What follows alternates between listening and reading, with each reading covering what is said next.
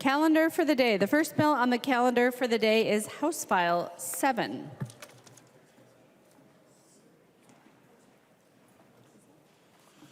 The clerk will report the bill. House File number 7, an act, number 1 on the calendar for the day, an act relating to energy, modifying electric utility renewable energy standard obligations, the first engrossment.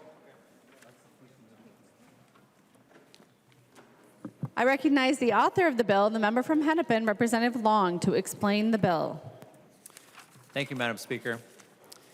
The last 8 years globally have been the hottest 8 years on record.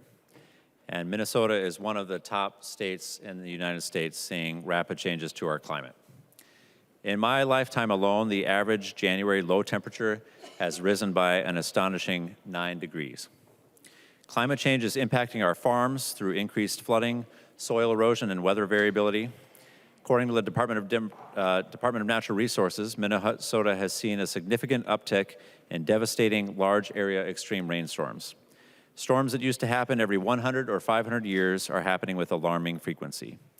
It's impacting our cities from costly repairs and upgrades to our infrastructure. The 2012 Duluth flood alone caused more than $100 million in infrastructure damage.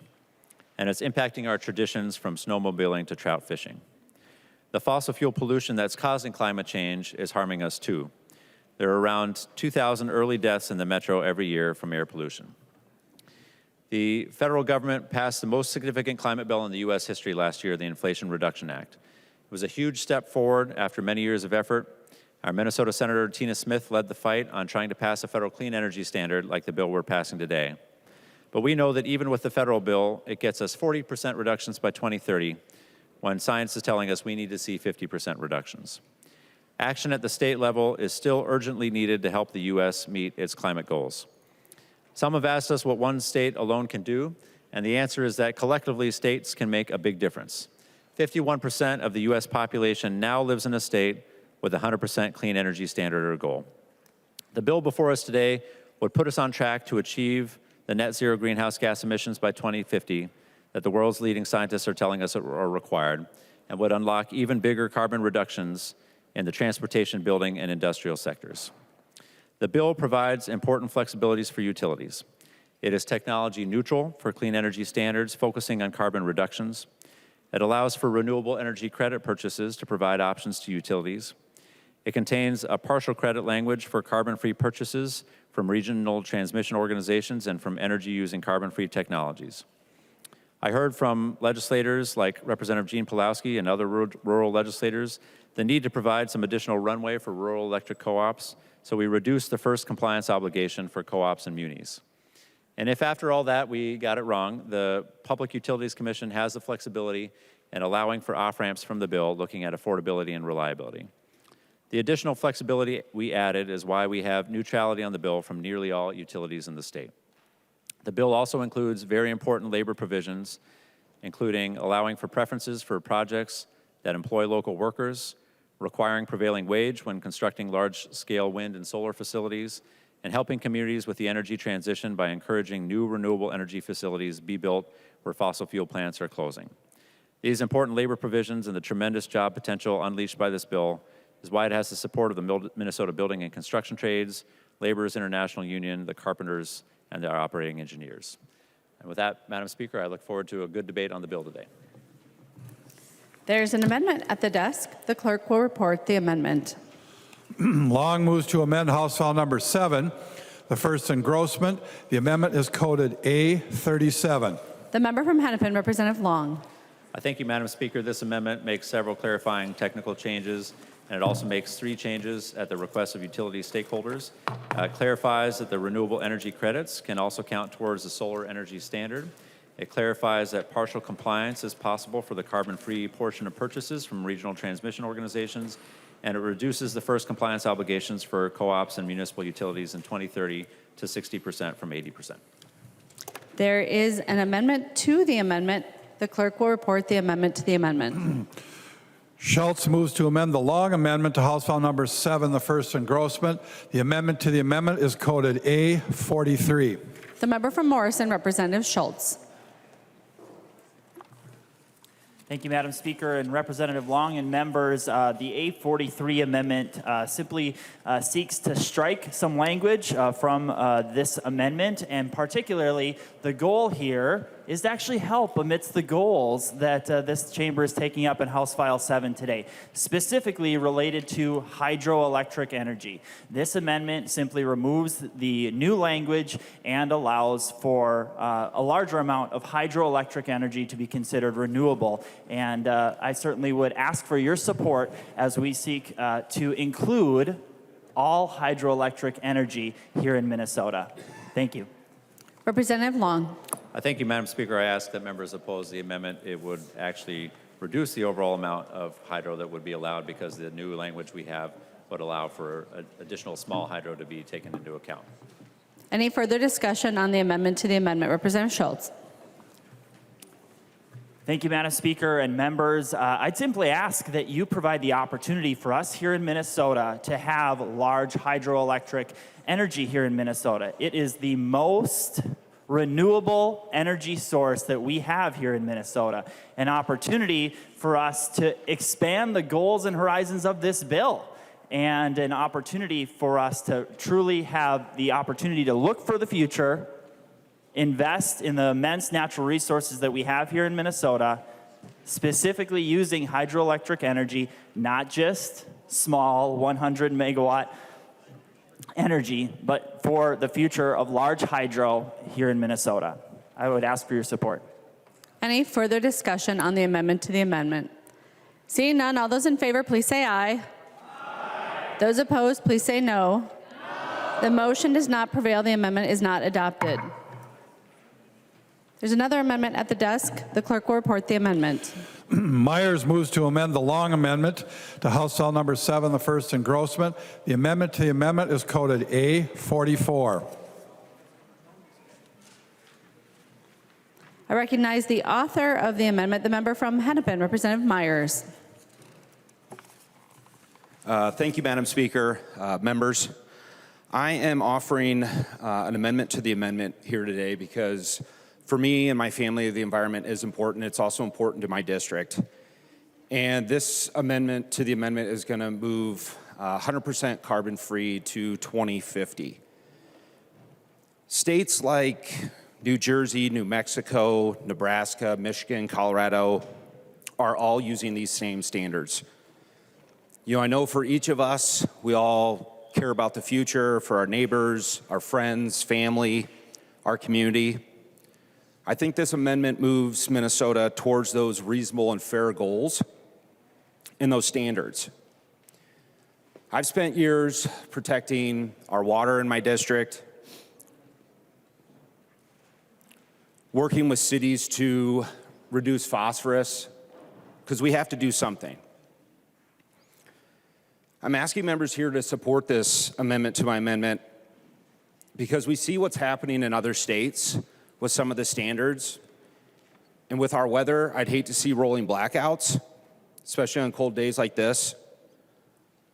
So I'd thank everybody if they would support my amendment. I do ask for a roll call. Representative Myers requests a roll call. Are there 15 hands? Seeing 15 hands, there will be a roll call. Representative Long. Thank you, Madam Speaker. I would ask that members vote no on the amendment. The 2040 deadline is a critical part of the bill, and it is to make sure that we are achieving the reductions in carbon emissions that science requires. Any further discussion? Representative Myers. Thank you, Speaker. I just want to add that I do believe that this standard is going to allow those Minnesota businesses, those Minnesotans that we all trust here, to move quickly to get to zero, to 100% free, as well as giving a little time that is needed. And so I do ask for your support. Seeing no further discussion, the clerk will take the roll on the amendment to the amendment.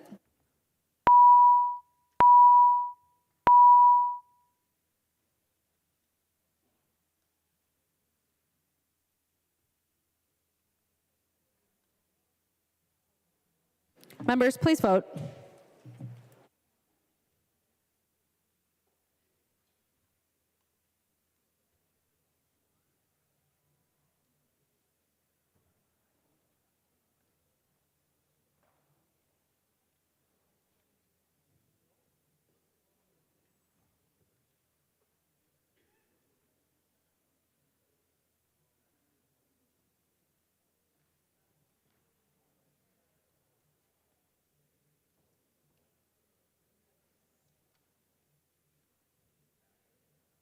The clerk will close the roll.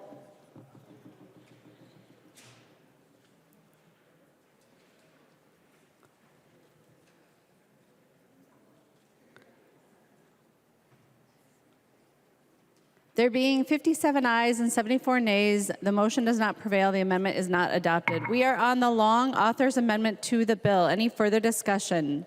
Seeing none, all those in favor, please say aye. Those opposed, please say no. The motion prevails. The amendment is adopted. There's an amendment at the desk. The clerk will report the amendment. Swazinski moves to amend House File Number 7, the first engrossment as amended. The amendment is coded DE2. The member from Lyon, Representative Swidzinski. Thank you, Madam Speaker. Thank you, members. The DE2 is a technical amendment that I think really gets to the baseline of finding real support. And we all understand technology, and Minnesota needs to really look at an all-above approach when it comes to energy in the state of Minnesota. And currently, we have goals in the state of Minnesota, but we don't necessarily count all technology in that goal. And that goal, this amendment deletes, I would say, kind of the controversial portions of this bill, and probably leaves open something that we could all get around. And I think we heard that a lot about in the campaign, talking about a one Minnesota, speaking with one voice. And I think this amendment will foundationally obviously change this bill a bit, but it will bring forth a conversation on what we do support. And we do support lifting the cap on hydroelectric with, and it's how the state of Minnesota views it. It does delete a fair amount of this bill, but I would ask for a roll call, and I would ask for your support. Thank you. Representative Swidzinski requests a roll call. Are there 15 hands? Seeing 15 hands, there will be a roll call. Representative Long. Thank you, Madam Speaker. This deletes the entire bill, and I'd ask members to vote no. Any further discussion on the amendment? Representative, seeing no further discussion to the amendment, the clerk will take the roll on the amendment.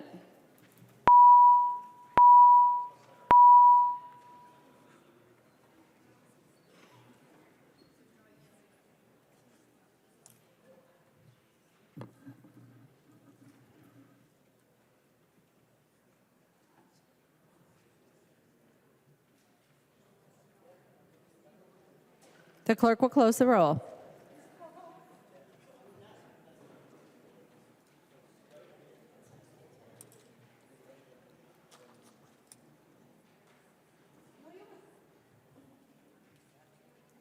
There being 62 ayes and 70 nays, the motion does not prevail. The amendment is not adopted.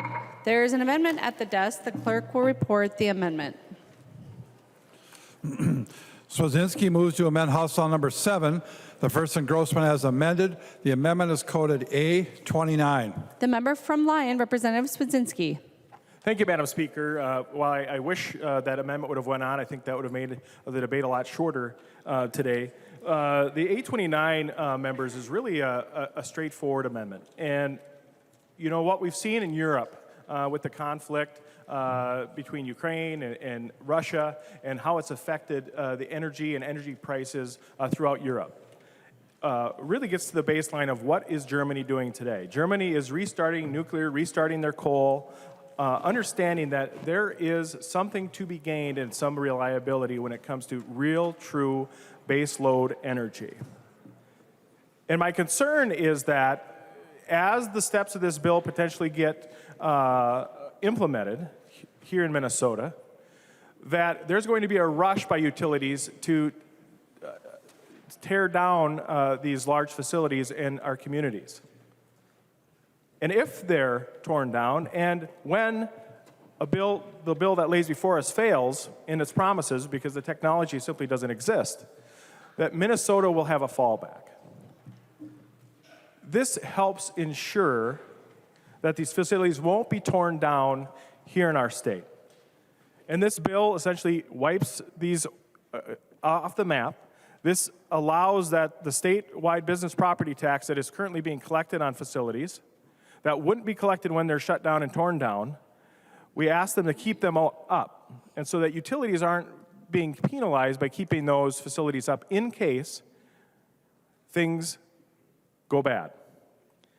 And we've seen what happens in Europe. I've mentioned that. And I would just ask you, this just is a practical amendment that makes sure that technology that we currently use, that families and businesses and government rely on to keep the lights on, keep the heat in, aren't wiped off the map, so that we have an opportunity to restart them to keep our homes warm this winter. And I ask for a roll call, and I ask you to vote yes. Representative Swedzinski requests a roll call. Seeing 15 hands, there will be a roll call. Representative Long. Thank you, Madam Speaker. I'd urge members to vote no. This would be a burden on businesses because it would require utilities, even if they wanted to demolish a plant, they couldn't for 10 years, and I think that is inappropriate. So we should vote no. Any further discussion? Seeing none, the clerk will take the roll.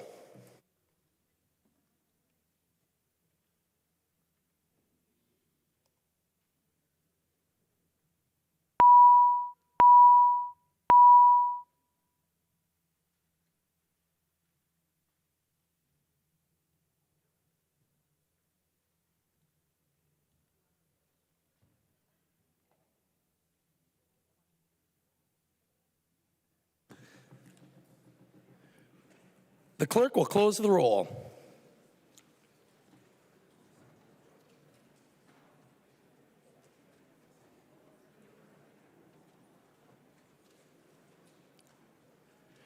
There being 62 ayes and 70 nays, the motion does not prevail and the amendment is not adopted. There's an amendment at the desk. The clerk will report the amendment. Swedzinski moves to amend House Bill number 7, the first engrossment as amended. The amendment is coded A36. I recognize the author of the amendment, the member from Lyon, Representative Swedzinski. Thank you, Speaker. The A36 amendment really is, as you're reading this bill, one of the big fears that we have across the state of Minnesota is really that this is a blackout bill. This is relying on technology that doesn't exist. This is putting families and businesses and their reliance on energy at risk, because I don't believe that we can reach the goals that this bill implements. And really, we've seen what happens across the country. We've seen in California rolling blackouts that have devastated communities, that has devastated reliability on the grid. And one of the big issues that this amendment addresses is really just sets some really in the middle of the road guardrails that really help the future of this potential bill if it were to pass and be signed by the governor.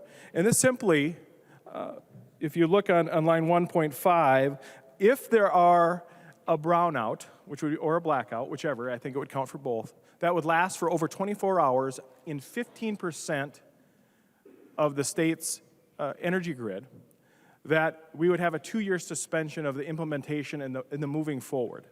And that's one of the big fears that we have, is that this is taking a big bite for technology that doesn't exist.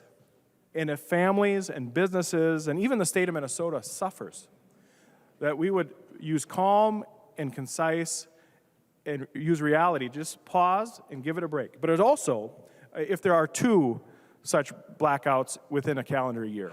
And this is a good off-ramp that makes common sense, that provides reliability when the grid is unreliable because of this bill. And I ask for your support, and I would ask for a roll call. Thank you. Representative Swedzinski requests a roll call vote. Seeing 15 hands, there will be a roll call vote. Any further discussion?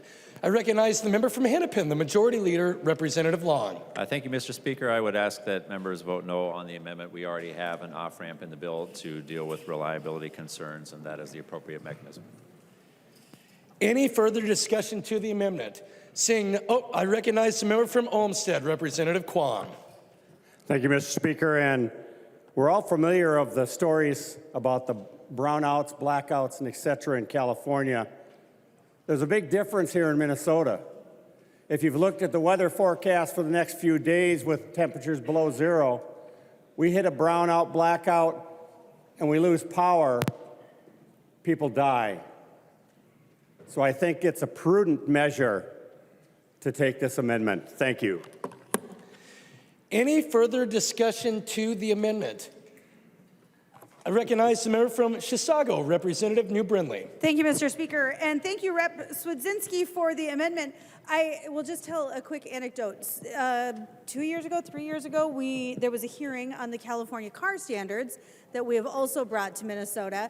And ironically, during that hearing, I was sort of looking at the grid issues across the country, and California, during our hearing, was under a rolling blackout, and 150,000 people in the state of California were without power. This is a real concern. This is a significant concern, and as has been expressed by others, you know, we keep adding mandate on top of mandate on top of mandate here in Minnesota, and we are not going to be able to keep up with it. We're not going to be able to keep up with it. And it's nice that in California, when they've got a blackout, well, they don't get to run their AC quite as much, whatever. But in Minnesota, if we are losing power, we've got real problems. We have real problems. Not only will we not be able to charge cars, people are going to freeze. And I'll tell you what, more significantly, I think as most folks know, my late husband was on a ventilator. When we lost power, that was an emergency situation. And the backup battery for that ventilator was 6 hours. I had 2 separate batteries, so I had some backup power. 6 hours, that's what I had. So I already had a small generator if I needed it, but people can't afford this. People cannot afford blackouts. They can't afford the brownouts. And this amendment simply says that if we're showing a pattern of not being able to adjust, of not being able to provide reliability under these new standards, we got to pause. We got to pause and rethink it and make sure that this is safe for Minnesotans. And I would encourage a yes vote. Any further discussion to the amendment? I recognize the member from Anoka, Representative Scott. Thank you, Mr. Speaker. You know, when Representative New Brindley was talking, it reminded me of a time that we were vacationing out in California on Huntington Beach. Our kids were little, and we had a great vacation. But I remember being at the pool and coming back into the hotel room and flipping on the light switch, and nothing happened. And it was stuffy in there. So I called to the front desk, and I said, we don't appear to have any electricity in our room. Could you have somebody in maintenance look into that? Oh, that's just part of a rolling brownout. It was just like commonplace to them. And so I like what this amendment does because it says, let's tap the brakes if we have these brownouts or blackouts. And with the author of the bill, yield for a question, Mr. Speaker? He will yield. Representative Scott. Thank you, Mr. Speaker. Representative Long, your blackout bill here, do you intend for us to become like California and just have us get used to a brownout or a blackout? I recognize the member from Hennepin, Representative Long. Thank you, Mr. Speaker. Thank you for the question. So members are incorrect if they are attributing the brownouts and blackouts in California to renewable energy. The California head of the ISO out there, which operates the grid, has said that renewable energy is not the cause. The problem is that they don't have the ability to import more, so they need to have additional transmission, and also that they need to have additional capacity in the state. Sometimes it's convenient to blame the energy sources that you don't like on problems that are out there, but I think we should adhere to the facts, and renewable energy is reliable. Thank you. Representative Scott. Thank you, Mr. Speaker. Well, I wasn't attributing it to necessarily green energy. My point is that the likelihood of pushing this blackout bill so quickly for just 20 years down the road, not even, to be 100% renewable is going to cause, most likely, reliability issues. And so I just don't want us to get in the mindset that, well, the juice is worth the squeeze, so we're going to have to get used to potentially black or brownouts in the state of Minnesota, especially in the wintertime. So that was my point. We don't want to become a cold California, regardless of what the reason is. And yes, California did some really poor planning by not thinking ahead to their energy needs for the future. I just don't want us to be in the same boat. Thank you. I recognize the member from Polk, Representative Keel. Thank you, Mr. Speaker. Would the author of the bill yield for a question? He will yield, Representative Keel.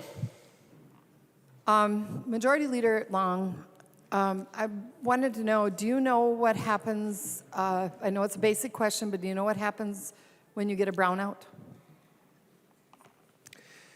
I recognize the author of the bill, the member from Hennepin, Representative Long. Thank you, Mr. Speaker. This bill will not lead to brownouts or blackouts. We have excellent reliability planning in the state of Minnesota, and this bill also has off-ramps so that if there are any reliability concerns, then the Public Utilities Commission can address that. Thank you. Representative Keel. Well, members, I'm going to enlighten you. I had no idea we had brownouts. I live on a rural electric company, and one night, as luck would have it, when you have teenagers, they like to talk. They only open up at midnight. Oh, Lord. 2 o'clock in the morning, I'm listening to my eldest daughter at the time talk. Funny thing, the lights went down. We didn't have much on. With nothing much running. There was no laundry, there was no dishwasher. Nothing was going on except for the lights above our heads. And of course, the furnace and those types of things. Anyway, yeah, it kind of weakened, and I didn't think much of it. Happened a few other times, and okay, whatever. So, as luck would have it, Ma and Pa, my husband and I, were in Fargo at a convention, and our children were teenagers and home alone, and we got a storm. We were not going to get from Fargo to home. In my world, when it snows and blows, you can't see your nose in front of your face. So we weren't going anywhere. Kids called the kids, they're fine, the lights are on, the heat's going, they're fine. Okay. 11 o'clock at night, and we're in a hotel, so we're kind of enjoying life, and our 10th grader calls and says, we can smell smoke. Oh, great, because the fire company is not coming out either. What's going on? I don't know. Well, I have a very intuitive son. So he looked. Turned out the furnace was spewing some smoke. Uh-oh. So he shuts it off. The kids, we have a 2-level house. Kids decided in their wisdom that they would shut the doors up top and they'd we have a wood fireplace. They put the fireplace on and they saved the day. They called the guy in the morning. It turns out that the fan went out. Why did the fan go out all of a sudden? We just had it serviced. The furnace should work fine.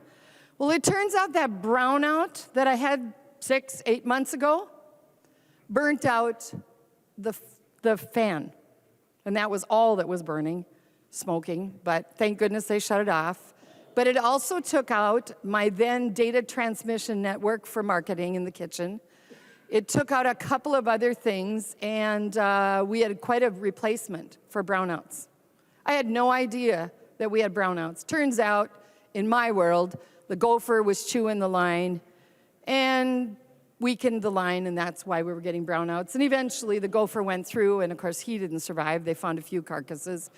And the line is back up and running, and actually, they put it up above again instead of in the ground. But that brownout did a lot of financial damage for my home. So it's a long way around the concern, because when it became a blackout or they had to shut things off, there was nobody that was coming out to help them turn the heat on. Thank goodness we had a fireplace. I don't know what they would have done if that hadn't worked. And they were smart enough to figure out what to do. But I'm very concerned, and so are my neighbors and friends, that this is going to be a problem. And I would say that we need to stop and think about this if we start having rolling blackouts. I like the amendment that Representative Swedzinski has offered us, and it gives us cause to pause, because this is real. This is real. And I will impart with you one other story. My brother-in-law died in Texas during their blackout. We rescheduled a funeral 3 times, and I finally told my nephew and his sister, just go ahead and do the funeral. They finally got some time to do it. But the point is it really disrupts lives, and this is important to make sure that we have heat and electricity. Even in Texas, it was a problem, but here in Minnesota, man, when you have a blizzard, 50 below can happen real fast. So thank you, Mr. Speaker. I recognize the member from Chisago, Representative New Brindley. Thank you, Mr. Speaker. I would just make the point that there was sort of an odd counter to what we've said over here, that renewable energy is not what has caused blackouts in California. They just need more energy. Well, that's exactly our concern. We're not going to be able to produce enough energy. That's the cause of blackouts. And if indeed in the state of Minnesota, we can't produce enough energy or purchase enough energy, that's going to cause blackouts here too. And we should pause when that happens. We should pause when that happens, because we already know this is unaffordable. We already know Minnesotans are going to pay thousands of dollars more for this. But if it is showing us that it is unreliable, if we are having blackouts so we know it's unreliable, then we should pause, because this is dangerous. Any further discussion to the amendment?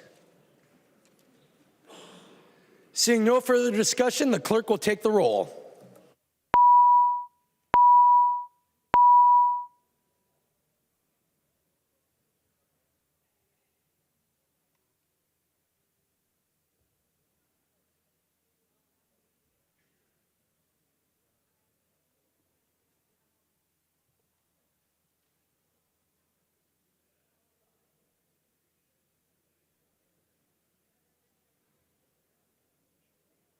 The clerk will close the roll.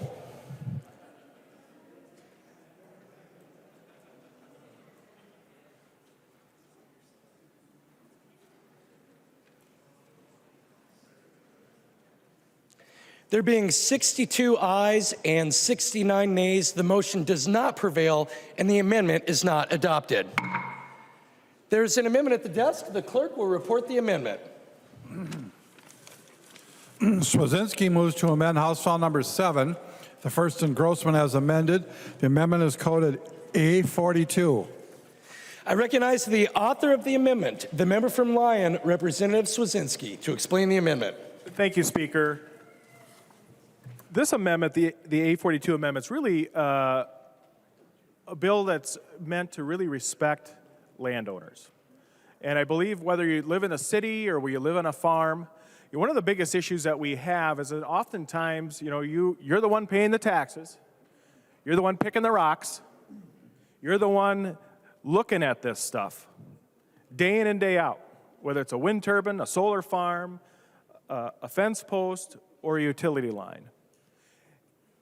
And one of the things I hear over and over, I just had a neighbor that was dealing with an issue like this before, just 2 or 3 weeks ago.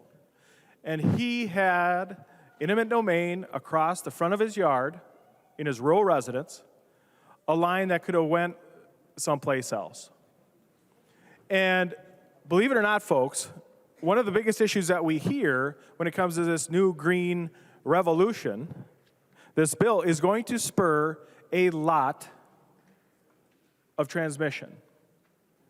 And who's going to pay for that transmission is another debate. But at the end of the cost of that transmission is not just the cost of putting up the poles, but it's the quality of life, the ability to look out in your yard and see a beautiful sunset. And if a farmer does not want it across their land, they're very limited in their ability to fight it. In this amendment, because we don't need this development, we don't need more transmission lines, it's necessary for this to move forward.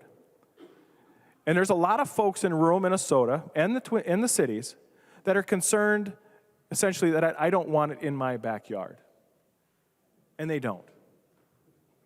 And this bill does not allow utilities under this, if this bill moves forward, to use eminent domain to cross private property if the landowner doesn't want it. If you believe in property rights, if you believe in the ability of individuals and families to determine what goes across their land, this doesn't prohibit those companies that are looking to build something to negotiate with that landowner.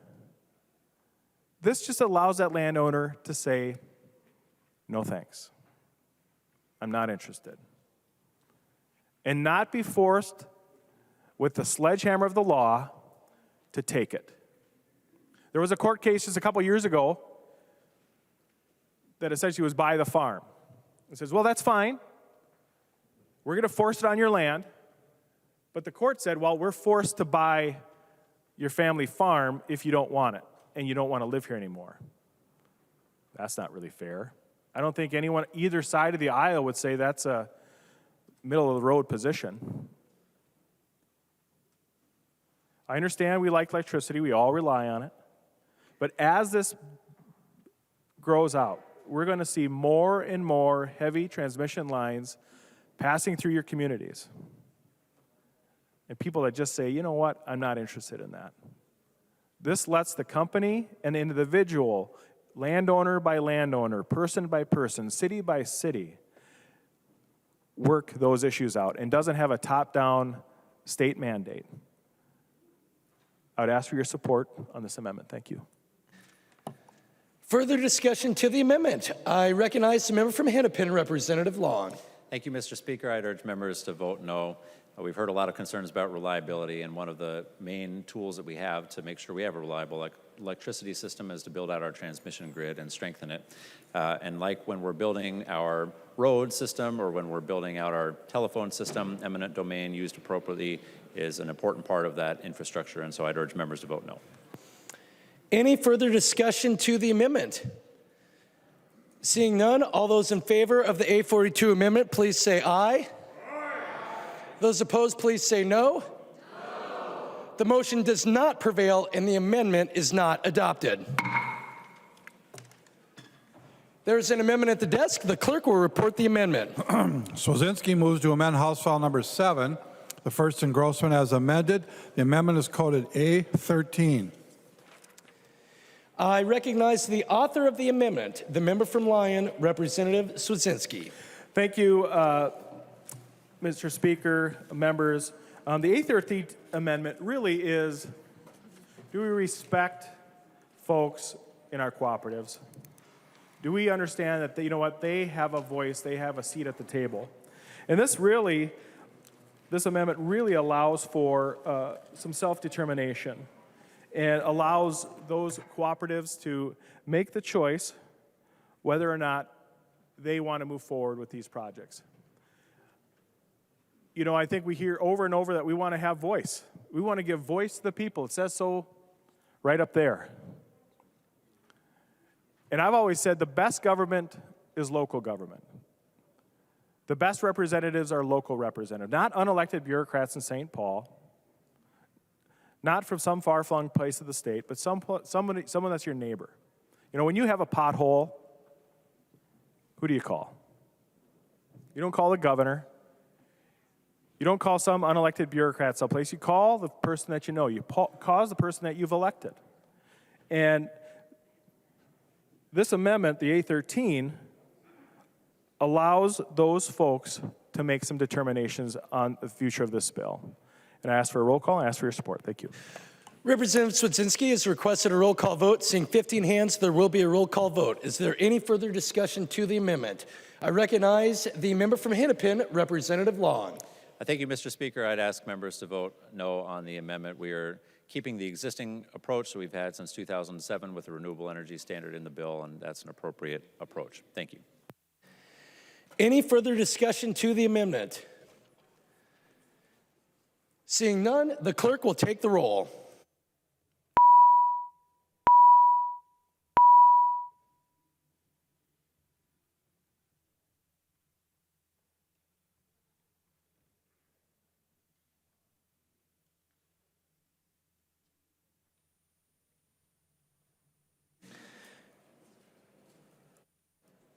The clerk will close the roll.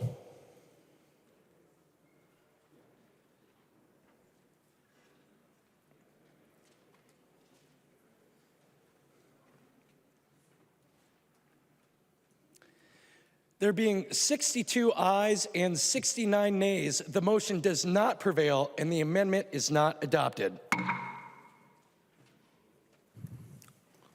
There's an amendment at the desk. The clerk will report the amendment. Swazinski moves to amend House File Number 7, the first engrossment as amended. The amendment is coded A16. I recognize the author of the amendment, the member from Lyon, Representative Swazinski. Thank you, Mr. Speaker. Thank you, members. This amendment, the A16, is really, one of the most important amendments that sits before us today. And, when we talk about what's going on in Europe, right now, the Germans are paying 6 times the cost for the electricity generated through natural gas than we are here in Minnesota. And affordability is our biggest concern when it comes to business, when it comes to families.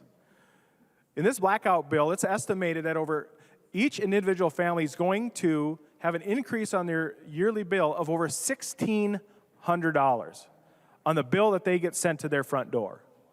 $1,600. Is that where you want to spend your $1,600?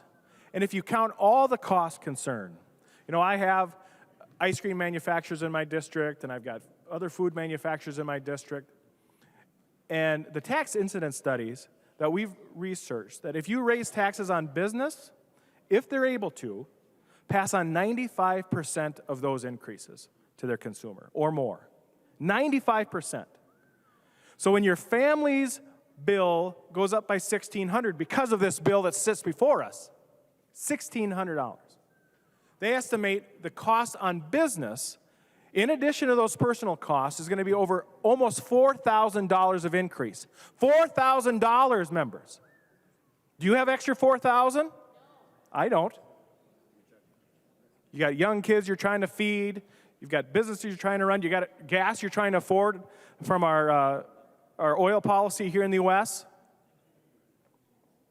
That puts families and business at a disadvantage, foundationally.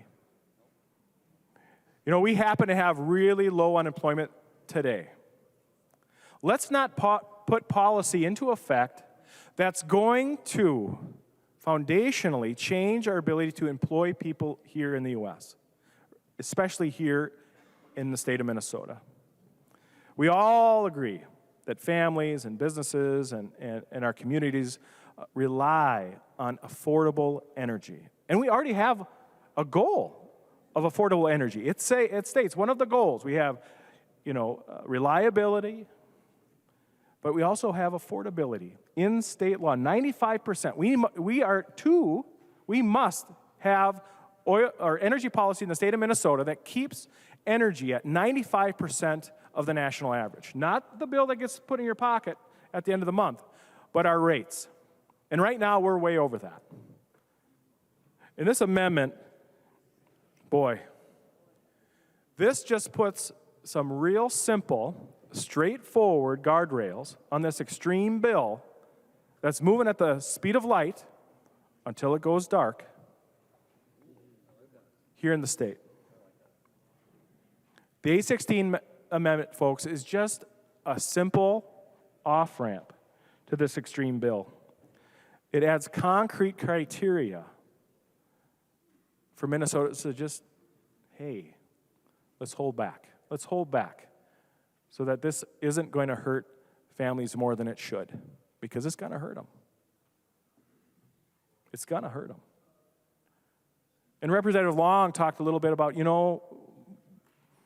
yes, we're just one state, but, together we can do something. This bill isn't going to do anything when it comes to lowering the temperature. I've asked over and over the scientists that came before the committee and said, hey, if this bill moves forward, how much colder is it going to be here in Minnesota? I know this is the wrong time of year to ask that question, but how much colder is it going to be? And said, well, it's not really going to make a difference. But we just need to do the right thing. And I understand that. I understand that. But what is doing just to do the right thing going to cost? I just want you to think about it. And oftentimes the solution in St. Paul is say, well, you know, we understand. You know, you can't make an omelet without breaking a few eggs. And my kids, you know, they are young. And, you know, most savers have a piggy bank. And when they want money out of it, what do they need to do? They need to break the piggy bank. And I don't want to break family's pocketbook. I don't want to break family's pocketbook. I want to make sure that we are competitive, our economy is lean, our economy is mean when it comes to competing against others. And this bill will not do those things. This bill will cause the cost of energy to skyrocket, relying on technology that simply doesn't exist. And I understand, you know, Representative Myers had an amendment that would have at least given you a little bit of breathing room to say, you know what, we understand that in 17 years, we can start relying on technology that, you know, the person that's going to invent it hasn't been born yet. That's if it gets invented. We're going to rely on those things for our future. And this amendment, I think we can all just, you know, I'm willing to not have a roll call if it could be considered a friendly amendment, but, you know, my guess is it won't be. You know, along with a lot of other voices, they won't be heard on the movement of this bill. The co-ops aren't being let out of this bill, but maybe they will if one of our amendments gets on. And do it for the families in your district. And I ask for a roll call. Thank you. Representative Swedzinski requests a roll call vote. Seeing 15 hands, there will be a roll call vote. Is there any further discussion to the amendment? I recognize the member from Hennepin, Representative Long. Thank you, Mr. Speaker. I'd urge members to vote no. For those who are looking for affordable energy, good news. Renewable energy is the cheapest energy that you can buy. Wind energy is the cheapest on the system, and solar will be the cheapest within 3 years. And the estimates are that if we're moving towards carbon-free energy, that will save Minnesota ratepayers $1,200 a year. So this bill will result in lower energy prices. And if it doesn't, there is an off-ramp that is existing in the bill for utilities to pursue at the Public Utilities Commission. Thank you. Any further discussion to the amendment? I recognize the member from Chisago, Representative New Brindley. Thank you, Mr. Speaker. You know, and Representative Swedzinski, I really appreciate these couple of very logical amendments to provide some safeguards for Minnesotans, and this is one of them. You know, we already have in statute an affordability goal for energy, 5% below the national average. That's our affordability goal in the state of Minnesota. If we can't meet that, then again, we should pause.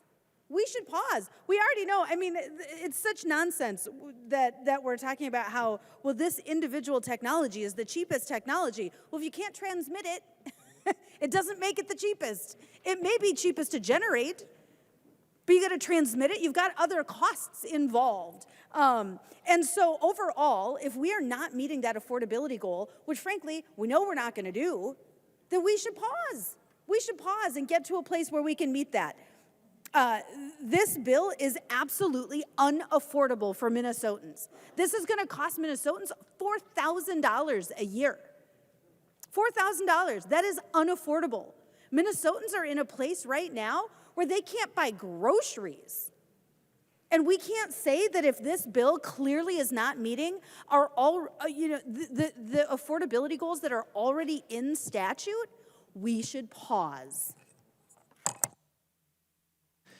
Any further discussion to the amendment? I recognize the member from Olmsted, Representative Quam. Thank you, Mr. Speaker. I heard someone say cheapest. And frankly, not if you take into account the billions of taxpayer dollars that are subsidizing that cost, and not if you take into the fact that Minnesotans are already paying 20% more than the average for the nation, and not if you look at China, who has the lowest of the large economies for electric cost because they're building about every week a coal facility. So I just wanted to make it clear that I didn't agree with that statement, and if we want to get into details, I'm ready. Any further discussion to the amendment? Seeing none, the clerk will take the roll.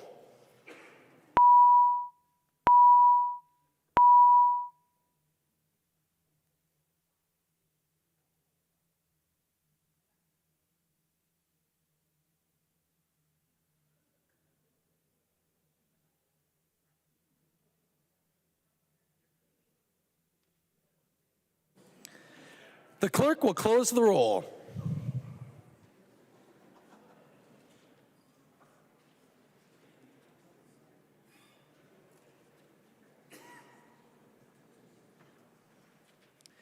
There being 62 ayes and 69 nays, the motion does not prevail and the amendment is not adopted.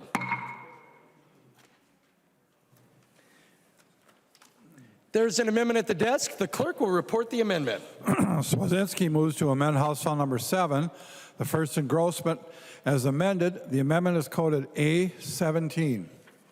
I recognize the author of the amendment, the member from Lyon, Representative Swazinski. Thank you, Speaker. Thank you, members. What is Minnesota known for? What do we think about when you think about the state of Minnesota? We think about our lakes. We think about our parks. We think about our rich tradition of the outdoors, whether it be fishing or hunting and just spending time with family and friends in our communities and just enjoying the gifts that God has given us. And that's not an accident, right? The state of Minnesota puts a lot of blood, sweat, and tears in generating the capital to build parks, to set land aside for our WMAs, for folks to enjoy the great outdoors and our great hunting traditions here in the state of Minnesota. And the A17 members really, I think, whether or not you agree with solar or you hate solar or you don't like whatever, this amendment really, its goal is to just respect the assets that the state of Minnesota has set aside for not just us, but for the next generation. And, this amendment really plays on the fact of a trip that I took. Everybody travels to different parts of this state, and we all enjoy, the natural beauty of this estate. And my family and I were heading up to Alexandria, and we were on 94, took the Osakas exit. And if you've ever been there, take it. I would recommend any member in this body that if you're happening to be on a road trip, it's this site that I'm going to explain to you, which is really quite tragic, is just off the interstate on the Osakas exit. And you take a right, you head north, start heading on that tar road, take a little curve, and then you look to your right, and you look to your left, and you see a solar farm. And you're like, oh, there's a solar farm, great, regardless of what you think of solar. And tucked in the middle, with a fence that's 8 foot tall with razor wire on top, right next to it is a WMA. And how many in this room, raise your hand if you like. If you don't, I understand. But how many in this folks have taken hunter safety courses? Well, regardless of what you think of the Second Amendment or hunting, I think it's a good idea to take that or have your children do it so that it maybe when they self-determine their hunting facilities, whether or not they want to do it, they can. But one of the big things they teach you is know your target and know what's behind it. And the state of Minnesota put thousands and thousands, and if not $1 million, into developing this WMA. But yet, right next to it, literally, boom, just as this pole is right here, those big pillars. Imagine that pillar being a big chain link fence with solar on this side and pheasants and turkeys and deer over here. If I'm walking through this grass and a deer runs that way, what does it run into? A fence. And if that pheasant is flying up, as the sun's coming up and you're shooting and, that picturesque scene that you have when you pheasant hunt or spend times outdoors, and it flies over that, what has happened? Well, I can't shoot because I don't want to destroy these glass things and fence that's just right there. You know, under current state law, wind turbines, for the safety of the animals and the enjoyment of the hunt, need to be over a half a mile away from a WMA. Why? Because you don't want to shoot them, right? Then why do we treat solar panels any different?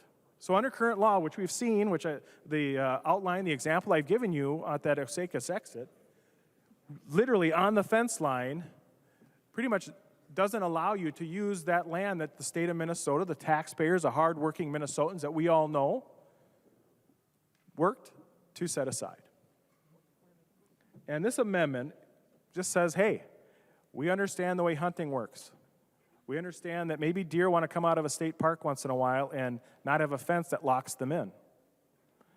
You know, they're estimating potentially that over 100,000 acres of Minnesota farmland and land in general are going to be set aside for solar development. And what we're saying is, hey, let's respect the things that are already there so that our shooting sports can enjoy the sport as it was intended. And this has solar farms be about 3/4 of a mile away from WMAs. You know, if that amount isn't quite right, you know, if we think, you know, it should be farther up north because for some reason and not as much down south, maybe we could have that conversation. But we need to have the conversation. We need to set some parameters if this bill is to move forward. For the sake of our shooting heritage and our outdoors and our parks and our wildlife. Please vote green. Any further discussion to the amendment? I recognize the member from Hennepin, Representative Long. Thank you, Mr. Speaker. I'd urge members to vote no. This is an anti-property rights amendment, private property rights, because if you happen to be located next to a county park, you couldn't put solar on your roof. So I'd urge members to vote no. Any further discussion to the amendment? I recognize the member from Chisago, Representative New Brindley. Thank you, Mr. Speaker. And what an odd argument against the amendment. We just voted down amendment to protect private property rights through eminent domain. And now we are arguing that we should vote this down in favor of private property rights? I'm not sure. I'm not really sure what's happening here. That is just comical. I was going to stand to support the amendment anyway. You know, I represent a district that has 2 state parks. And because of the Wild and Scenic Rivers Act, you can't build a cell phone tower within view of the St. Croix River. And so I actually think this is a really good amendment. And thank you, Representative Swedzinski, for bringing it forward. I recognize the member from Clay, Representative Joy. Thank you, Mr. Speaker. I just want to kind of go on what Representative Swedzinski said. You know, to generate power, and we look at new alternative energy, whether it's solar or wind, 5,000 solar panels generate 1 megawatt. That's about 10 acres of land you need. That's the land we're going to give up from farmers and our food and everything. You look at that, and we use 78,762 megawatt a day in Minnesota. That's 787,000 acres of land we're going to surrender if we go solar panels. That's 160 square miles. That's pretty much Chicago, or look at those. I think it's ridiculous we're looking at this and not exploring more options. Thank you. Any further discussion to the amendment? All those in favor of the A17 amendment, please say aye.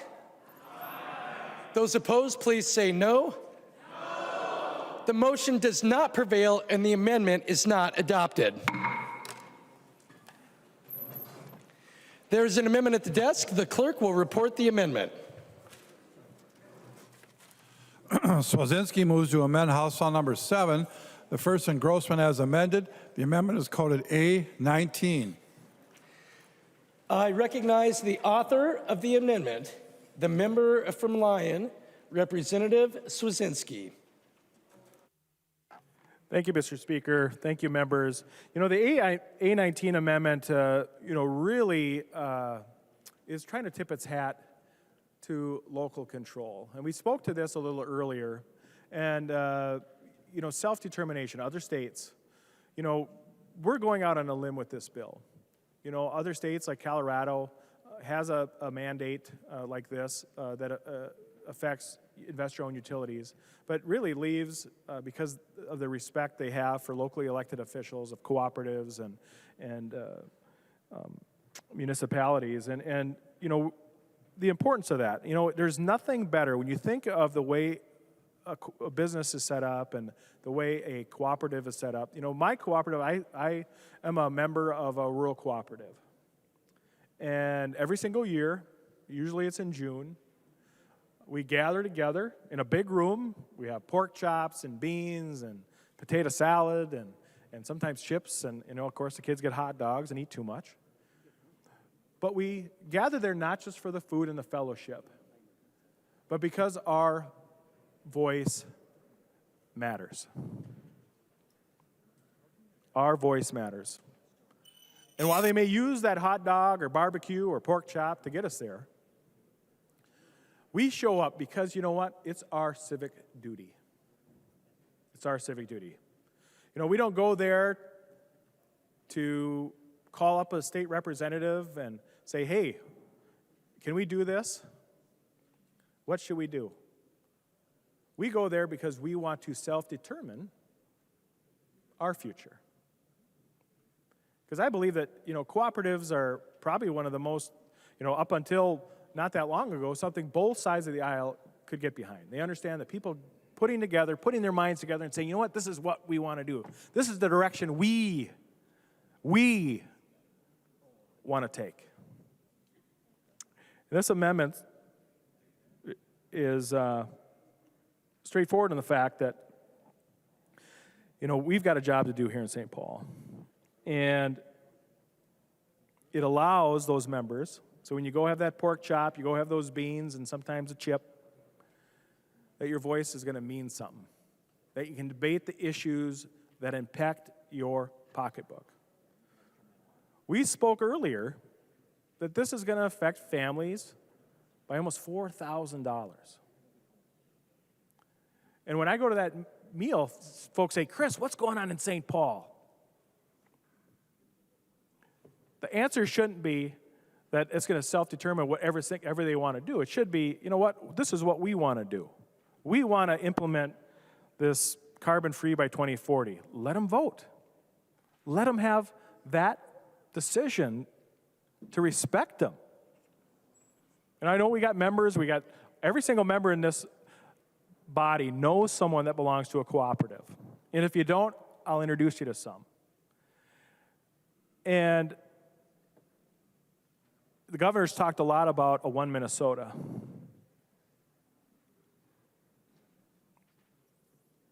And this is an issue that has more than one voice. And we need to respect it. Respect membership. Respect the ability for people that may disagree with you or agree with you to make their own choice. You know, just last week we were talking a lot about choice and the importance of it. Let's give cooperative members and folks that aren't investor-owned utilities a choice in determining their future. I ask for a roll call and I ask for a green vote. Representative Swazinski requests a roll call vote. Seeing 15 hands, there will be a roll call vote. Any further discussion to the amendment? I recognize the member from Hennepin, Representative Long. Thank you, Mr. Speaker. I'd ask members to vote no on the amendment for the reasons I stated before. Cooperative utilities are treated the same under this bill as they have been since 2007 under the Renewable Energy Standard. Thank you. Any further discussion to the amendment? I recognize the member from Anoka, Representative Niska. Thank you, Mr. Speaker and members. This is the democracy amendment. You know, maybe some of this regulation makes sense to investor-owned utilities who get to increase their profit margins the more that energy prices go up. But this kind of unaffordable and unreliable mandate does not make sense to every electric cooperative. And I speak as a member of an electric cooperative. In Connexus Energy, I get to vote on the people who make the decisions for Connexus Energy. This bill, without the amendment, takes away my ability to vote. So again, on this amendment, members, democracy really is on the ballot. Please vote yes. I recognize the member from Itasca, Representative Igo. Thank you, Mr. Speaker. I would also like to urge my support to the Swazinski amendment. I am also a proud member of a co-op, actually, and not just any co-op, one of the largest co-ops in the United States. Lake Country Power covers almost 11,000 square miles here in the state of Minnesota and serves 50,000 members. And I guess the reason I really want to support having this ruling today, this amendment to change the bill, is to give them the freedom to choose. And the freedom to choose on this is going to be so critically important because we've had a lot of big storms the last year in northern Minnesota. And what's northern Minnesota full of? Yes, lots of big trees. And what happens when trees fall? They take down power lines. When it snows, those trees fall down and they take out power lines. And you'd think, okay, that creates a lot of work. Well, just about a month ago, we had 11,000 members in northeastern Minnesota that were without power when it was 10 degrees outside. Okay?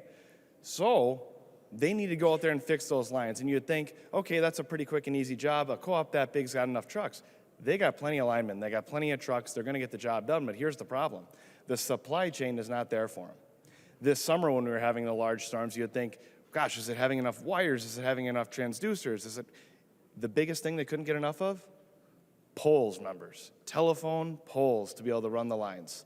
And I was talking to a lot of the members there who worked there. I was talking to their GM. I said, how close are we to having a real problem? And he said to me, Spence, if we get one more major storm, I don't know how we're going to put this thing back together. So if we're already having supply chain problems keeping the lights on in these rural electric co-ops like Lake Country Power, and they're doing their best to make sure that we're all staying warm in this winter and keeping our lights on, having that reliability and that affordability, well, then the blackout bill today isn't going to make their lives any easier. It's actually going to make it a lot harder when they're having to jack their prices to pay for this electricity and put it back on their members, who the members in Lake Country Power are some of the people that really can't see any more increases. This is the same part of the state that saw the highest increase in their property taxes the last year, which, gosh, we're a month into session. We haven't even talked about that yet. But no, this is more important, I guess. So I would encourage this whole body to vote green on this. Let's give the co-ops the authority they deserve and have them to be able to make the decisions they need to make to keep the lights on for their friends, families, and neighbors. I recognize the member from Pope, Representative Anderson. Thank you, Mr. Speaker and members. You know, over the years, I think our rural cooperatives have been pretty good soldiers in following the orders we've given them down here, you know, the SIP program, things like that. And they haven't raised many concerns, but this bill is different. I've heard from all of our co-ops a lot of concern about meeting some of these mandates, these goals in the timelines that are given in the bill. And, you know, I think there's some angst, especially from those of us who live in rural Minnesota. Is this thing really going to work? You know, we've talked about life-threatening situations, reliability, the expense, the cost of moving this way. And, you know, I think it's good we're looking at it moving that way, but I think we're moving the clock too fast, too quickly. We're pushing it more than we can safely do this the way we want to do it. And in an amendment like this, again, gives some control back to our local cooperatives in the sense that if they can't meet some of these goals, it gives them the ability to govern their co-ops in the best way they can for their membership. So I like the amendment, Mr. Speaker and members, and I would encourage a green vote on the Swazinski amendment. I recognize the member from Goodhue, Representative Altendorf. Thank you, Mr. Speaker. Sitting on the Climate and Energy Committee meeting, I just want to say the experience that we had, and of course we most of us should know in this body, this was rammed through so fast that this only went to one committee. And Minnesota needs to know this when so many of our other bills are really being vetted out, which that is democracy, right? You know, we want to make sure we get this right. Energy is way too important for us to be forcing this through. And yet, that's exactly what we saw. This only came through the Climate and Energy Committee, as I said, that I sit on. And it's very concerning to me to see our co-op members showing up and testifying. And I will tell you, each one of them started out by saying, we support this. We support green energy. We are moving towards this as fast as we can. And yet, this is too fast, too dangerous, too unreliable. We do not know if we can get there. Democrats, rural co-ops make up 1/3 of the electric grid in our state. 1/3. We cannot shun rural Minnesota and say, we don't care about you, rural Minnesota. We cannot say that. We don't care that you're not going to have reliable energy. Sitting on the Energy Committee, I have heard from co-op after co-op.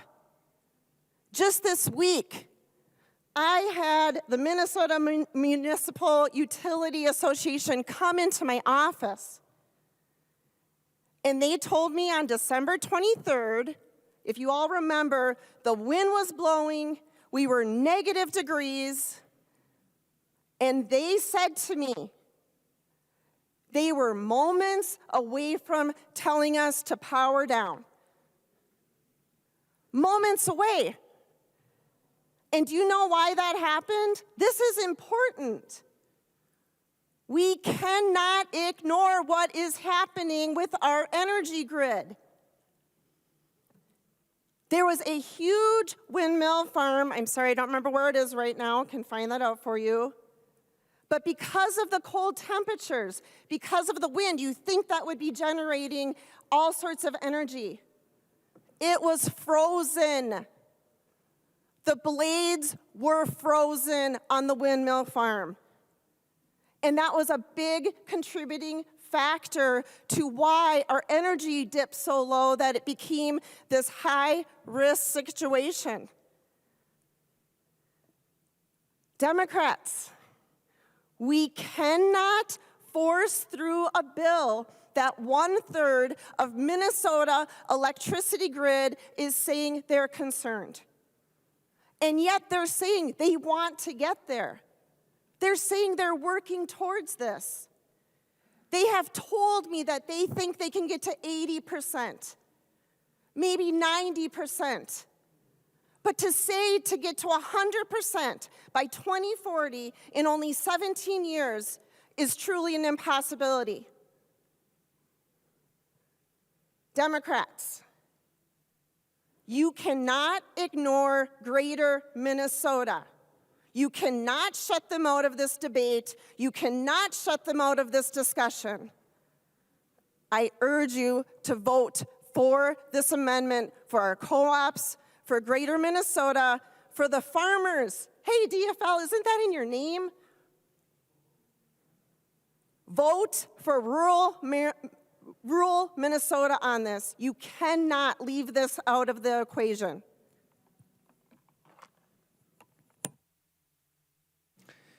Any further discussion to the amendment? Seeing none, the clerk will take the roll.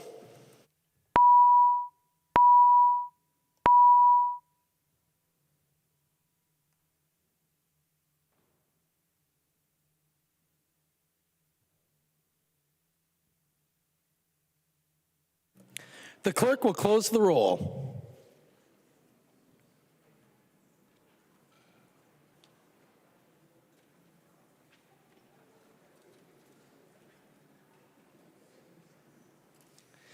There being 62 ayes and 69 nays, the motion does not prevail and the amendment is not adopted.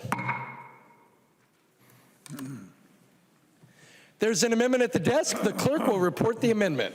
Swazinski moves to amend House File Number 7, the first engrossment as amended. The amendment is coded A21. I recognize the author of the amendment, the member from Lyon, Representative Swazinski. Thank you, Speaker. You know, for not being necessarily a bill about transportation, we're sure talking about off-ramps a lot. The A21, what do we say, A21? Yeah, the A21 amendment really looks at kind of the field that lays before us. And, you know, you don't have to go to the grocery store. You don't have to go to the gas station. You don't have to go many places to see that, you know, the rate of inflation, the cost of living here in the state of Minnesota, the cost of living here in the United States is going up. And we know that's part of the deal. We know that's part of the deal. This administration is you know, definitely heading us in that direction. And this off ramp, the A21, really just kind of gives just a little relief valve. It says, hey, you know what? If utility rates rise faster than the rate of inflation, we just take a little 3-year pause. Just tap the brakes a little bit for this op ramp. Give us a chance to just catch our breath. Give us a chance to just view the landscape for what it is. And we understand we're in a time that things are costing more. That just seems to be what's going on. It's hurting the pocketbooks of families, hurting the pocketbooks of business. But we're just saying that if this bill is to move forward, if this bill is signed into law, this amendment, the A21, we'll just tap the brakes a bit. If the cost of energy rises faster than the rate of inflation. That's a pretty low bar, folks. Real low bar. Kind of the bare minimum. These amendments aren't trying to be some fringy thing like this bill. These bills are just trying to say, hey, let's just calm this thing down again. My old shop teacher, he was a woodworker by trade. And you often use sandpaper, not to take out the low spots, to take off the high spots, to try to get rid of a little someplace in between. This amendment's just a little bit of sandpaper to take off some of the high spots, and that's the high cost of energy. Please vote green. Any further discussion to the amendment? I recognize the member from Hennepin, Representative Long. Thank you, Mr. Speaker. I'd urge members to vote no. If you want affordable energy, we should move off of natural gas, which we have seen is the leading cause for rate increases in recent years. It was 90% of the increase from Xcel Energy's recent rates because natural gas is variable, and if we move away from fuel costs and towards fixed prices like wind and solar, we will have cheaper energy. So I'd urge members to vote no. Any further discussion to the amendment? Seeing none, all those in favor of the A21 amendment, please say aye. Aye. Those opposed, please say no. No. The motion does not prevail and the amendment is not adopted. There is an amendment at the desk. The clerk will report the amendment. Swazinski moves to amend House Law Number 7, the first engrossment as amended. The amendment is coded A23. I recognize the author of the amendment, the member from Lyon, Representative Swazinski. Thank you, Speaker. Thank you, members. The A23 really points to the fact that, you just don't have to be a part of some big group. You don't have to be part of a big business. You don't have to be a big part of a utility. You can just be you. Just you as an individual that's concerned about the direction that this bill takes us. And what this does is allow individuals, as we did with another bill we heard earlier this week, to go before the PUC and say, you know what, I think we need an off-ramp. I think me, myself, and I have been affected in a negative way because of this bill. We believe in individual voices, or used to, and this gives a chance for folks to go before the PUC and plead their case. I ask for a vote, green vote. Thank you. Any further discussion to the amendment? I recognize the member from Hennepin, the Majority Leader, Representative Long. Thank you, Mr. Speaker. I'd urge members to vote no. This is unworkable, and utilities can petition for themselves right now. Thank you. Any further discussion to the amendment? Seeing none, all those in favor of the A23, please say aye. Aye. Those opposed, please say no. The motion does not prevail and the amendment is not adopted. There is an amendment at the desk. The clerk will report the amendment. Swazinski moves to amend House Law Number 7, the first engrossment as amended. The amendment is coded A18. I recognize the author of the amendment, the member from Lyon, Representative Swazinski. Thank you, Mr. Speaker. I do have an amendment to the amendment to kind of get the amendment in the proper place. Thank you. There is an amendment to the amendment at the desk. The clerk will report the amendment to the amendment. Swazinski is moving to amend his amendment to House Law Number 7, the first engrossment as amended. The amendment to the amendment is coded A45. I recognize the author of the amendment to the amendment, the member from Lyon, Representative Swazinski. Thank you, Mr. Speaker. I just would appreciate a voice vote to get the amendment in the proper place as I'd like it discussed. It deals with the use of prime farmland and solar. Any discussion to the amendment to the amendment? I recognize the member from Hennepin, Representative Long. Thank you, Mr. Speaker. I'd urge members not to vote for the amendment. This is a different subject, or not a different subject. It is a different effect than the underlying amendment, so we should discuss each separately. Any further discussion to the amendment to the amendment? Representative Swazinski. Thank you, Mr. Speaker. So the amendment to the amendment really does, I believe, agree with the underlying amendment. And really, you look at state law, and currently under state law, we have in place a statute that protects prime farmland in the case of electrical generation facilities. And, you know, in creating this amendment, we put forth to protect prime farmland, because believe it or not, I call both of these amendments, both the underlying amendment and the amendment to amendment, Save the Amazon.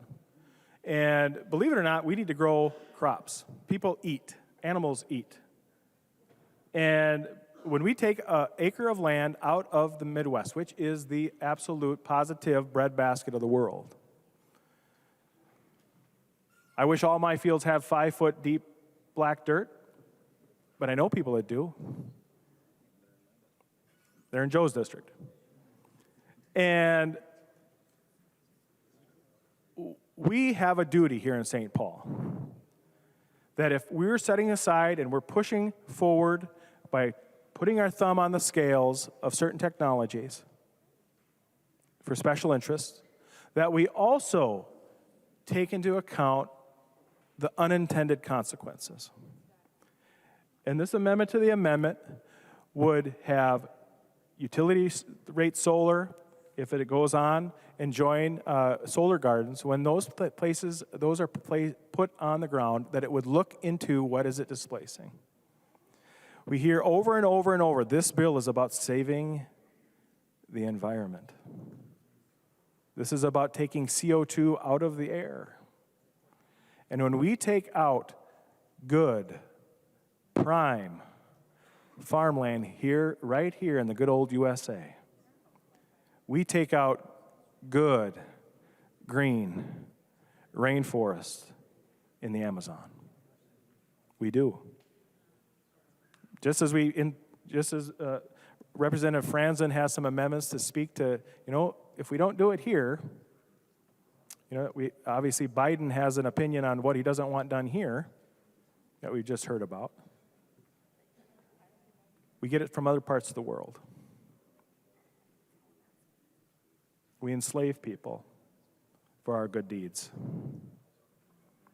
Let's not take prime farmland out of production. And we're going to hear from the other side and say, well, we just want to have people do what they want with their land. Well, we just voted down an amendment on putting in highline wires on land that they don't want. Well, for the good of the people, for the good of all of us, we need to do this. Well, I can tell you what policy is good and bad right here. Let's protect prime farmland so that the cost of food doesn't go up. That's a concern for people. Let's save the Amazon. I ask for your support. Any further discussion to the amendment to the amendment? I recognize the member from Hennepin, Representative Long. Thank you, Mr. Speaker. The underlying bill doesn't address community solar gardens, but as long as we're talking about the amendment, there are restrictions already around prime farmland, but this amendment would prohibit a farmer from putting solar on their fields if they want to, so I'd ask to vote no.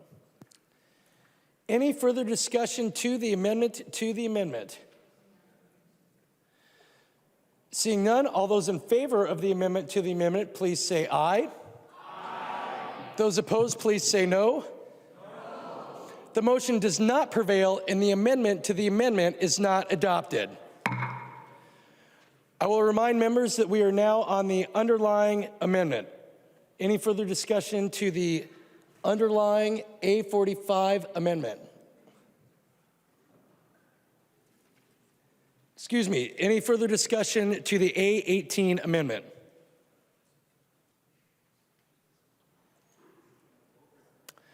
Seeing none, all those in favor, please say aye. Those opposed, please say no. The motion does not prevail and the amendment is not adopted. There's an amendment at the desk. The clerk will report the amendment. Swazinski moves to amend House Law Number 7, the first engrossment as amended. The amendment is coded A24. I recognize the author of the amendment, the member from Lyon, Representative Swazinski. Thank you, Mr. Speaker. Thank you, members. The A24 amendment really is to protect the consumer here in Minnesota. When we think of community solar, what do you think about?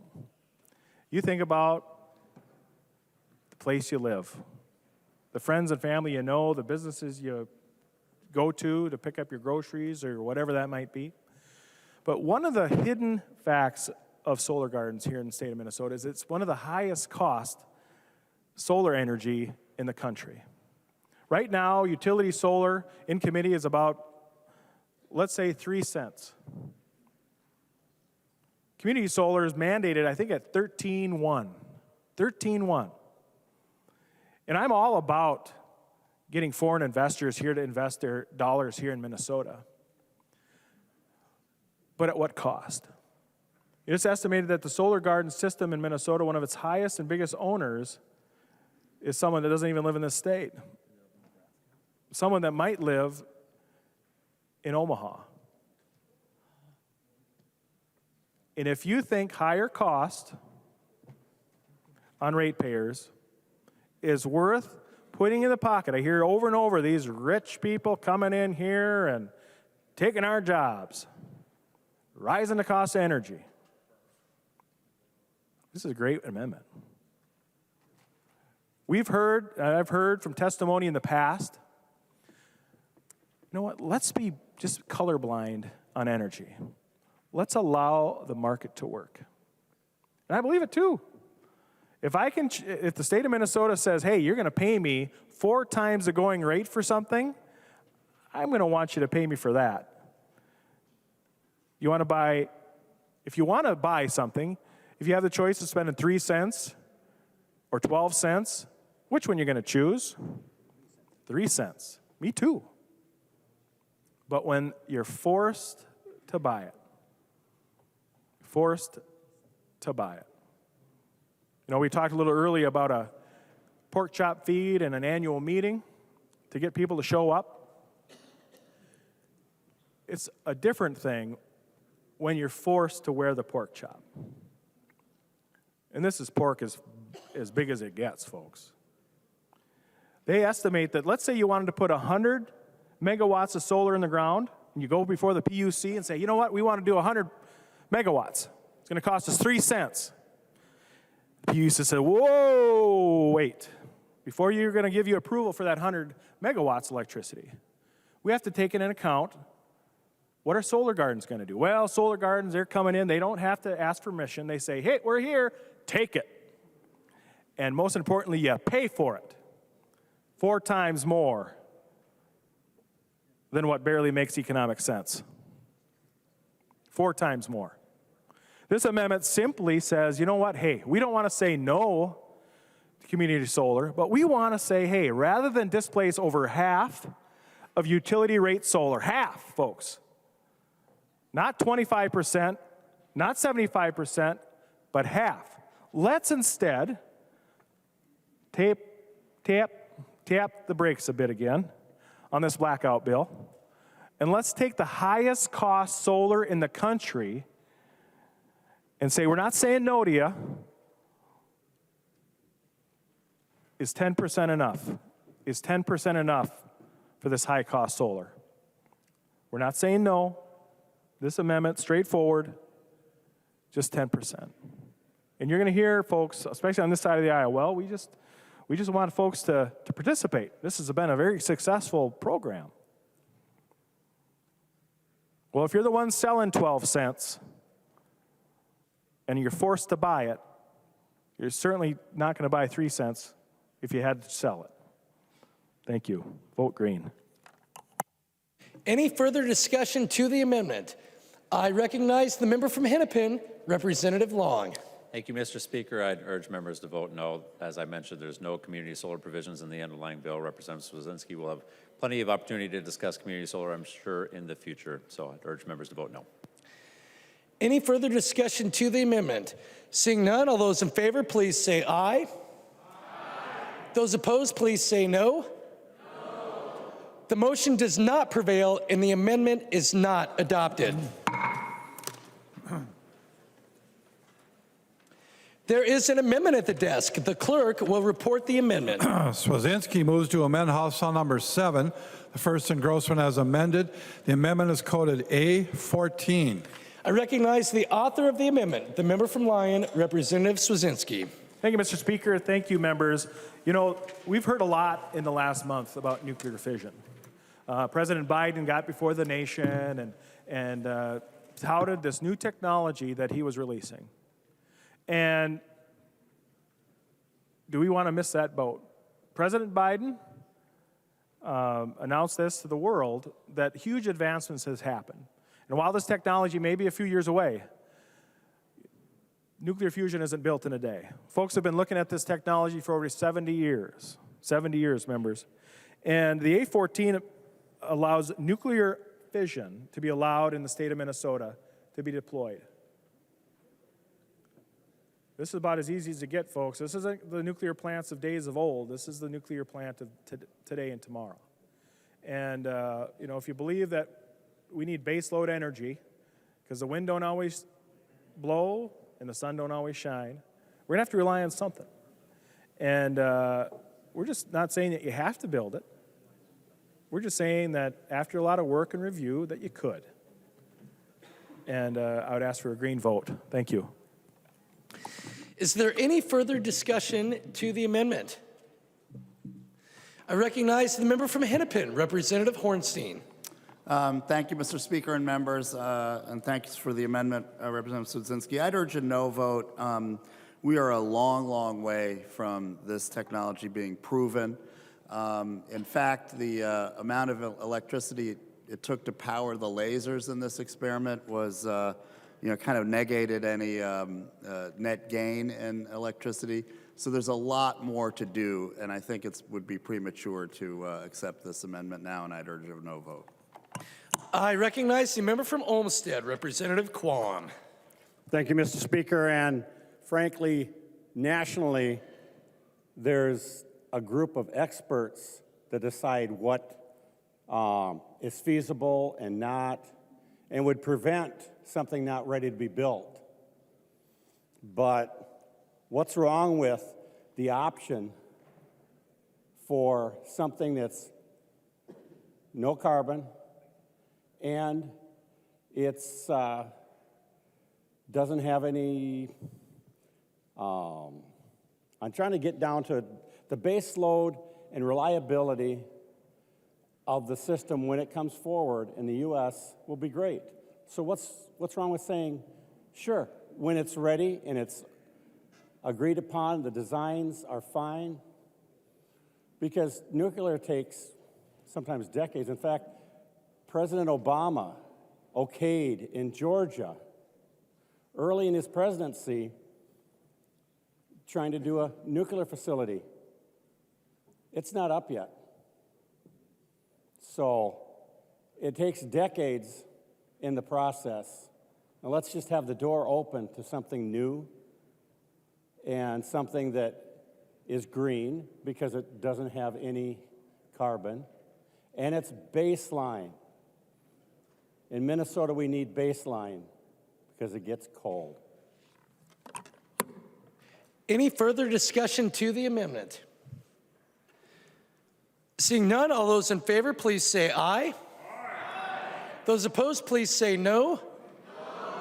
The motion does not prevail, and the amendment is not adopted. There's an amendment at the desk. The clerk will report the amendment. Nash moves to amend House File Number 7, the first engrossment as amended. The amendment is coded A39.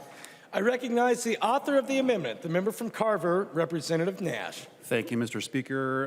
The A39 is my amendment, and I would request a roll call ahead of time. Representative Nash requests a roll call vote. Seeing 15 hands, there will be a roll call vote. Representative Nash. Thank you, Mr. Speaker, and I would also alert members to a letter that I had distributed from the Minnesota Chamber of Commerce urging your yes vote on the A39 and indicating to all that received and read the letter that this will be a scored vote.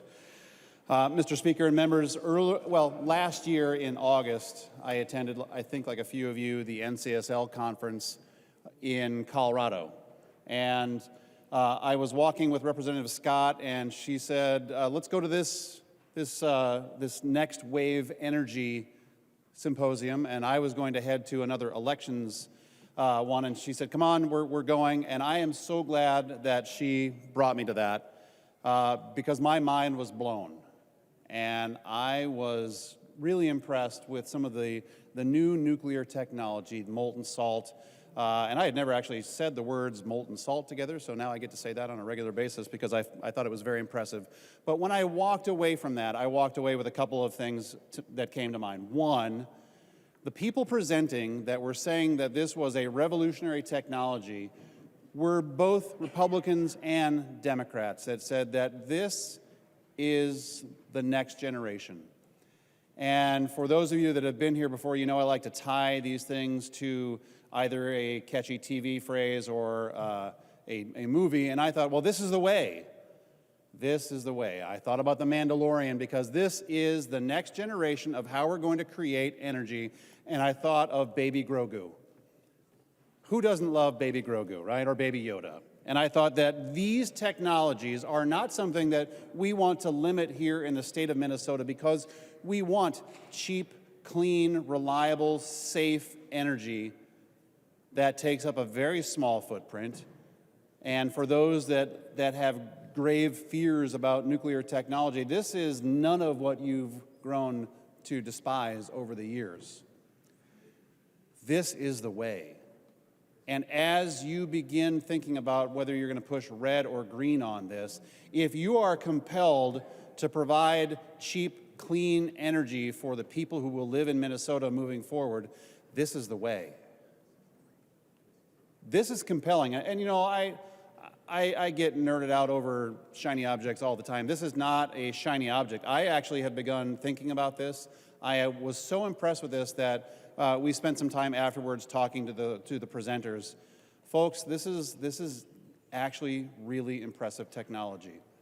I am so compelled that that's why I brought the A39. And you know, quick story. You remember the blackouts that were suffered down in Texas? Well, my family, I have some family members that live in Texas. And, you know, they were actually considering, you know, chopping up chairs to burn it in the middle of the house to stay warm. I don't want Minnesota to be a blackout state, and that's what this blackout bill does. This puts us in a position where we may have to long-term wonder where our energy is coming from. And on the way in today, I actually, for the first time in a long time, I had to put my sunglasses on because there was this strange yellow orb in the sky. We haven't seen that for a while, so the efficacy of the solar plants that we've been seeing, I question. That is not the way. This is the way. I think that we as Minnesotans should embrace this technology so that we should exclude it from the prohibition that we have here in the state of Minnesota, and that moving forward, you can build these inexpensively, put them in small places across the state that will benefit Minnesotans, that will not drive up the cost of energy, $1,600 or $4,000 for families, and it's not going to put us in danger. It's not going to be a dangerous bill. It's not going to create wide blackouts. And you know, one of the things that comes to mind regularly as I think about the movement towards green and renewable energy is I consume a lot of news, and when you're an insomniac, you spend a lot of time watching things, and I digest news at night.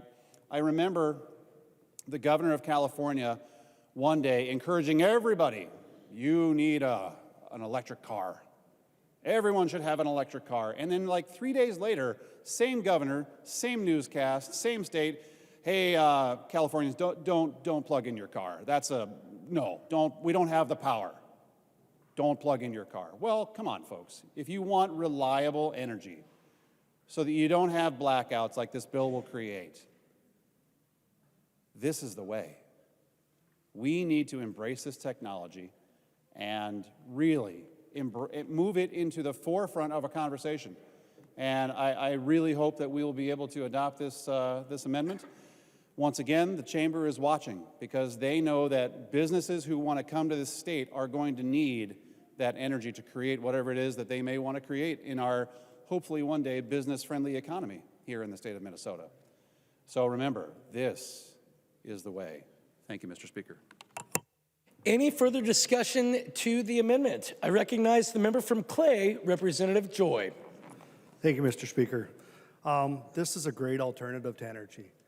You know, coming from my district, I've been on the PUC board, I've dealt with utilities, I'm on the NMPA board, and understanding, you know, when you're a city representative, a mayor, or a council, and we have our own utilities from the city I live in Hawley, we have to put people on limiters. And a limiter, if anybody understands, it's when you don't pay your bill and you have to put their time on limiters. So they get a half hour on and a half hour off. You'll get a lot of emails when people do not get power. When they don't pay their bill, we put a limiter on. In the wintertime, you cannot shut them off. In the spring and summer, we can shut them off during the guidelines. What this energy is going to do is bring new energy to Minnesota. We need to, you know, we turn around and we talk about not using electricity during the high demand periods and everything like that. This is all we've done. We've turned around, we've told people we're going to incentivize you for buying LED lights to cut electricity, to cut usage. Now we're turning around, we're going to shut these plants down. We're going to not have an idea on new alternative fuel. We're going to turn around and have electric cars added to the grid that I'm sure nobody's going to want to use them during the day, and nobody's going to want to charge during the day because we shouldn't be using power during then, but you will be. And every charger station that's out there uses daytime power. This is going to affect us. People are going to have power. They will not have power. It will not happen. I mean, I have seen this. I know. I mean, I sit on this. We have a plant. We buy power. We buy coal-fired power in Hawley. But when they tell us you guys need to quit using demand power, now we're not even exploring the option of nuclear. We need to think about this. This is a great idea. Thank you. I recognize the member from Wright, Representative O'Neill. Thank you, Mr. Speaker. I could not be more excited about this amendment. Might be the only amendment I speak on today, and I'm on the Energy and Climate Committee. But this is game-changing. We absolutely must lift the nuclear moratorium, and we have to talk about the advanced reactors. I want to just tell you about a few of the reactors, and Representative Nash already talked about one, but what he didn't tell you, so the molten salt reactor, you know why it's really amazing? Because, so I have spent fuel in my backyard. I live very close to Monticello. The Prairie Island Indian community has spent fuel in their backyard. They don't really want it there. They don't want it there more than my community doesn't want it there. But let me tell you about these new designs that are coming out of advanced reactors. These molten salt reactors will burn spent fuel. Did you hear what I said? They'll burn spent fuel. That's amazing. They burn so hot that they will take the spent fuel off of our backs and burn it and turn it into electricity. So that is one of the designs. That's very exciting. So I don't know if you knew that, Representative Nash, about the molten salt. He does now, he says. Another design that actually will be built and opened and completed, the plan is to open this new design at the end of 2024, so in less than 2 years, is Pele, Project Pele. If you don't remember anything else of what I said, please remember Project Pele. Why? Because this is a micro-reactor. This is built in Idaho Falls, put on a semi-truck, and trucked to where it needs to go. So it'll be eventually set up in Wyoming. But it's a micro-reactor, so between 1 and 5 megawatts of energy it'll produce per hour. But it's a DOD, DOE, so a Department of Defense, Department of Energy joint project. How many military people are in this room right now? Would you just raise your hand? How many military folks are in here? Okay, so you know when the military puts their minds to something? I mean, we have a lot of technology because the military got involved. This is happening. This is being built and it is happening. And it's a high temperature gas reactor and it's using a triso fuel. So you won't remember that stuff, but for the nerds in the room, that's what it is. It's really cool. So what that means is it's a high assay, low enriched uranium. So it has very low enriched uranium, very, very low. It's very, very safe. And the triso, is it's like contained inside of a ball. So it's very, very safe of material that keeps it contained. Anyway, that is about to go up and it should be completed in 2024. Let me tell you about one more. This is a TerraPower Nitrum reactor. So this is the sodium-cooled fast reactor. And it's using advanced construction, so it cuts the cost tremendously. So the construction of this facility will be done in an assembly line fashion. And that one can produce 345 megawatts of energy. And where it's going up in Wyoming is a coal plant. So here's another really cool thing. So they've decommissioned a coal plant in Wyoming. They have all of the infrastructure there. They have the transmission, the transformers, they have the cooling systems, they have the generator. And so this is going to go on top of an old coal plant in Wyoming, done by TerraPower. Now let me tell you about one more thing that happened yesterday. Yesterday, people. Yesterday, the NRC certified the first ever design for small modular reactors. Small modular, that means you can put 1, you can put 2, you can put 3, you can put 12, and serial them together. And each reactor is 50 megawatts of energy. I should probably explain what that means, huh, Representative Nash? So Sherco, that's the big coal plant in Minnesota that is being decommissioned, is 2,400 megawatts of electricity. That's the biggest in the Midwest, by the way. So it's going to be a heck of a time replacing that. But in any case, these small modular reactors are 50 megawatts per reactor, and you can serial up to 12. And that design was just approved. So what does that mean when NRC approves a design? It means now anybody that can build it can apply for a license. And the company that designed this, called NewScale, has 19, this happened yesterday, by the way, guys. Yesterday, this was approved by NRC. Yesterday.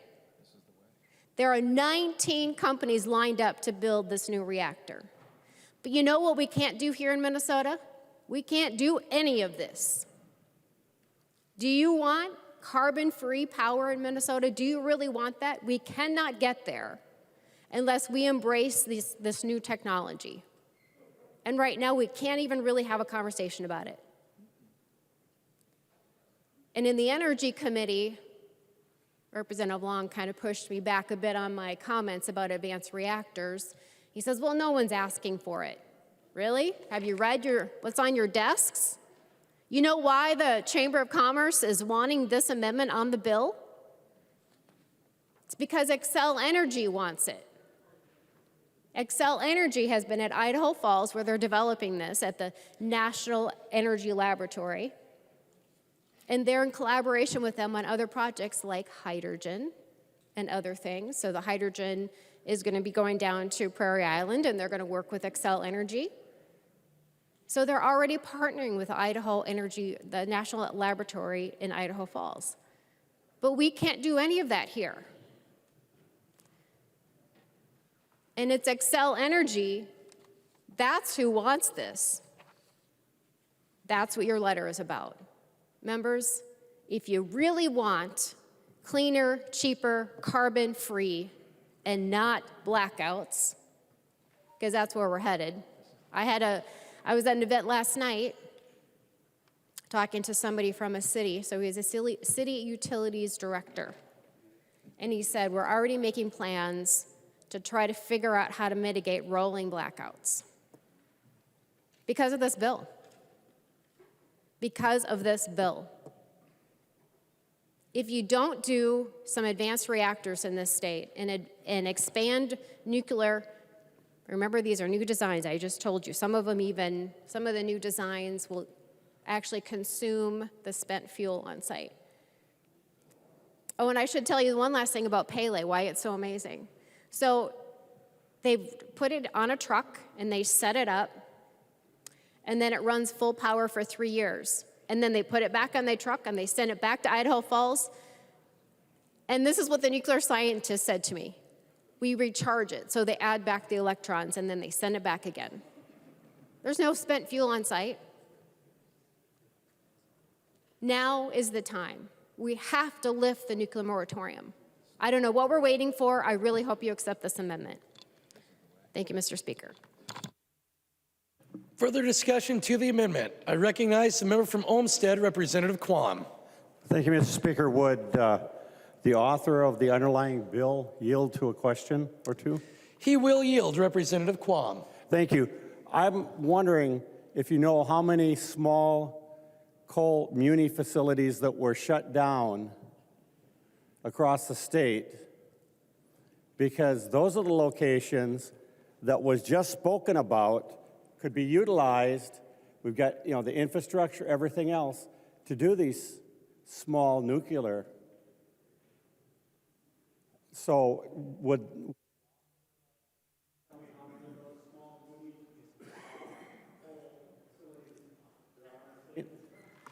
I recognize the member from Hennepin, Representative Long.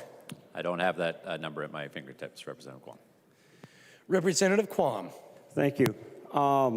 When we're looking at baseline and infrastructure cost, the saving of the infrastructure cost from the distribution and the location and siting to do what was just mentioned would make a very economical way of giving us that baseline we have during the night or when the wind doesn't blow. Thank you. I recognize the member from Itasca, Representative Igo. Thank you, Mr. Speaker. This is the way. It's very rare to actually be able to make a Star Wars reference on the floor. I just had to do that. But this really is the way, because the way I'm looking at this is we're going to build a house. And the house is a carbon-free, renewable energy. This bill as it sits right now is like we're going to go build this place with nails without a hammer and measure without a tape measure. So that's exactly what nuclear brings to this equation. Nuclear is going to allow us to have that base load energy. Minnesota Chamber agrees with us. Minnesotans agree with us. You know how many times I get stopped, actually, when I was campaigning this last year saying, Spencer, you're going to get that nuclear moratorium lift? I was baffled by that so many, Minnesotans are watching this energy policy. But it's true. And, it's worth mentioning, too, as we keep progressing as a society and as a civilization, our demand for electricity is only going to increase. So if the demand for electricity increases, we're going to have to increase the supply. Well, when it gets dark and the wind doesn't blow, we're not going to have any supply. And I don't know how we're going to be able to put enough batteries in series to be able to have hundreds upon thousands of megawatts on demand when it's dark and cold up here for 18 hours a day.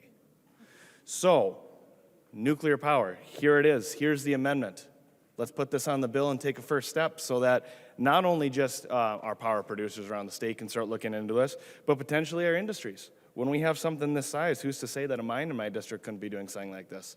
Who's to say a paper mill wouldn't be doing something like this? OSB facility. The list goes on and on and on. And it's going to give the options for these companies and these manufacturers who believe in this renewable energy, want to, and not just because we're talking about in this room, but because it's what consumers want at the same time, right? And the free market is adjusting it to get there. Right now, the free market can't do its job. So, Representative Nash, this is the way. To the House, this is the way. Vote green. Further discussion to the amendment. I recognize the member from Hennepin, Representative Hornstein. Thank you so much, Mr. Speaker. And Representative Nash, it's hard for me to do this, but I have to say I recommend a no vote on this. You're a good friend, and he's already up. Members, I know that we've had some information, a lot of it promoted by some of the industry folks promoting this. But I hope we'll look at some independent scientists who are really starting to scrutinize this. Stanford had a study that was released just earlier last year. Stanford-led research finds smaller modular reactors will exacerbate challenges of highly radioactive nuclear waste. And that is one of the reasons we have a moratorium. After all these years, we still have not found safe ways to dispose of the waste. In addition to that, there's another study from the Swedish nuclear fuel and waste management company. Simple metrics such as estimates of the mass of spent fuel offer little insight into the resources that will be required to store, package, and dispose of the spent fuel and other radioactive waste.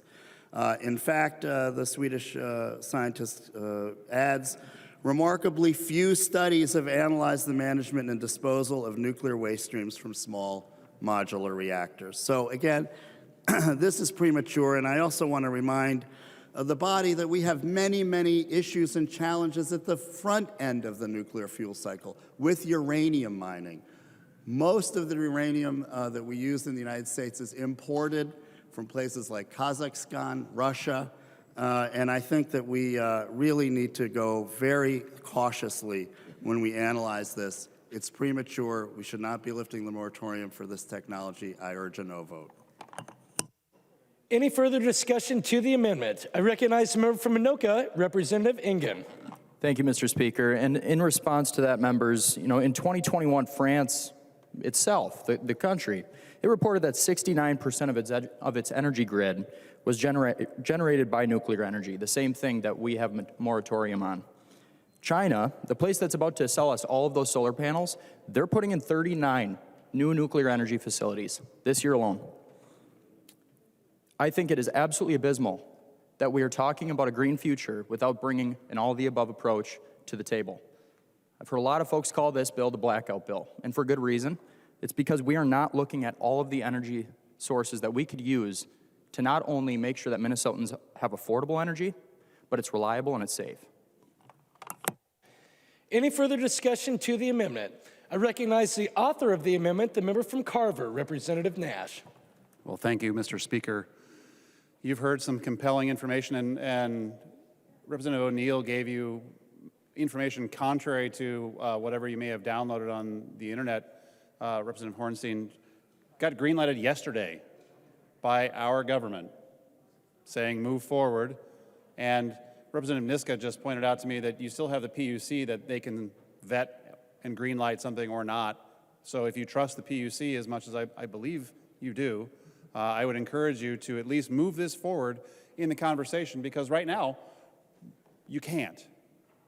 So if you blithely want to walk off into the darkness, and as you pass this blackout bill, remember that you had a chance to initiate the conversation around these new amazing technologies. And once again, this is the way.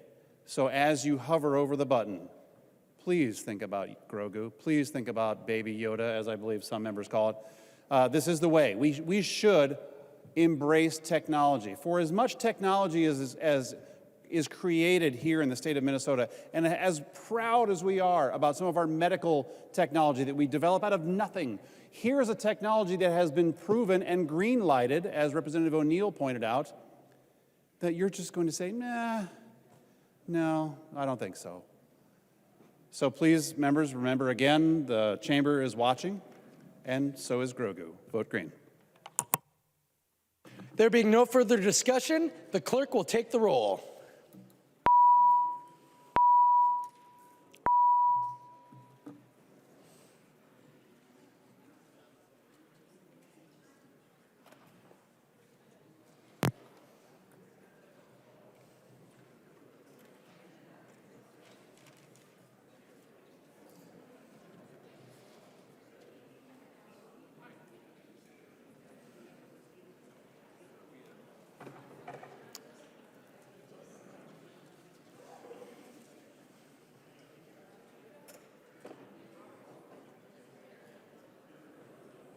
The clerk will close the roll.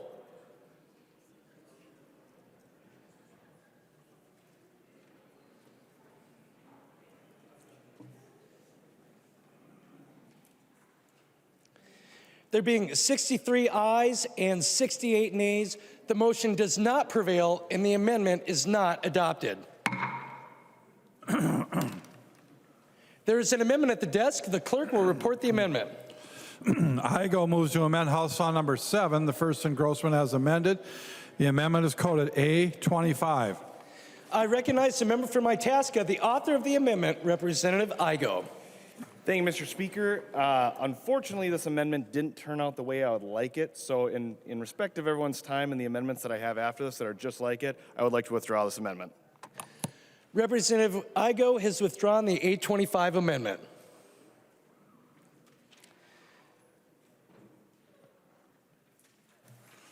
There is an amendment at the desk. The clerk will report the amendment. Igo moves to amend House File Number 7, the first engrossment as amended. The amendment is coded A31. I recognize the author of the amendment, the member from Itasca, Representative Igo. Thank you, Mr. Speaker. This amendment is something that I think we should definitely be adding on to the bill today to kind of give some transparency to the processes that this bill is going to be pushing forward. So the amendment simply states that if we're going to be adopting this carbon-free standard under the obligations, the Commission must take into account the amount of carbon dioxide that's going to be emitted from producing all of this new renewable green technology that's going to power our grid. So that's really important because if we talk about solar and wind and where we're getting everything right now, the United States doesn't actually produce any of the critical minerals needed to produce this solar and wind. So, in fact, it's worth, before I really dive into this, Indonesian nickel, which is about a third of the world's supply, actually produces 25 times more carbon when we extract. Thank you, Mr. Speaker. Produces 25 times more carbon when we take that out of the ground than Indonesia, put it on a ship, send it to Finland or Russia to get refined, then sent to the United States where we turn it into a solar panel or a wind turbine. So, I don't think that's considered being a leader here in Minnesota. And I know there was a lot of talk about this bill is, Minnesota's going to lead. We're going to hit carbon neutrality before everyone else. We're going to show the country. We're going to show the world. All we're showing the world with this bill is that we're really good at taking advantage of the little guy. We're really good at taking advantage of the people that have slave labor, no labor standards, no environmental regulations. That's the problem here. So this bill, let's actually get to the root of the problem. Let's lead. Let's start setting a national standard, a worldwide standard, that if we're going to build wind and solar and all the other things that go along with it in the transmission, we are going to do it with ethically sourced critical minerals. And I do have a solution, because I know I like to talk a lot about breaking down an equation and figuring out the problems. So I worked it backwards, and I did find the solution. And it's 250 miles north of here on the Iron Range. Yes, everyone knew I was probably going to get there. A third of the world's deposits of copper and nickel are just 250 miles north of here. So if we really want to lead, there's our answer. We start developing those critical minerals immediately. We show the world what it's like to have environmental standards. We show the world what it's like to have the best labor standards. I mean, all these facilities, we're talking billions of dollars of capital investment that are all going to be done with PLAs and prevailing wage. I don't see a problem with that. I don't think anyone in this room should have a problem with that. And that's what the people that I represent up on the Iron Range want. It's what the people around the Iron Range want. So why can't the state of Minnesota get on board? Because that's how we're going to lead. And Representative Garofalo has been really good at telling a story for my district, the Talon mine. Talon's a great example of where things are going to go. We're eventually just going to start having holes in the ground here and shipping it across to North Dakota where it's going to get refined and made into things. But again, we go back to this amendment that I'm trying to offer today. That's going to be added carbon. And if we really want to be aware of being carbon neutral and having a renewable energy future, it starts with us. It starts with us being leaders, because we cannot continue to push things into the corner of the world where we don't see them. That's not being leaders. Representative Lislegard said it best the other day: we live in a global climate. So if we live in a global climate, then our decisions we make in this chamber affect all of us equally around the world. And we want to talk about equity and equality? You tell me how it's fair that a bunch of kids are getting their lives destroyed in the Democratic Republic of the Congo. You tell me how it's fair that a bunch of Indonesians are dying in a mudslide because there's no environmental regulations. You tell me that it's fair that 1 million people in China were sterilized because they're mining and making solar panels. It's not fair.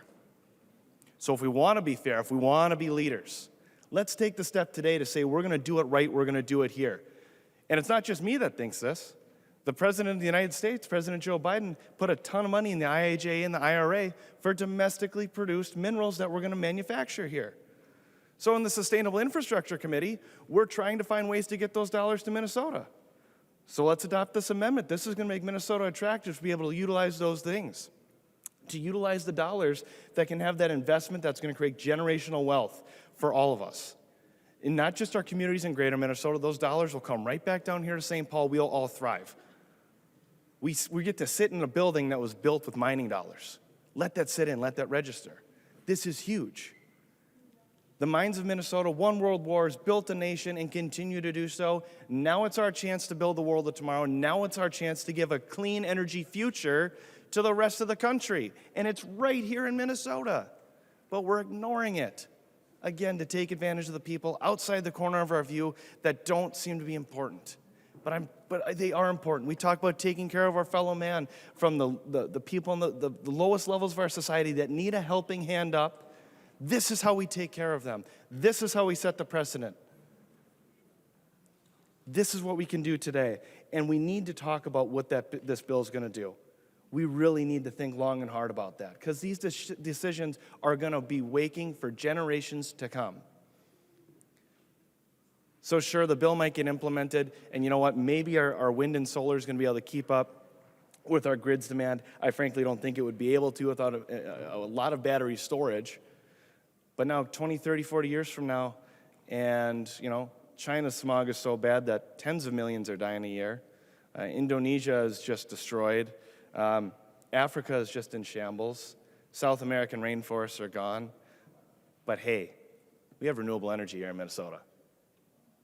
Meanwhile, the district I represent will be continuing to fight to try and do their God-given potential, which is mining, which they've been doing for 140 years.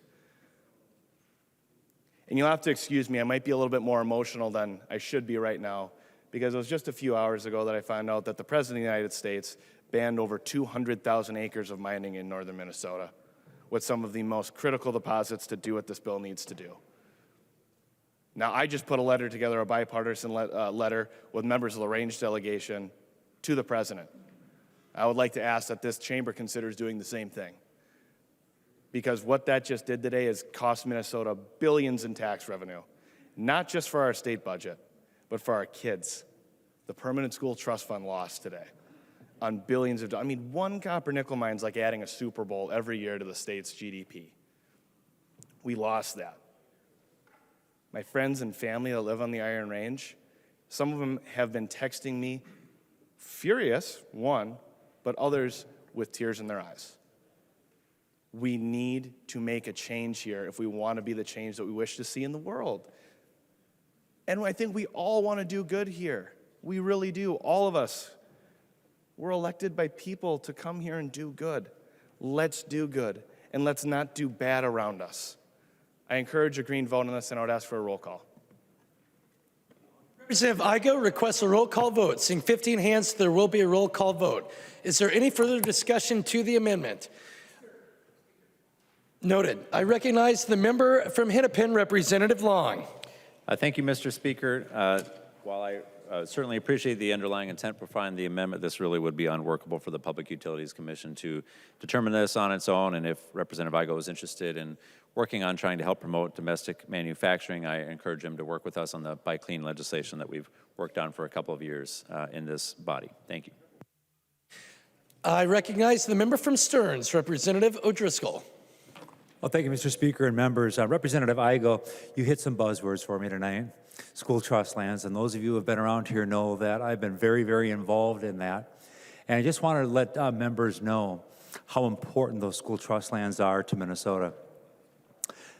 As Representative Igo said, in the subsurface of the earth. Representative Long, for what purpose do you rise? There are a number of different minerals. Representative O'Driscoll, Representative Long has the floor. Representative Long, for what purpose do you rise? Point of order under Mason's 101. Needs to remind members to stick to the subject of the debate, please. I will remind members to confine their remarks to the question before the body and to limit them to the subject of our debate. Representative O'Driscoll. Well, thank you, Mr. Speaker. In addition to the things that I was told not to talk about by the Speaker tonight on the school trust lands, there may be other resources such as timber and things that may also be alternative energy sources that, once again, this body has a constitutional obligation to be able to market for the benefit of the school trust land students here in the state of Minnesota. So with that, I encourage a yes vote on the IGO amendment this afternoon. Further discussion to the amendment. I recognize the member from St. Louis, Representative Scraba. Thank you, Mr. Speaker. I rise to support Representative Igo's amendment. If you want solar and you want windmills, you have to have nickel. And where do you have nickel? In my district. I represent the district where the Duluth complex comes up to where we can mine it. It's so important to have those minerals to move forward in the future. You all want to have a clean future. This is where it starts in Minnesota, in northern Minnesota. And this study will help determine, I'm hoping, how to streamline the process to get our mining in Minnesota. It needs to be discussed somewhere, and it can start right here. And I move for everyone to vote for favor. Thank you, Mr. Speaker. Any further discussion to the amendment? I recognize the member from Morrison, Representative Schultz. Thank you, Mr. Speaker, and Representative Igo is exactly correct. We should stand in support of Minnesota workers. Stand in support of Minnesota's union workforce. That's what this amendment offers. The opportunity for the operating engineers, the electrical workers, the steel workers to go to work here in Minnesota to accomplish what? Exactly what this bill does. This not only supports our Minnesota union workforce, this bill supports human rights across the globe. This amendment, members, is exactly the amendment that will support human rights across the world.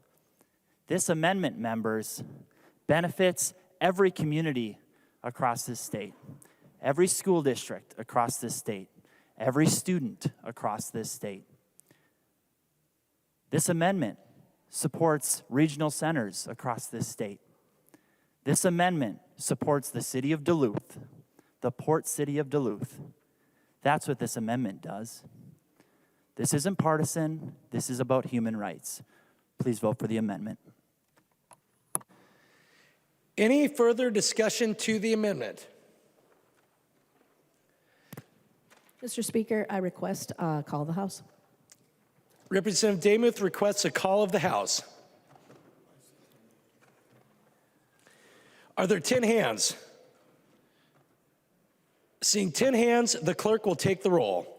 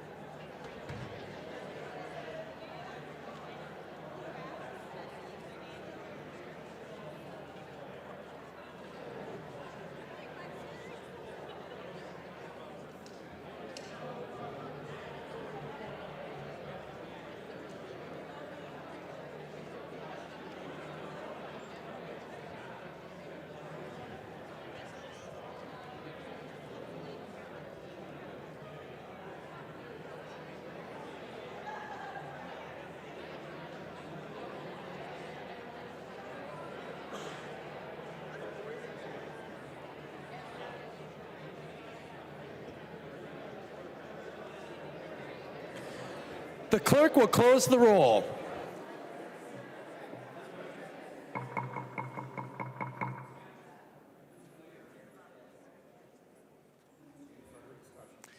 Any further discussion to the amendment?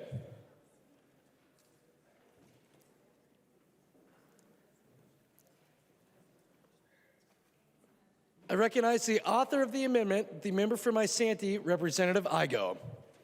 Thank you, Mr. Speaker. I am from Itasca County. I wouldn't be from central Minnesota like that. I'm a ranger. Come on. So just in closing, I appreciate the good debate today. I wanted to just leave a few more facts on the table for everyone about how this applies to carbon. I actually got in front of me the International Energy Agency's report on critical minerals, which is a 250-page read. So I did a lot of research on this today. But I wanted to see where actually all of our processing for these critical minerals that we're building our solar panels and wind is coming from. And for copper, 40% is China, nickel, almost 40% is China, cobalt is 60% China, lithium is 60% China, and the rare earths is almost 90%.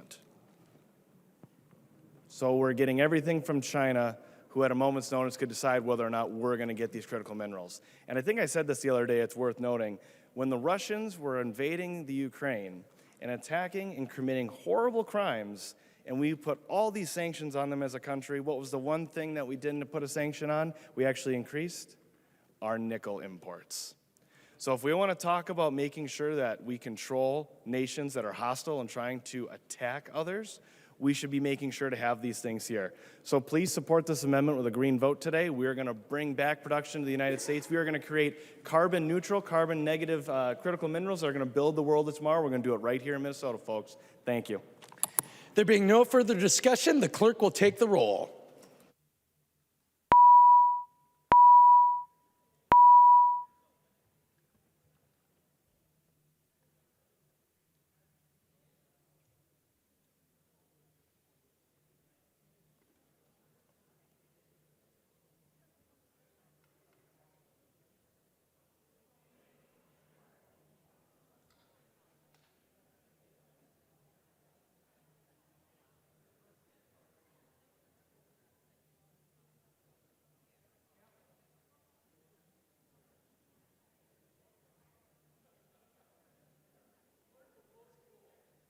The clerk will close the roll. Yeah.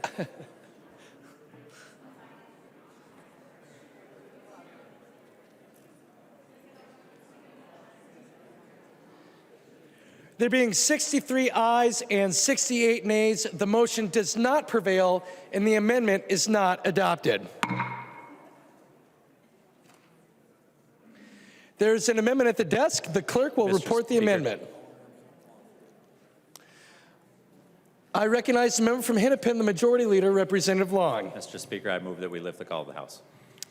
Representative Long Representative Long moves that we dispense with the call of the House. All those in favor, please say aye. Aye. Those opposed, please say no. No. The motion prevails. We are no longer under the call of the House. Igo moves to amend House Law Number 7, the first engrossment as amended. The amendment is coded A23-0013. I recognize the author of the amendment, Representative Igo. Thank you, Mr. Speaker. Members, please take your conversations off the House floor and into the alcoves or the retiring room. Representative Igo.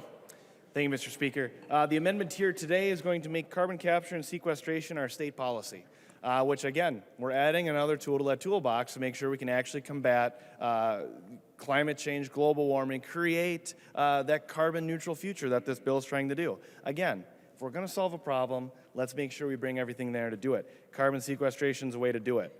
So there's actually a bunch of different ways I want to discuss today about what we can do with carbon sequestration. The first, I think, that everyone thinks about is what we can do with coal plants, a coal-burning power plant. So I think I've mentioned it before, but for those who are new here, which there's a lot of us, I'm going to tell the story of Project Tundra. So in North Dakota, they've created a power plant. They're working. It's going to be up and running here soon, where they're going to be able to sequester 80% or more of the CO2 out of the coal stack and then inject it underground into deep underground saline aquifers. So what that's going to mean is that we can produce coal-powered electricity with a fraction of the CO2. Now, it's not carbon neutral. I'll give you that on that one. It could be in the future, but the technology there is growing. But the equivalent of the CO2 that this will take off the road in North Dakota when it's operational is 800,000 cars. That means every car in the state of North Dakota is now off the road. So when we talk about energy policy with REC credits and all this stuff, it's just a sliding scale anyway. So if you can bring a coal plant down to only 20% of the CO2 it's going to emit now, it's just a sliding scale. We can call it carbon neutral with RECs, right? So we can apply it to coal, but we can also apply it to a lot of other things. Now, it's already been mentioned one other time tonight, but the Talon mine, located in Tamarack, Minnesota, in my district, has a nickel deposit, which goes back to the previous amendment.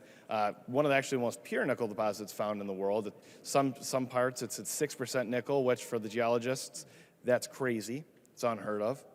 But here's the really cool part they found. They found something called olivine sand nestled in the deposits around the nickel.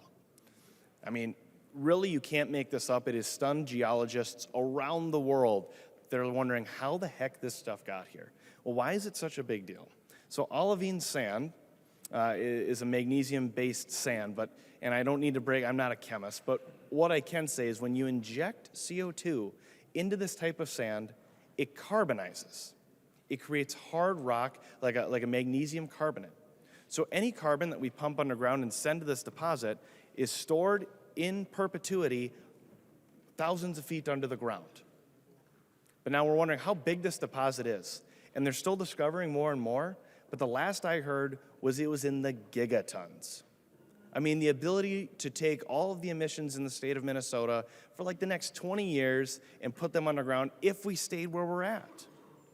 So then my idea was, why can't we apply this to other industries? I mean, we go back to the prior amendment when I was talking about. So we start producing copper, nickel, other critical minerals here, and we actually start taking the CO2 in those operations, capturing it, pumping it underground at the Tamarack site, the Tamarack intrusion. Friends, we just created the world's first carbon negative nickel. You want to talk about getting on board for having a renewable energy future, a carbon neutral future? That is the key. So the reason I want to add this to the bill today is so we can go after this technology. We can have this be a part of our energy grid, whether we're applying it to coal, whether we're applying it to manufacturing, whether we're applying it to other parts of our industry. I know the ag industry, carbon sequestration is a huge part of the ethanol process. This is great policy that we should have in our bill today. So really, again, to break it all down, let's use everything at our disposal to solve the problem of being carbon neutral by 2040. And again, I'll go back. I'm on that Sustainable Infrastructure Committee. We are doing everything we can in that committee to get the most IIJA and IRA dollars. There's $4 billion for carbon sequestration hubs in those bills. I'm going to tell you what right now, though, Minnesota does not stand a chance to get any of those dollars, because you know who we're going to lose to? We're going to lose to Texas, Alaska, Louisiana. Why? Because they've been sequestering carbon for years. Now they use it for oil, which I know some people on the other side really don't like. So why not take this technology away from the oil moguls and let's put it here and have it be for copper nickel. Let's have it be here to provide grid load electricity with coal power or natural gas. This is our potential. Let's use everything we have to solve these problems and actually, again, like I said, be leaders. We can be leaders with this. Let's show the world what we can do here in Minnesota. Minnesotans stand up when we're faced with a challenge. Let's do it together. I encourage a green vote, and I would ask for a roll call, Mr. Speaker. Representative Igo requests a roll call vote. Seeing 15 hands, there will be a roll call vote. Any further discussion to the amendment? I recognize Representative Olson. Thank you, Mr. Speaker. Thank you, members. I'd like to just take a minute to talk about something that is near and dear to my heart, and that's corn. I love corn where I come from. My family's been farming for about 150 years. And what I want to talk about is exactly what we're discussing, the idea of carbon sequestration, carbon capture and utilization. These are technologies that are just developing, and they are so exciting when we're talking about our future energy situation, all right? Now, whatever we're talking about here today, I think we can all agree when we're honest with ourselves that we need to take a holistic look at our energy policy here in the state of Minnesota. We need all hands on deck. And I can tell you that when we are sequestering corn carbon based off of ethanol, we're actually going in the right direction. I want to just share something with you. Picture a kernel of corn, right? So in the summertime, we like to eat our sweet corn. One kernel of corn is about 50% carbon. One kernel, 50% carbon. Okay, now it's really disappointing for me to tell you that 50% carbon, you eat it, you exhale carbon, it's really a net zero gain. So the corn plant takes the carbon dioxide out of the air, turns it into the corn plant, and in the end, it ends up back in the atmosphere. Except when we sequester that carbon, we move in the right direction. We are actually taking carbon out of the air and doing exactly what everyone in this room is hoping to accomplish, which is clean our air and reduce the carbon that is inside the air. We can actually do that. We can take the carbon from the sky, utilizing the power of the corn plant with the whole photosynthesis. I don't need to get into that with you here today. But we can take that carbon and we can shove it into the ground, or we can do other really great things. We're talking about plastics. I just had a conversation this afternoon about it with an individual who is telling me, he says, we can capture this carbon and we can utilize it for the greater good. We can make plastics with it. We can make green methanol, another fuel that's a very green source. It's on the cusp of technology here. We can do this. We can actually reduce the carbon in the air. Everything you're talking about today, when you're talking about solar and you're talking about wind power, guess what? That is a zero net gain. The wind blows, power is created, and guess what? No carbon is reduced out of the sky. But I'm telling you that we can use the corn plant to take the carbon out of the sky and prevent it from going back into the sky. This is not the entire answer to our problem, but this is a huge part of it. And we can do great things by harnessing this technology. Members, I urge you today to open your eyes and be realistic. We can do great things here as a state. The answer is not just wind. That's a part of it. I will give you that. It's a part of it. It's not just solar. That is a part of it, but it's not the entire part of it. Carbon sequestration, it's not the entire answer, but members, it is a part of it. And I ask that you vote green on this amendment. Thank you, Mr. Speaker. Any further discussion to the amendment? I recognize the member from Hennepin, Representative Long. Thank you, Mr. Speaker. I would urge members to vote no. The amendment does not distinguish between carbon that is permanently sequestered and carbon that is used for enhanced oil recovery, which would actually increase carbon emissions. Thank you. Any further discussion to the amendment? Representative Olson. I was wondering if the majority leader would yield to a question. He will yield to a question. Representative Olson. Thank you. Thank you, Representative Long. I'm wondering if this did make a distinction between permanently sequestered carbon and not permanently sequestered carbon, would you take an amendment such as that? I recognize the member from Hennepin, Representative Long. Thank you, Mr. Speaker. We don't allow amendments on the floor. We have a 24-hour rule. Thank you.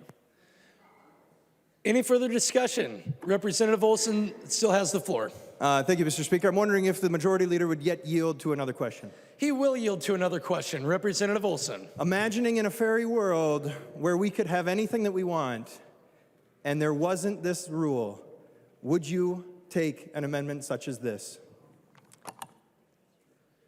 The member from Hennepin, Representative Long. Thank you, Mr. Speaker. I do live here in reality, so I can't answer a fairy world question.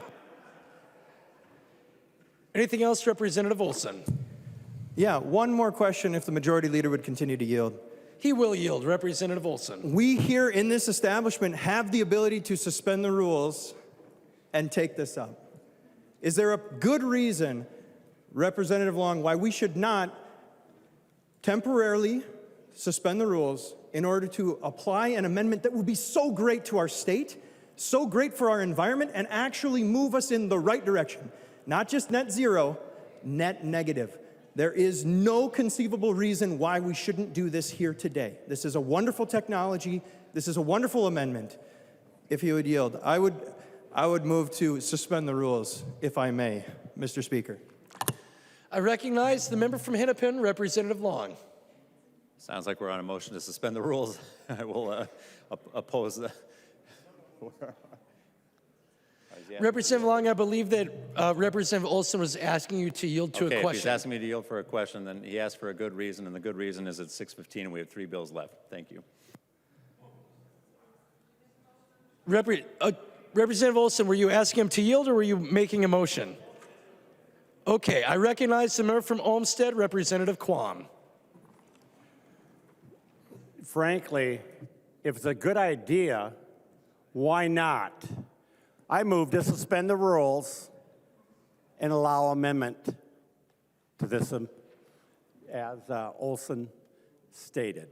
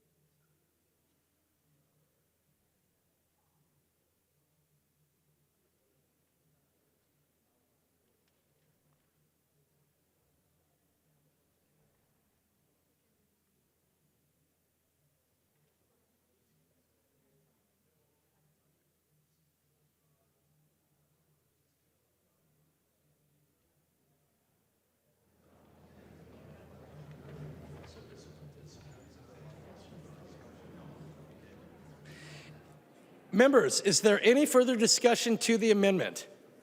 I recognize the author of the amendment, Representative Igo. Thank you, Mr. Speaker. Again, disappointed that we can't be adding this amendment today. Representative Long, I will disagree with you on the enhanced oil recovery. I hate to break it to the body, but even if we got rid of all of our gasoline cars tomorrow and jets that use fuel, we have plastics in everything we use. We're going to need oil for a while to come. So that enhanced oil recovery actually would be a good way to get rid of carbon and products, so we're still going to need that oil and petroleum products for a lot of other things we're going to need in the future.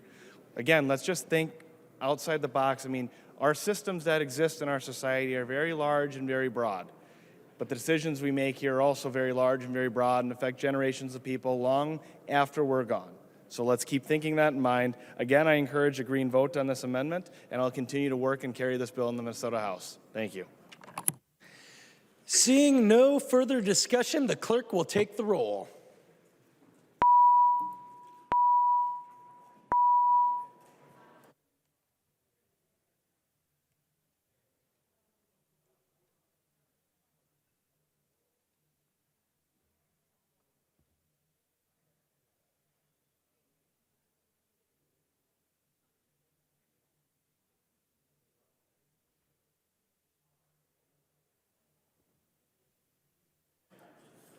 The clerk will close the roll.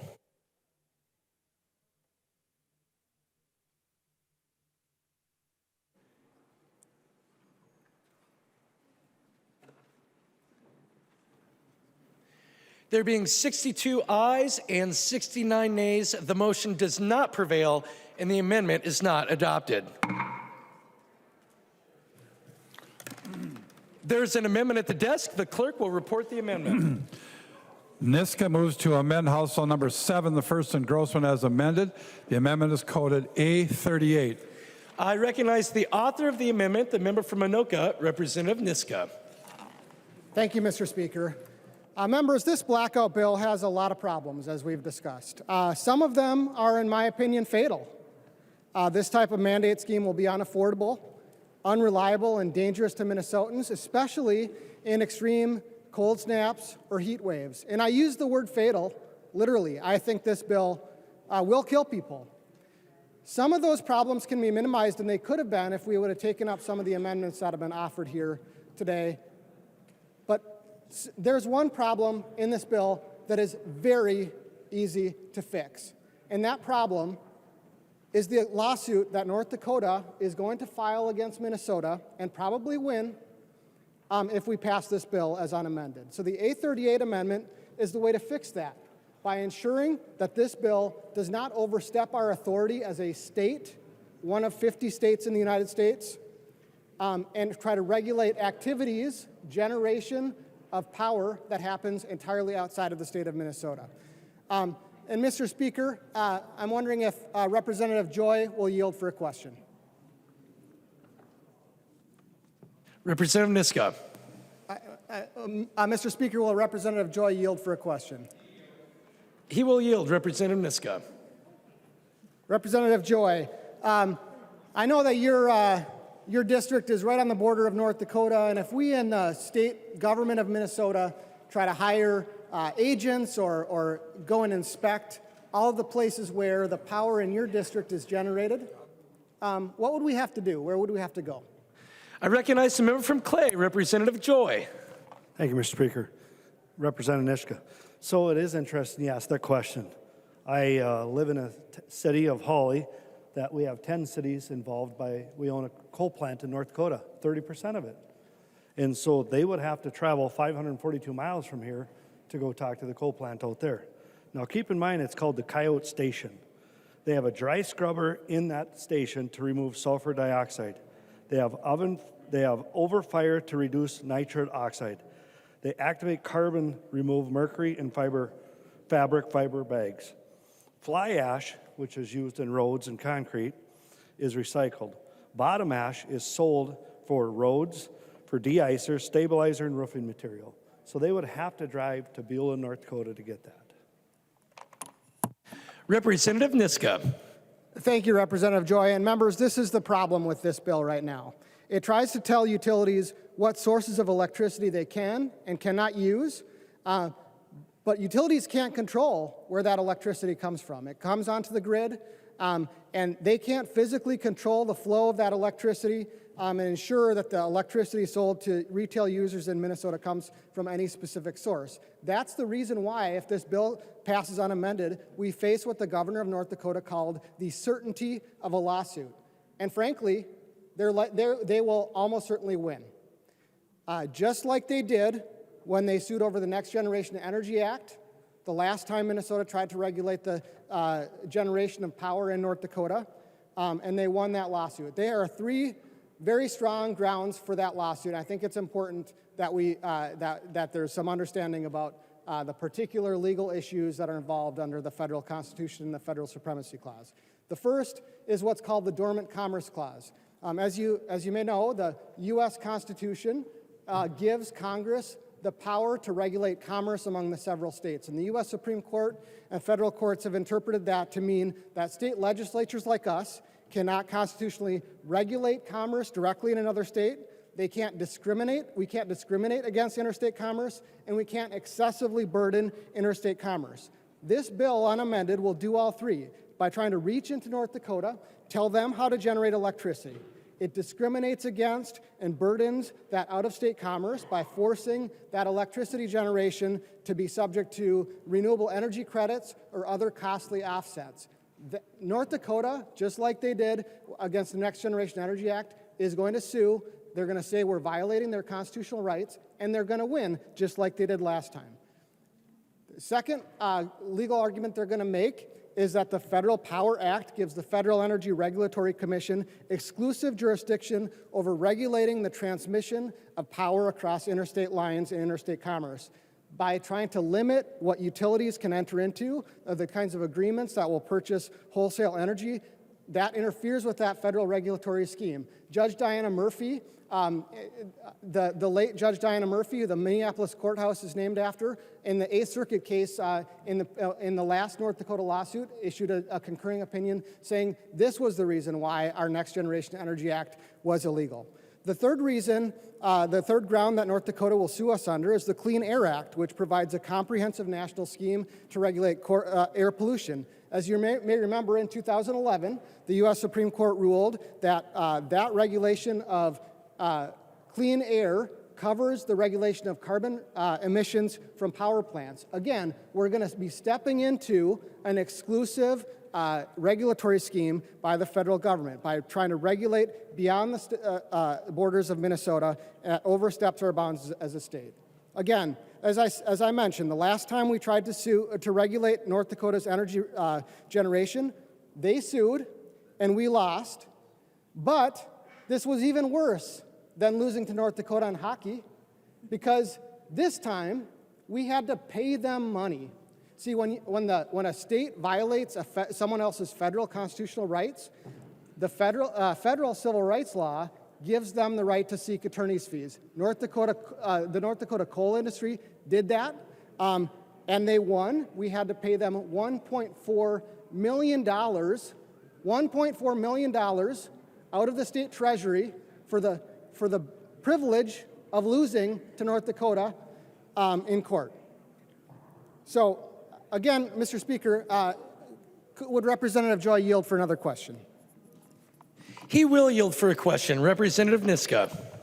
Representative Joy, again, we were talking earlier about your district right on the border of North Dakota, and I was wondering, as you were door knocking in your district, as you were going out and talking to folks, many of whom I'm sure have friends in North Dakota who love people in North Dakota, did you ever hear anyone in your district make it a priority that we should take money from the Minnesota State Treasury and send it to North Dakota to pay for attorney's fees in a lawsuit that we're going to lose?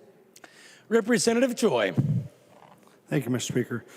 No, nobody said that. We sent enough to North Dakota. We want to keep people in Minnesota. I don't want the money to continue going across. As you referenced in here, we did that once before because we got sued, and we're going to have it again. We need to take sensible measures on this. Thank you, Representative. Thank you, Mr. Speaker, and thank you, Representative Joy. I agree. I don't think it's a good idea either. Please, let's fix this bill. The A38 amendment will fix this bill. It's a very simple fix.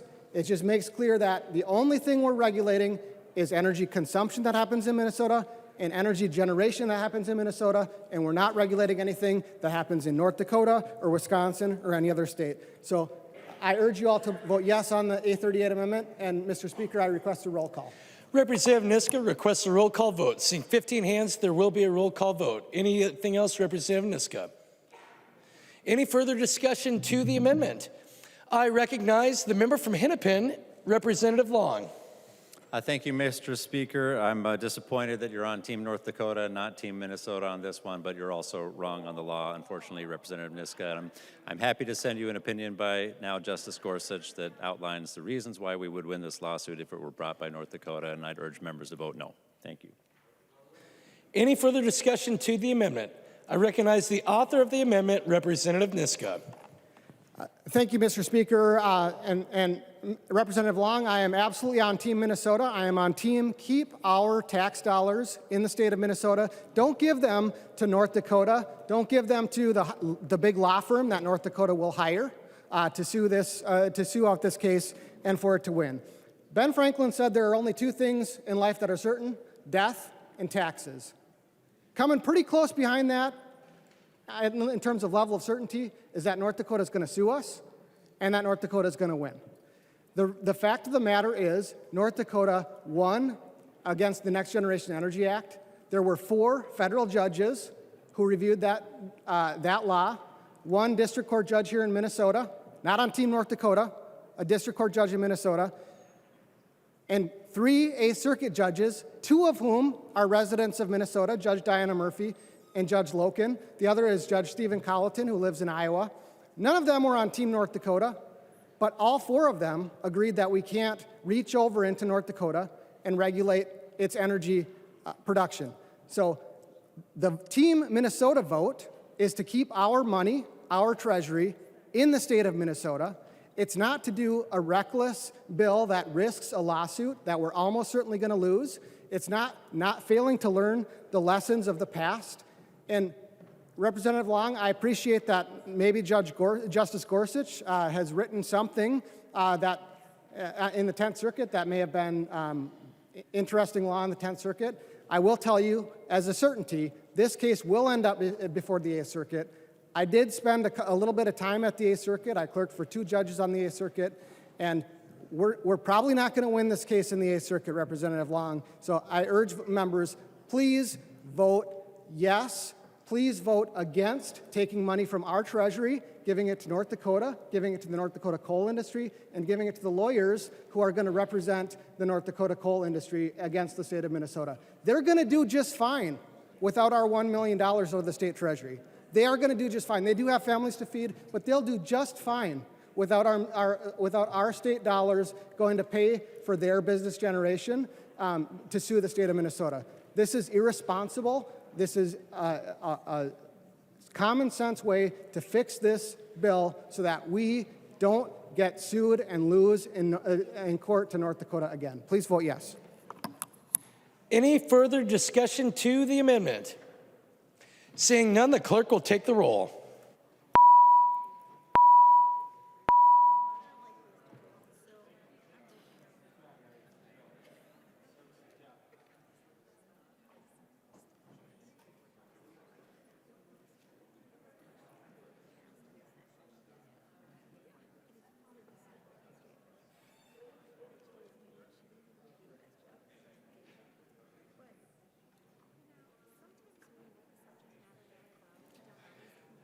Members, please vote.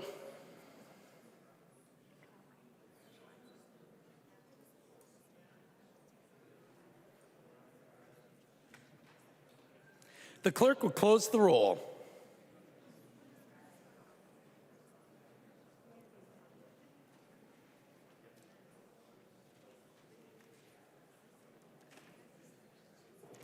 There being 62 ayes and 69 nays, the motion does not prevail and the amendment is not adopted. There's an amendment at the desk. The clerk will report the amendment. Schultz moves to amend House File Number 7, the first engrossment as amended. The amendment is coded A23-0012. I recognize the author of the amendment, the member from Morrison, Representative Schultz. Mr. Speaker and members, this next amendment to House File 7, the blackout bill, which is unaffordable, unreliable, and dangerous, and now we know it's extreme. The next amendment is about securing our food supply chains. It's about local control, and it's about the economy in rural Minnesota.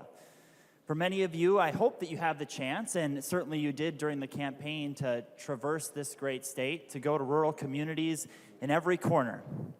And I hope that you saw along the way the impacts to solar panels across this state and solar panels on agriculture property across the state. In my district and in the surrounding communities and the surrounding counties, this is very real. Counties that were once almost wholly reliant upon agriculture as the primary economy have already been transitioning to a place where solar is taking up our ag land.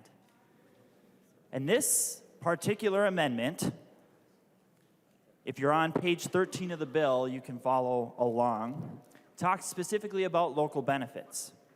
And this amendment simply provides that the location of any new energy generating facility does not disincentivize or negatively impact agriculture production.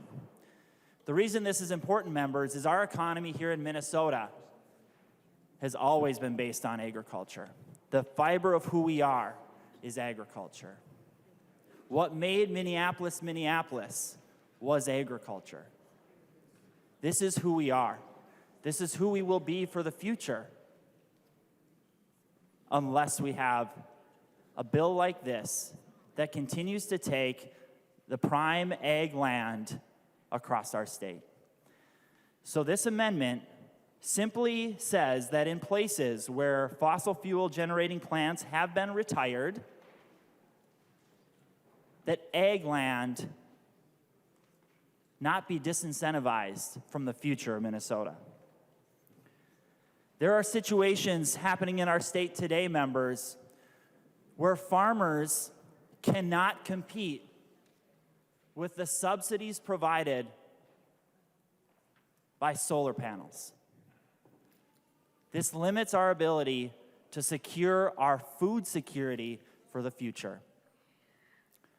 This is more than just an issue for our state, it's an issue for the region, for our country, and as was mentioned earlier by Representative Swedzinski, this is an issue about the rainforest too.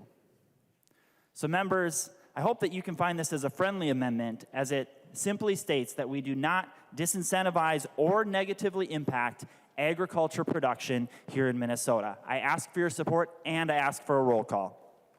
Representative Schultz has requested a roll call vote. Seeing 15 hands, there will be a roll call vote. Anything else, Representative Schultz? Any further discussion to the amendment? I recognize the member from Hennepin, Representative Long.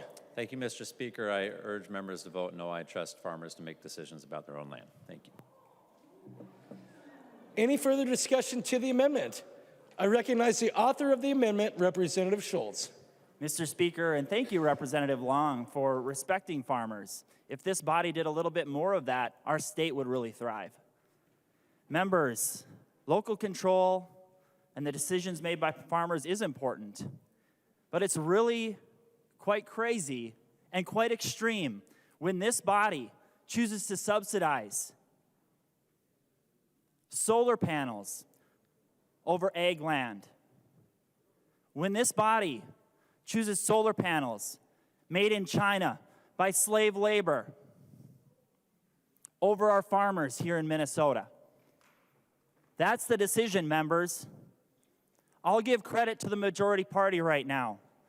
You have members in many corners of this state who represent agricultural land. You have members who have facilities, fossil fuel facilities that will be retired. This directly impacts the future food security here in Minnesota. This is real, members. This impacts University Avenue. This impacts Hennepin Avenue. This impacts the state of Minnesota. Vote for the amendment.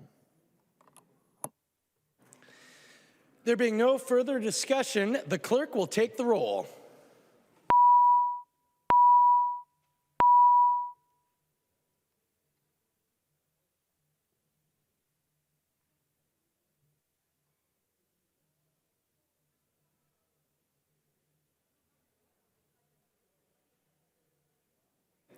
The clerk will close the roll.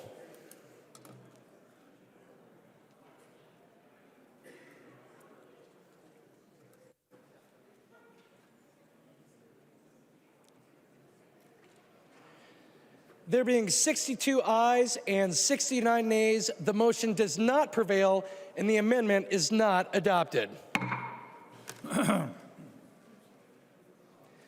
There's an amendment at the desk. The clerk will report the amendment. Scott moves to amend House File Number 7, the first engrossment as amended. The amendment is coded A27. I recognize the author of the amendment, the member from Anoka, Representative Scott. Speaker Wolkema, thank you. Members, the A27 requires a site permit for solar be contingent upon the applicant committing to set aside resources to pay for decommissioning and recycling. And Mr. Speaker, before I forget, I would like to ask for a roll call. Representative Scott requests a roll call vote. Seeing 15 hands, there will be a roll call vote. Representative Scott. Thank you. Members, I'm really glad to bring this amendment to the long blackout bill. As you know, solar power is on the increase across the world. And according to the International Energy Agency, it makes up about 4% of the world's electricity, so not huge yet, but obviously this bill would make a big difference here in Minnesota. And forecasts suggest that 8 million metric tons of these panels, PV panels, will be reaching the end of their working life by the year 2030. A tally that is projected to reach 80 million by 2050. And if you break that down in Minnesota, I talked to the MPCA and I said, how many panels approximately do we have in the state of Minnesota? 4 million.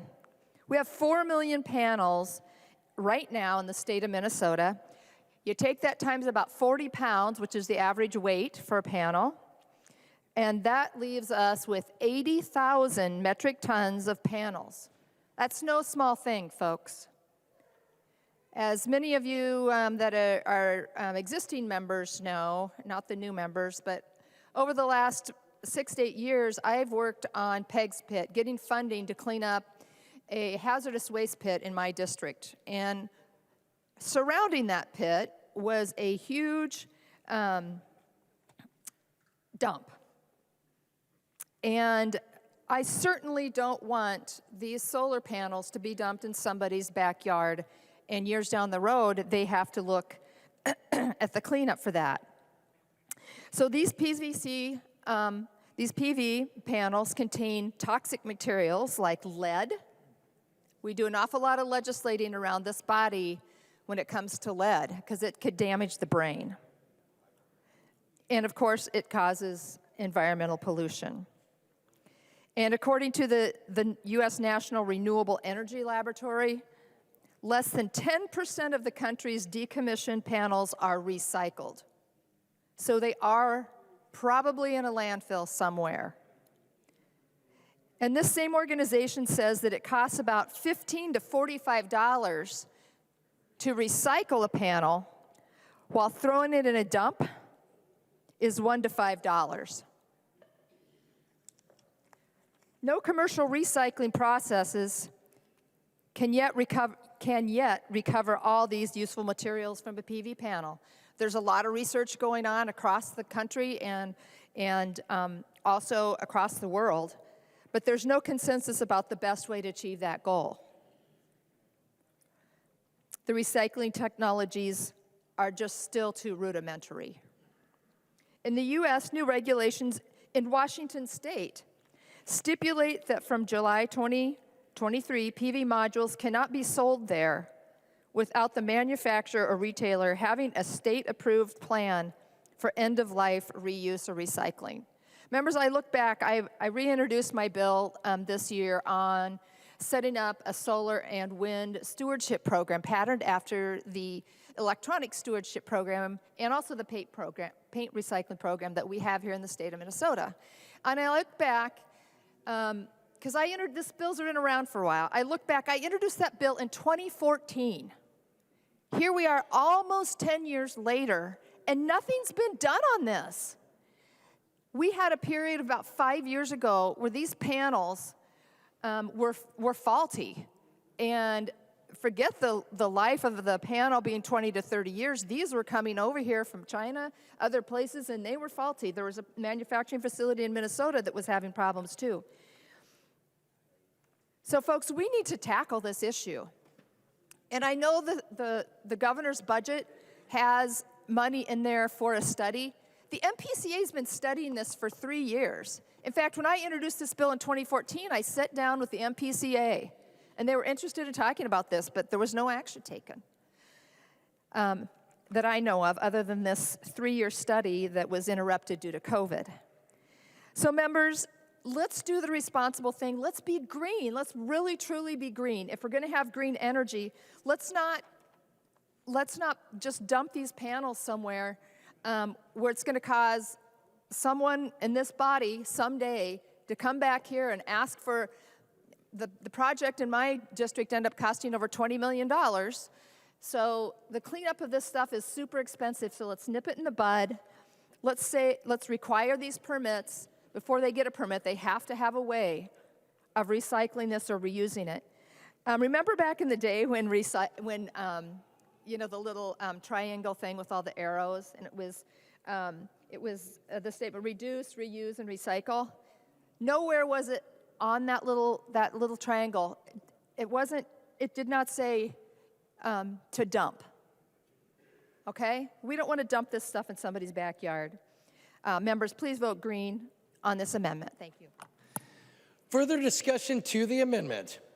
I recognize the member from Hennepin, Representative Long. Thank you, Mr. Speaker. I acknowledge and agree with Representative Scott that recycling at the end of life for solar panels is an important goal. Unfortunately, this amendment isn't workable because it requires recycling of every single component of the panel, so I'd ask for members to vote no. Any further discussion to the amendment? I recognize the author of the amendment, Representative Scott. Thank you, Speaker. Representative Long, you got to start somewhere. So, offer me an amendment to the amendment. You can offer something over in the Senate to make it more palatable to you, but let's not kick the can down the road anymore on this. These panels are already starting to retire. They've got to have a place to go. Seeing no further discussion, the clerk will take the roll.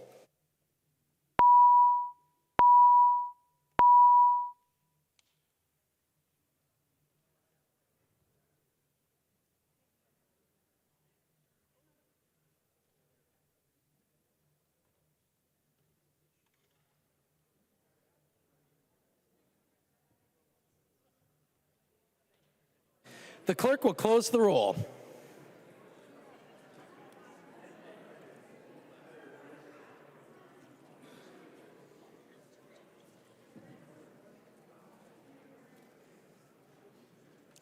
There being 62 ayes and 69 nays, the motion does not prevail and the amendment is not adopted.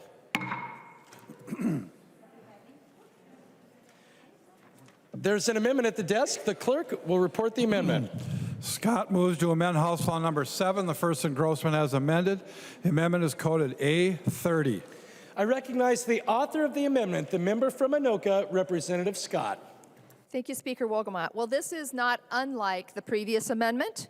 This would require the disposal of retired wind turbine blades to be disposed of within our own state and be recycled into a useful byproduct here. Members, there's an article from and I can send you the link if you're interested, let me know. But there's an article that was in the Star Tribune this summer. Actually, it was about a decommissioned wind farm out in Representative Schumacher's district. Out there in, it looks like, where's the name of the city? There's Lincoln County and another county out in that area of Minnesota.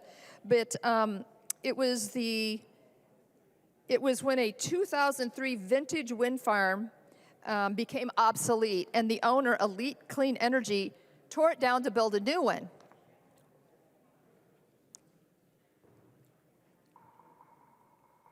Thank you, Mr. Speaker. The new wind project came online the previous month from when the article was written, with bigger turbines that produce 32% more electricity than the old facility. And the new turbines, they scoop up so much more wind that Elite needed to erect only 37 of them, that the only problem was they had to do something with the 65 old ones. And members, I don't know if you've ever been traveling, taking a road trip somewhere, and seen a bunch of windmill blades piled up somewhere. But I've seen that going down 35W to Iowa. I'm from Iowa, and I saw a bunch along the interstate there. And it's like, what will they do with those big honking blades? They are big. And so, members, we need to make sure that if we're producing green energy here, that we're not exporting a byproduct of that that's going to cause a landfill to fill up in another state. If we're going to be green here in this state, then let's be truly green and find a use, find ways, technologically speaking, of recycling these windmills blades. I mean, you know, we have so many lakes here. Is there a way that they can, now if this idea launches, I want credit for it, but can we make canoes out of them? Can we do something with the materials and with what these blades are made of? But members, we have to have a plan in place for recycling all this stuff. It takes up enormous amounts of space. And don't even get me started on car batteries and storage batteries for solar or wind energy. Some of those are the size of semis. So members, this is sensible. Please vote green. Further discussion to the amendment. I recognize the member from Hennepin, Representative Long. Thank you, Mr. Speaker. I'd urge members to vote no. The federal government is incentivizing recycling wind turbine blades now with a federal tax credit. So we are making progress in this direction, but this amendment is too burdensome. Any further discussion to the amendment? I recognize the author of the amendment, Representative Scott. Thank you, Speaker. Would Representative Long yield for a question? He will yield, Representative Scott. Thank you. Representative Long, where are these things going now in the state of Minnesota? Where are they going? Representative Long. Wyoming. Representative Scott. Thank you, Speaker. Would he continue to yield? He will, Representative Scott. Representative Long, how do they get there? Representative Long. Thank you, Mr. Speaker. By truck. Representative Scott. Well, there you have it, folks. Thank you, Mr. Speaker. So we're using carbon on a semi to truck it to Wyoming. Is this the way we're going to move through this legislative body? We're going to create problems here and ship them out to another state? Do we do that for other states? Do they bring their stuff and dump it here? Wow. Please vote green. Any further discussion to the amendment? Seeing none, all those in favor, please say aye. Aye. Those opposed, please say no. The motion does not prevail and the amendment is not adopted.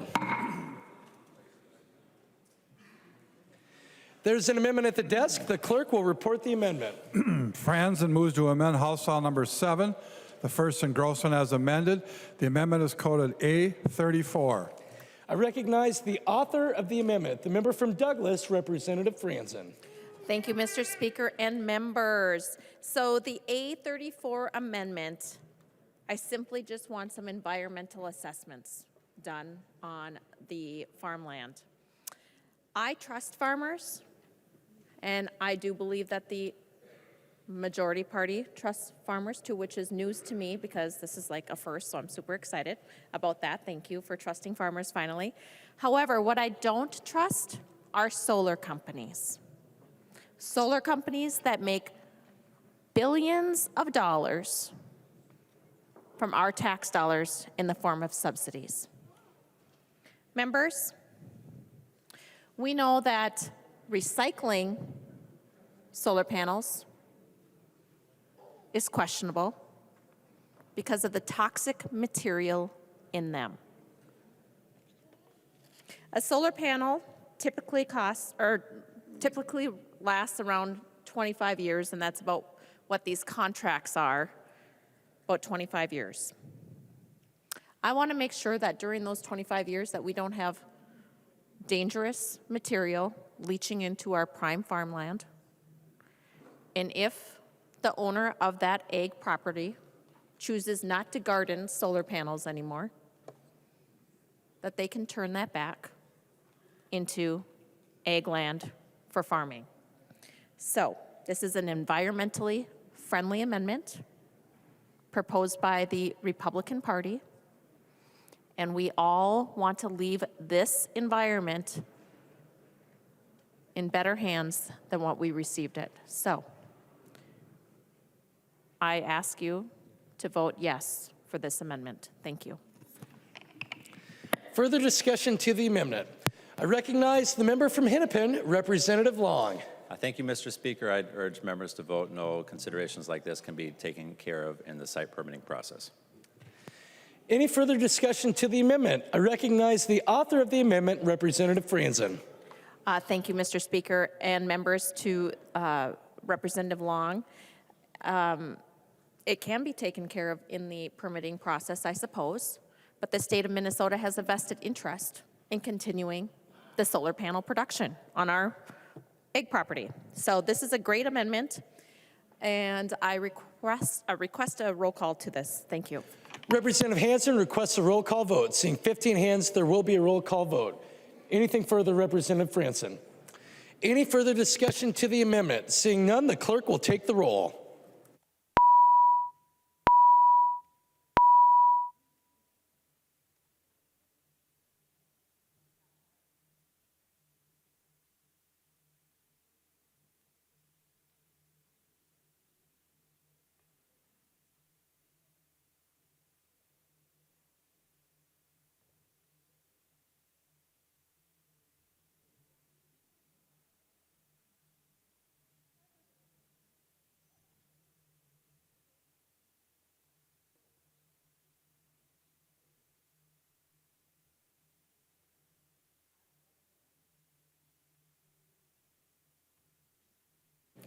The clerk will close the roll.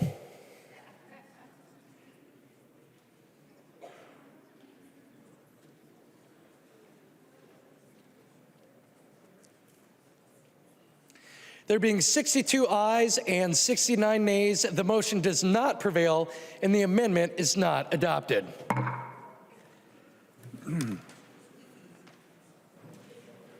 There is an amendment at the desk. The clerk will report the amendment. Franzen moves to amend House File Number 7, the first engrossment as amended. The amendment is coded A32. I recognize the author of the amendment, the member from Douglas, Representative Franzen. Thank you, Mr. Speaker and members. Did you know that the long blackout bill relies on slave labor to achieve its goals? If your energy bill relies on slave labor, then is this energy bill really clean? We here have an opportunity to mold the supply chain, to admit that green energy has a dirty past and present. What I don't want is a dirty future. Slave labor. 70% of the world's lithium and almost all of the world's graphite comes from China, where Uyghurs are held as slaves.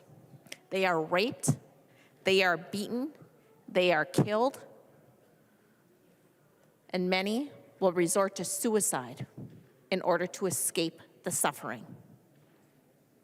In places such as Congo, we've got children as young as 6 years old mining for the materials so that we can have a quote-unquote net zero blackout bill.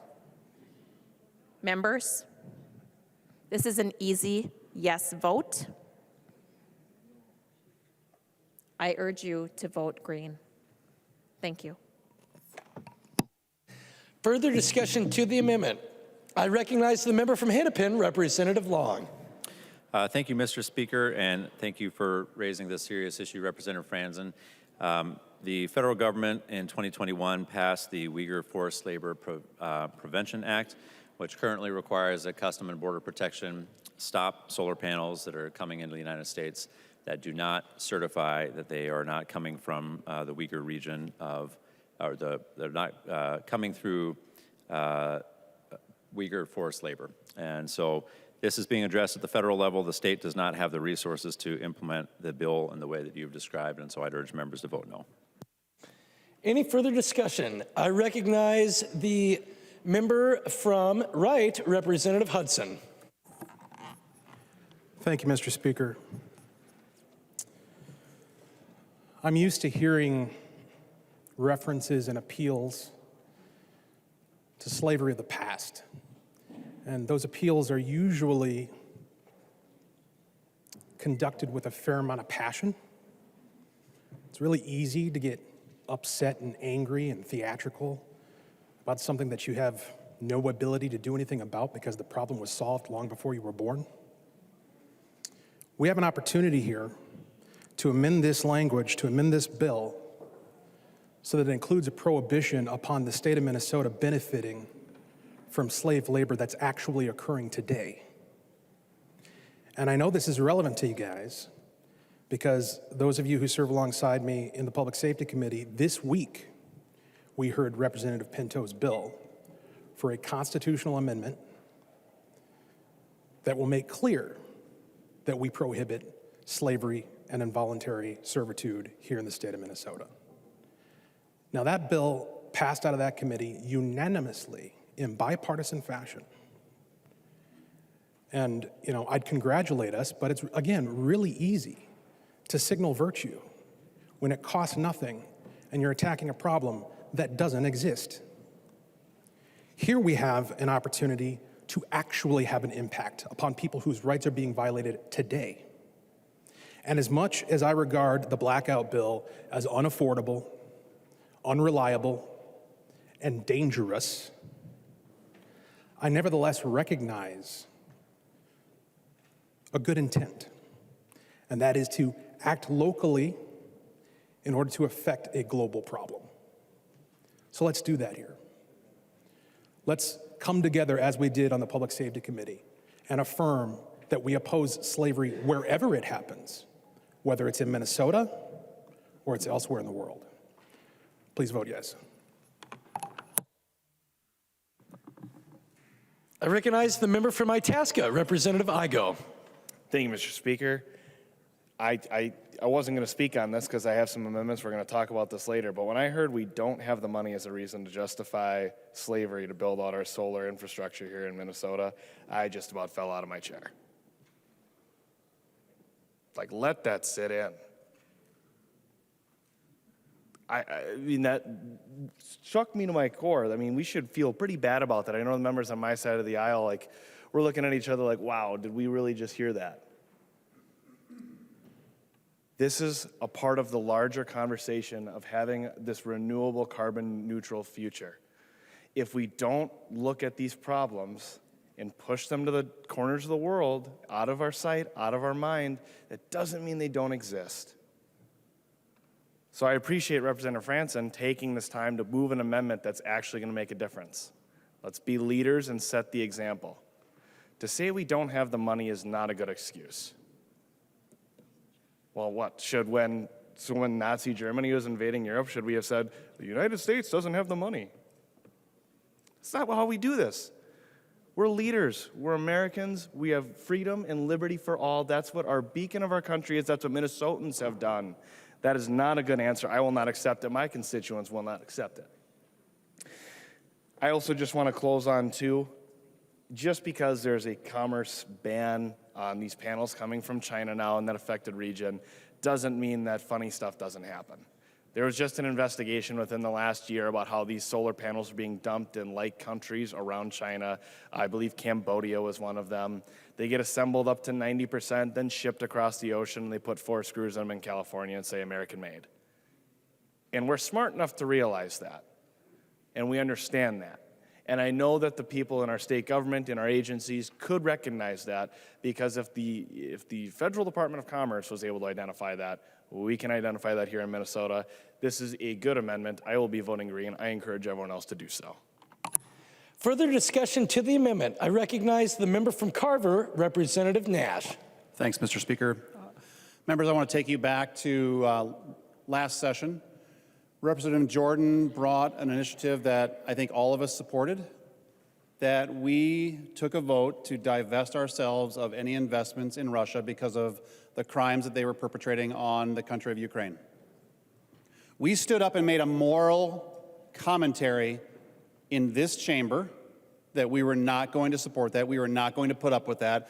And when we have an amendment over here that does the same thing, just in a different part of the world, you all run away from it because we don't have the money. Well, I would encourage you to maybe check some of the budget forecasts that you've seen lately, and I think we have a couple of nickels laying around. But you were all together with us. We were unified in that effort to say we will not support that behavior. And I was proud. I stood right next to Representative Jordan, and I was proud to do it.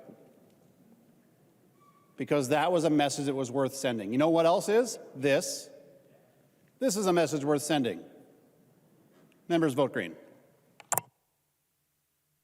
I recognize the member from Lyon, Representative Swedzinski. Thank you, Mr. Speaker, and thank you, Representative Franson and Hudson, for your comments on this particular issue. You know, you really just have to ask yourself, folks, you know, I understand that omelets have to be made, and at what cost? Regardless of what you think about solar panels, this isn't a conversation about that.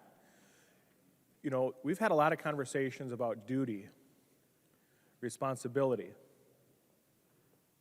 We had an abortion bill here just last week that Republicans said we have a duty, we have a responsibility to protect those unborn people. We weren't successful in doing that. This is an opportunity for us to have another crack at that apple. These are not fetuses in the womb. These are living, breathing people that deserve a voice. And I understand this green new age that this bill proposes isn't ready for prime time. You know, President Biden, I think in June, suspended tariffs that were being levied when they found out that this was essentially allowing slave labor to thrive in other parts of the world. And why did he do that? Is it because he's, not paying attention to the issue? Or is it that he understands, as Representative Long said, that, well, it's being handled at the federal level? We have a responsibility. You know, teachers, when they see a child being molested, have a duty to call police, turn them in, so that abuse can end. We, as a legislative body, with Representative Franzen's amendment, have pointed out the abuse. To some children, to some Muslim Uyghurs, to some women, men, boys, girls, living, breathing people. Well, here we need to do what's right for the globe. Here's just a small bite of an apple, a peace offering to people that have no voice in a land that we may never visit. We like to talk about the injustices that happened maybe in this very spot before this building was built. But we don't want to face the injustices that are happening right beneath our nose. And for what? Well, we just need to do the right thing. Well, members, you've got a choice. Oftentimes, these discussions are based on color, creed. There's no gray area in this. A red vote means that we can look the other way today. A green vote allows us to shed light on this blackout bill for what it really is. That we sometimes need to break an egg to make an omelet on the backs of the voiceless. Vote green. Further discussion to the amendment. I recognize the member from Anoka, Representative Niska. Thank you, Mr. Speaker and members. I do want to just remind everyone, when you're looking at this amendment, you might not really understand where it fits into the bill, but where it fits into the bill is just one item at the end of a very long list of considerations that we're telling the Public Utilities Commission to look at. This bill vests a lot of power, a lot of trust in our Public Utilities Commission. This amendment simply tells them not to ignore the victims, not to ignore the kids forced into labor, those enslaved in labor, and those effects on other parts of the world that we want to just forget. I understand it's easy to just ignore stuff that happens other places. It's easy to ignore horrible things that happen all over the world, sometimes for our benefit. This amendment simply tells that Public Utilities Commission that we have vested so much trust in that this is one thing that they shouldn't ignore. This should be a unanimous vote, members. Please vote yes. Further discussion to the amendment. I recognize the author of the amendment, the member from Douglas, Representative Franzen. Mr. Speaker, I would request a roll call. Representative Franzen requests a roll call vote. Seeing 15 hands, there will be a roll call vote. Anything further, Representative Franzen? Any further discussion? Seeing none, the clerk will take the roll.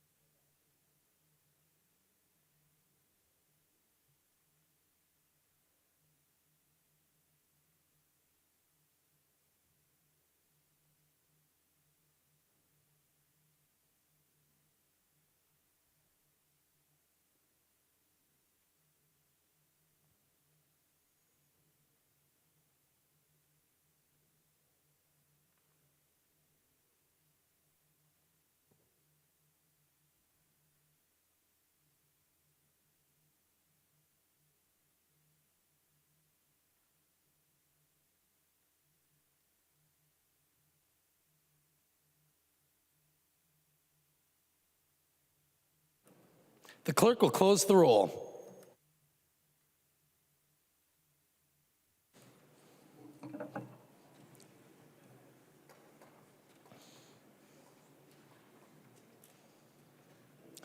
There being 62 ayes and 68 nays, the motion does not prevail and the amendment is not adopted.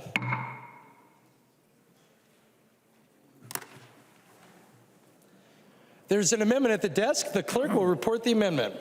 Franzen moves to amend House File Number 7, the first engrossment as amended. The amendment is coded A35. I recognize the author of the amendment, the member from Douglas, Representative Franzen. Thank you, Mr. Speaker and members. So 2 days ago, there was a very important event here at the Capitol. It was a human rights issues event. And that event was titled Women, Life, Freedom. And it had to do with Iranian women.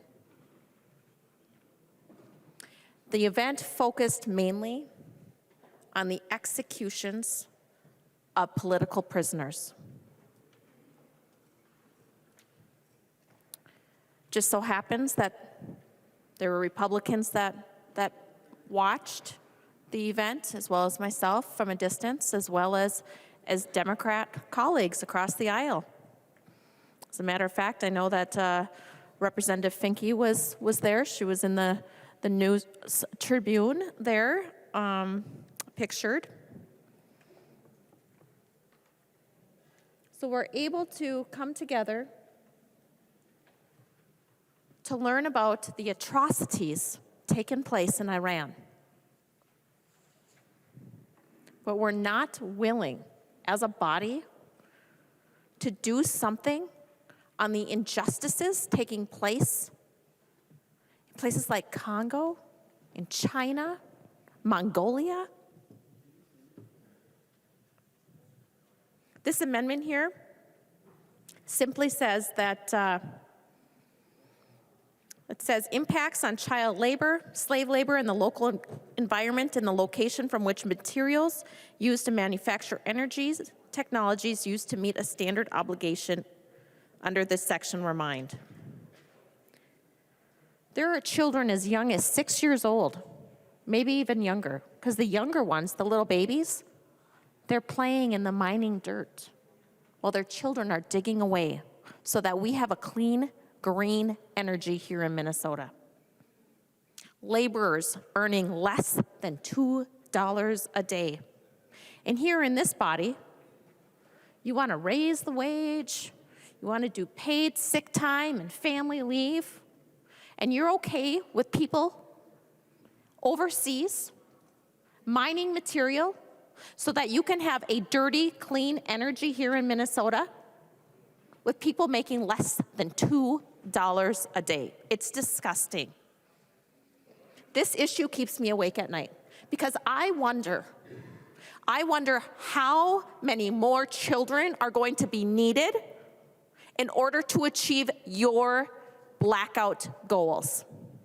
I wonder how many more slaves are going to be needed in China and other places of the world so that you can achieve your green energy goals. Do you know how many more are going to be needed? And it's not just for Minnesota, it's all across the globe, reliant on slave labor and child labor. You would never in your wildest dreams imagine a 6-year-old here in Minnesota going to work, because it wouldn't happen. We have labor standards. Children who lived in mining districts had 10 times as much cobalt in their urine as children living elsewhere. DNA damage of children living in the mining areas, because there's no safety standards there. Anything goes in order to achieve the goals in the West. Ongoing studies suggest minors' newborn babies have increased risks of birth defects. Again, I ask, how many more slaves and children are needed to achieve the goals of Long's blackout bill?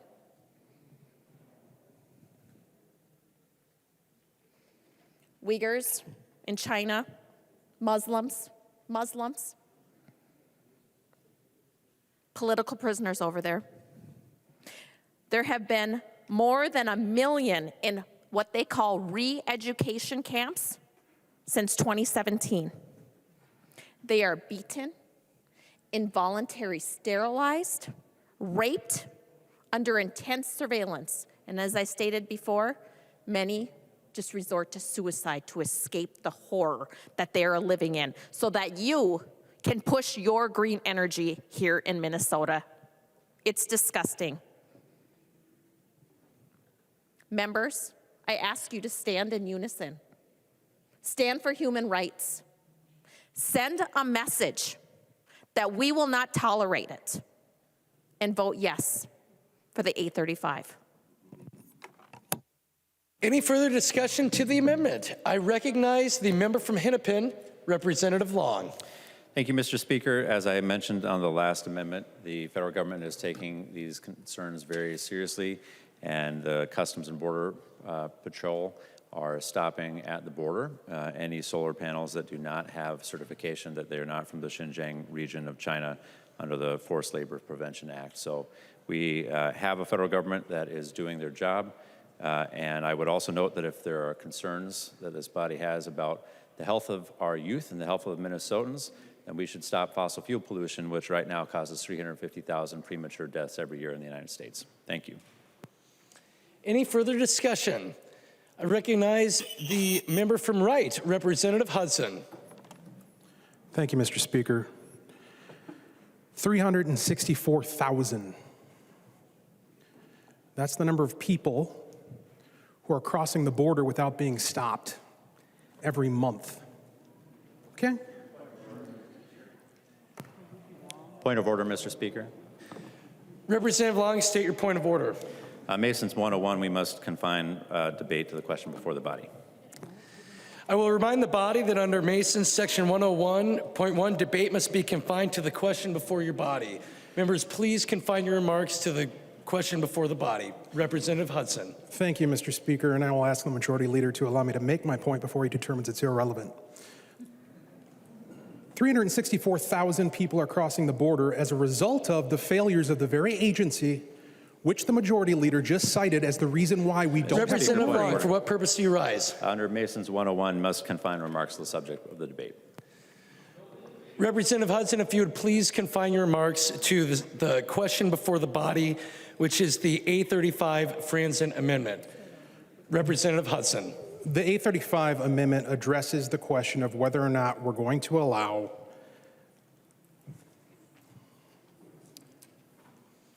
something that the Majority Leader says we don't need to worry about because we're going to trust the exact same federal agency that fails to stop 364,000 people from illegally crossing the border every year.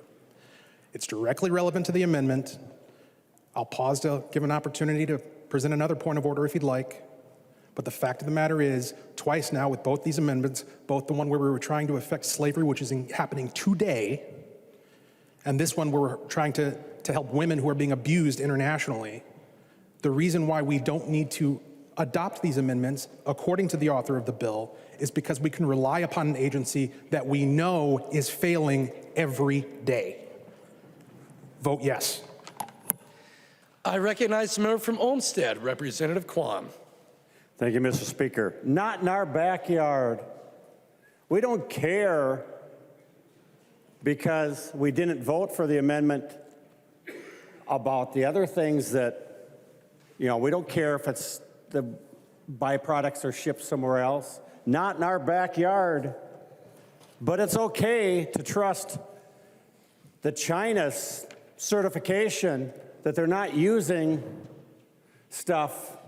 We believe that and we trust that because it's not in our backyard. I thought the base idea for clean energy was our planet, which isn't just our backyard, it's the planet. And if we want to be honest to our desire for the planet, we ought to care about what's not in our backyard. Because that's what decent Minnesotans care about others. This amendment cares about others. Thank you. Any further discussion to the amendment? I recognize the author of the amendment, the member from Douglas, Representative Franzen. Thank you, Mr. Speaker. Members, this is about the impacts of child labor and slave labor and the local environment and the location from which minerals used to manufacture energy technologies used to meet a standard obligation. That's what this amendment does. It's a simple yes vote. Roll call, please. Representative Franzen requests a roll call vote. Seeing 15 hands, there will be a roll call vote. Any further discussion? Representative Franzen. I recognize the member from Chisago, Representative New Brindley. Thank you, Mr. Speaker. There have been several really important points made. The majority leader is telling us that we don't need this because the federal government is managing it. But again, as Representative Hudson pointed out, frankly, the federal government is not very good at managing all kinds of things. And the philosophy here is we're just going to trust China and what they tell us? Thank you, Representative Quam, for pointing that out. This is insane. And I would just add to the argument, the only reason we wouldn't take this amendment is because we're afraid of what it would mean. Representative Quam mentioned NIMBY. I talk about this all the time, and frankly, anyone who applies an ounce of intellectual honesty says, well, yeah, it's true. If you don't want what comes out of the ground in northern Minnesota to come out of the ground in northern Minnesota, you are not an environmentalist. You are not an environmentalist. You are NIMBY. That's it. Because if you were an environmentalist, if you really stood behind your principles and values of this renewable energy mandate by 2040, you would absolutely support taking these minerals out of the ground in Minnesota, where we have the most strict environmental and labor standards in the entire world. Here in Minnesota is where we do this responsibly. Here in Minnesota is where we do this environmentally consciously. Here in Minnesota is where we protect our workers. But instead, we're going to reject this amendment.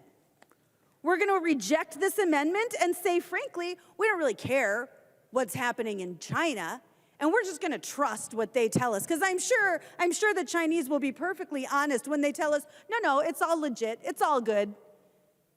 We promise. We promise. We've been throwing out this word trust a lot on the floor and in different committees lately. So I'm trying to keep a list now. We should trust our doctors. We should not trust our therapists.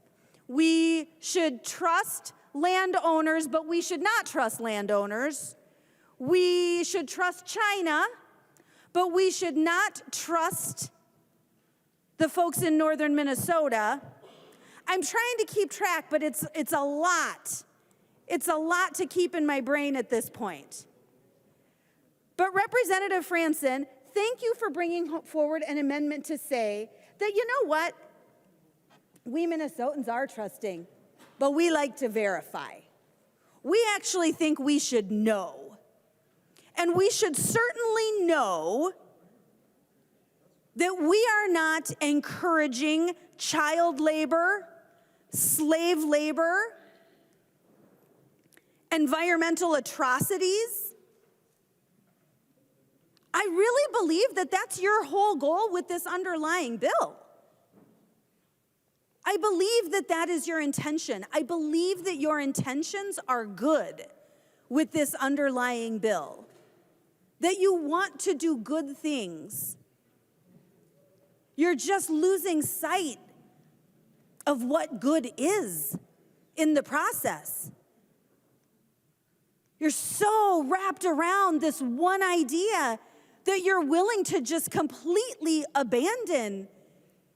I mean, it goes beyond morality. You're willing to just completely abandon morality for this one goal. For this one goal. We have the resources, we have the workers, we have the people, we have the intellectual capabilities. We have everything we need to do this responsibly. We have everything we need to protect human rights. But the majority leader is telling us to trust China. Well, I think I'd rather verify.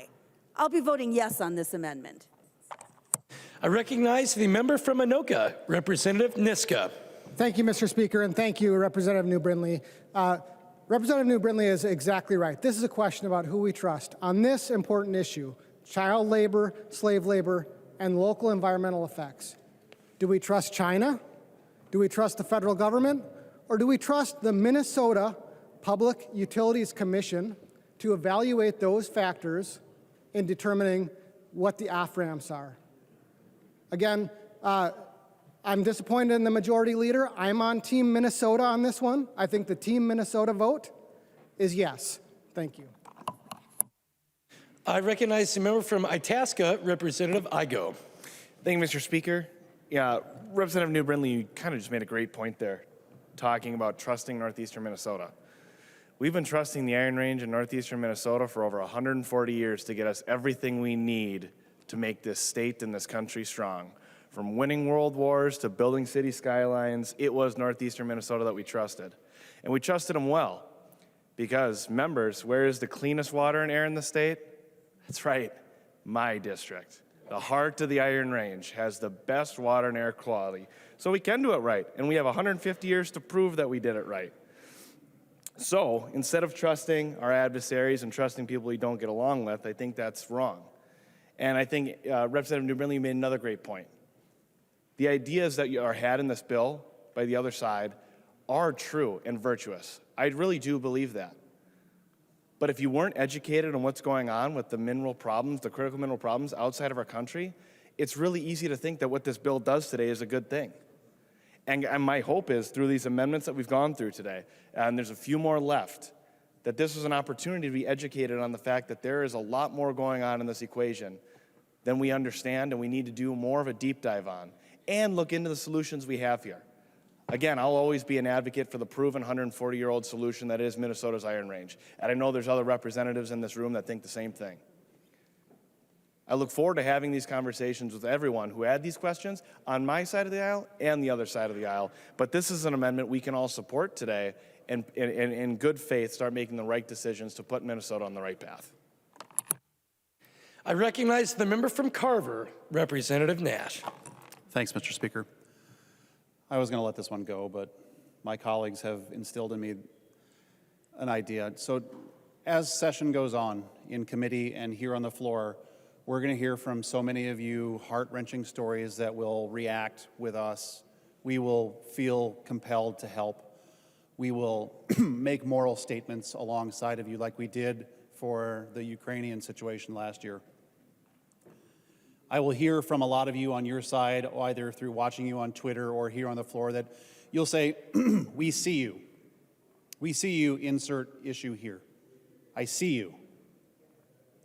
Well, we have another opportunity to make a moral statement here. That as a state who has a rich mining history, we have this stuff available right now. And if you want to pursue green energy, Representative Long, I get it. I don't know that we disagree as vastly on some of these things as you think. But on Representative Franzen's amendment here, she's trying to say to the children who are forced into slave labor, we see you. And we're going to stand with you. And we don't mind standing up as our caucus to be that voice. I would have expected that my colleagues on the other side of the aisle would have possibly beaten us to that. That they would have said, you know what? We can't handle the guilt that will come along with this because it is overwhelming. That the burden of putting these solar panels together in China and being sourced with minerals from kids, and I reminded you before, I'm the dad of 6. When I think of situations like this, I think of how would Hannah, what would I do to make sure my daughter Hannah wasn't put into slavery? What would I do to prevent Matthew or Emily or James or David or Sarah? What would I do to prevent that from happening? You have the opportunity to put a vote up right now for kids who we don't know their name, but we see them. And you know this to be an incontrovertible fact that slave labor is being utilized to produce these minerals that go into these panels, to go into these things that you are using. I urge you, see these children and vote green.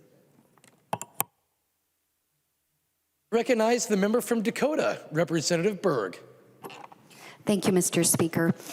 I've been sitting here with the thought, and once Representative Nash talked about a moral statement, I'd like to lift up that there are members here in this chamber where this language that we've been shouting is really hard for. When we're talking about slavery, it's not up to our black and brown colleagues to talk about how offensive that is over and over and over at high volume. It is not up to our indigenous colleagues to listen to child labor over and over at high volume when their children were stolen from them. I'd like to lift that up. Point of order. I would like to rise on 101, saying we need to be talking about the amendment at hand. I'll remind the body to confine your remarks to the question before the body. Representative Berg. Thank you. I'll abide by that because I've already given the message. Any further discussion? I recognize the member from Douglas, Representative Franzen. Thank you, Mr. Speaker. Members, the long blackout bill is unaffordable. It is unreliable. And if you vote down this amendment, another amendment dealing with child and slave labor, you will make this dangerous as well. So I urge you to vote green on the A35 amendment. Thank you. And I'd like a roll call. Seeing no members, a roll call vote had already been requested. There had been 15 hands and there was a roll call, but always get a double check, Representative Franzen. There being no further discussion, the clerk will take the roll.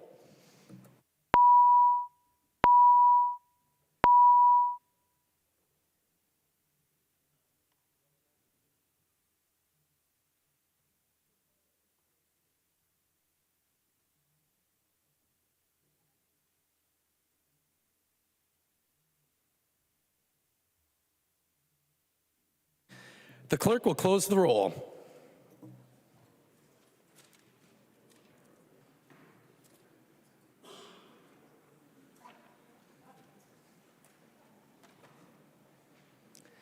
There being 63 ayes and 68 nays, the motion does not prevail and the amendment is not adopted. There's an amendment at the desk. The clerk will report the amendment. IGO moves to amend House File Number 7, the first engrossment as amended. The amendment is coded A28. I recognize the author of the amendment, the member from Itasca, Representative Igo. Thank you, Mr. Speaker. This amendment here today is very simple in the fact that it's going to be a nickel supply study. So I've kind of been talking all day about the facts around the United States, Minnesota's nickel supply, where it comes from. Again, most of those places, Indonesia, Russia, and China. So what this study is going to do today is it's going to require the Department of Commerce to kind of tally up where we're getting all of our nickel from, not only just see where it's coming from, but then we can also get an idea of the amount of carbon that's been emitted through that process, other violations like we were talking about with Representative Franzen, environmental destruction. So we can really start wrapping our head, kind of have that global view of what this transition is going to do to our state's economy. And again, I'm looking at this just like a rec credit. If we're going to count them differently, how we move things around in the grid, we're kind of just moving these rec credits to the other side of the world where we can't see them, where we can't count them. So again, this is a bill to support doing things the right way, which I believe there's only two ways to do something, the right way and the right way, and we here in the Minnesota legislature should all think about doing that when we're moving legislation. I would encourage a green vote on this, and I would like to request a roll call. Representative Igo requests a roll call vote. Seeing 15 hands, there will be a roll call vote. Mr. Speaker, Representative Olson, for what purpose do you rise? I rise to a point of order under House Rules 4.05.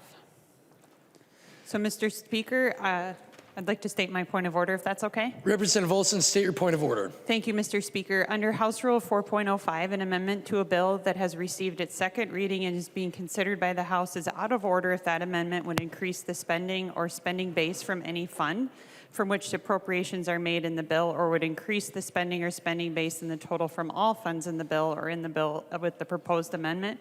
And the amendment proposed, the A28, would require a study which would cost the Commerce Department, would have to pay for that. So this amendment is out of order. Any advice? Representative Igo. Thank you, Mr. Speaker. There is no cost in the amendment, and I don't see, is there any information from the Department of Commerce that there is a cost in this? I know I've been ruled out on this before, and I've gotten a letter from a commissioner right on my desk saying there's a cost. I don't see that letter. That is my advice. There is no spending in this amendment. I recognize the member from Chisago, Representative New Brindley. Thank you, Mr. Speaker. Advice. There is no appropriation. There's no appropriation in this, and it is up to the Department of Commerce to do the study. It's not complicated. We appropriate money to departments, and they do what we tell them to do with that money. We have appropriated them money already, and they do the study. There is literally no spending. In order for there to be spending, there has to be an appropriation. There's no appropriation. Like, what a silly argument we're making right now. I don't know why in the world we wouldn't just vote on this amendment. There is clearly no appropriation. We are clearly not spending any money. The Rule 4.05 does not apply to agencies and departments incurring costs. Rule 4.05 applies to bill language itself. And this bill language clearly does not spend money. I would advise the speaker that the point of order be not well taken. Members, I have Mr. Speaker. Oh, Mr. Speaker, advice. Representative Pinto. Mr. Speaker, if this was introduced as a bill, would have a fiscal note. There would be a cost. The Department of Commerce would have a cost for doing a study. There is, in fact, a cost to this, and I ask that you find and suggest that you find the point of order well taken. Members, I have studied the amendment. I have reviewed the bill. I have considered advice from Representative Olson, Representative Igo, Representative New Brindley, and Representative Pinto, and I find that the point of order is well taken. Mr. Speaker, I want to appeal the ruling of the Speaker. Representative Damoth. And I'll request a roll call. Representative Damoth appeals the ruling of the Speaker and requests a roll call vote. Seeing 15 hands, there will be a roll call vote. Any discussion to the Damoth appeal? Representative Igo. Thank you, Mr. Speaker. Again, it's very clear if you read Rule 4.05, there is no appropriation in my amendment. We're just kind of making assumptions here, like I said. And the research that I've been presenting to this House all day about nickel studies, I was just doing with independent research. I mean, it's not going to require that much money, and again, there's not even an appropriation in here. So I'd hope that we can find this, we can overturn the ruling of the Speaker, take a clean vote on this amendment. Again, this is just having the mentality that we are going to acquire things correctly. I mean, even if this amendment, the goal is to find out if we do find out we're getting things that are wrong, bad, taking advantage of people, we as a state can make a change and make things better. I don't see a problem with that. I think this whole chamber should get behind something like that. I know that my colleagues and I have been talking about this. I'm going to have their support today. I hope that I can have your support today as well. Please vote red to overturn the ruling of the Speaker, please. Any further discussion to the appeal? I recognize the member from Hennepin, the Majority Leader, Representative Long. Thank you, Mr. Speaker. I'd urge members to uphold the ruling of the Speaker. Studies cost money, and you ruled correctly. Thank you. Any further discussion? I recognize the member from Stearns, the Minority Leader, Representative Damoth. Thank you, Mr. Speaker. Would Representative Olson yield for a question? She will yield, Representative Damoth.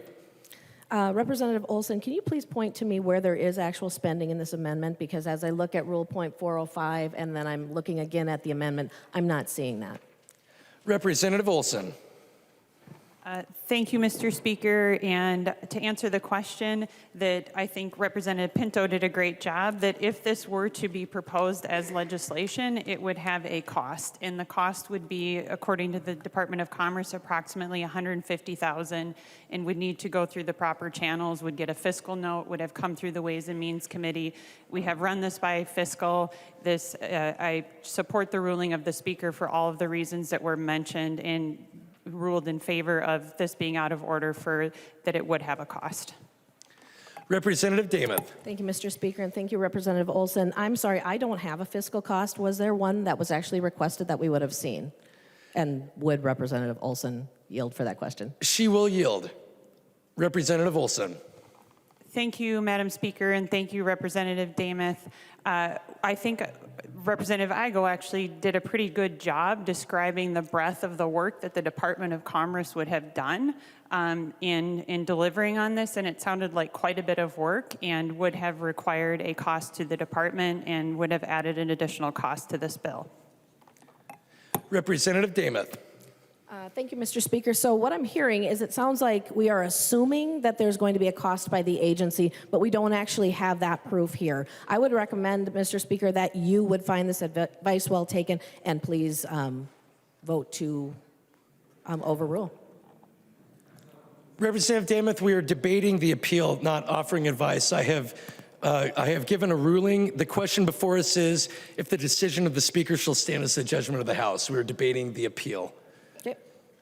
Any further discussion? I recognize the member from Chisago, Representative New Brindley. Thank you, Mr. Speaker. I want to read Rule 4.05 because we seem to be a little bit confused about what Rule 4.05 says. We keep talking, the majority party keeps talking about cost, that there's a cost to this bill. But Rule 4.05 very clearly says that an amendment is out of order if that amendment would increase the spending or spending base from any fund from which the appropriations are made in that bill. This amendment does not increase the spending. Frankly, cost is irrelevant. The Department of Commerce can absorb a $150,000 cost. Nowhere in Rule 4.05 does it mention cost. This isn't about cost. This is about spending. Rule 4.05 refers to spending. There is very clearly no spending in the amendment. None. I mean, if this is the game we're going to play this session, it's going to be a long session. And I think you know that we're here to be serious. This is crazy. This is crazy. You know, and I don't understand. It's very confusing. You know, I mean, typically when we use these rules to say that amendments are out of order, you know, we're concerned about taking an up or down vote on a rule. Over the last 4 years, it's become very clear that we don't actually care what the rules are and what the rules say. We're just going to rule anything out of order if we don't want to vote on it. This is bonkers. This is nonsense. This is nonsense. I would overrule the ruling of the Speaker. I recognize the member from Carver, Representative Nash. Thank you, Mr. Speaker. I've read the entire amendment. The only thing that even remotely sounds like an appropriation in there is the word nickel. So I'm just saying, there's no dollar amount in there, and I've read lots of amendments, and I've written lots of amendments, and I may be offering an amendment later that has an appropriation that I'm sure you're going to rule out of order. Foreshadowing. But there's nothing in here that 4.05 is even applicable to.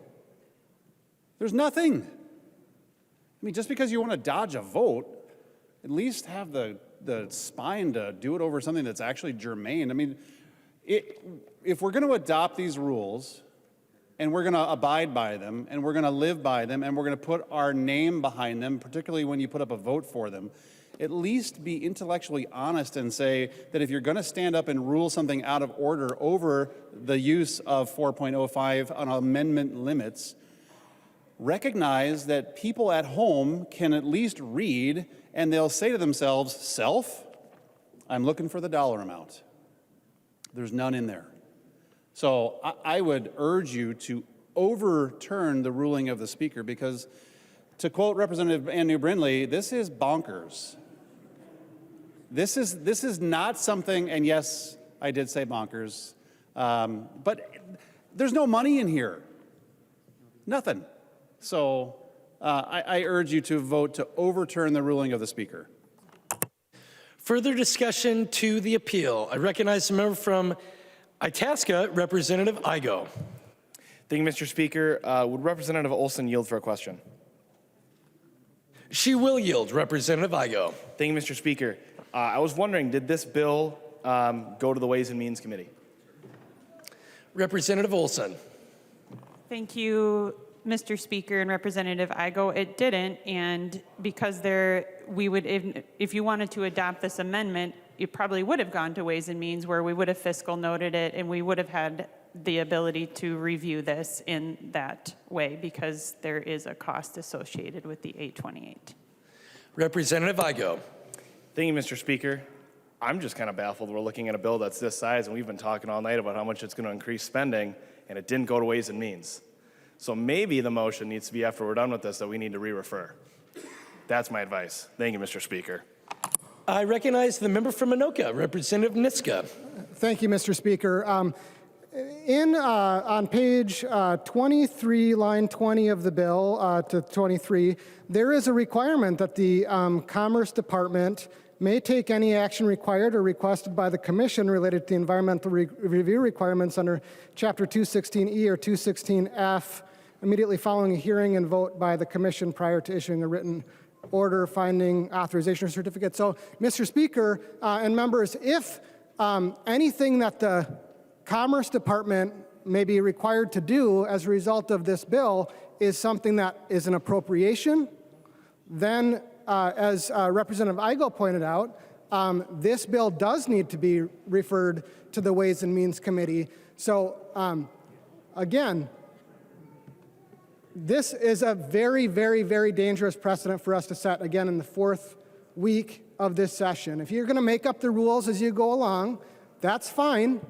That's fine. We'll play the same game. But this amendment is. Yep,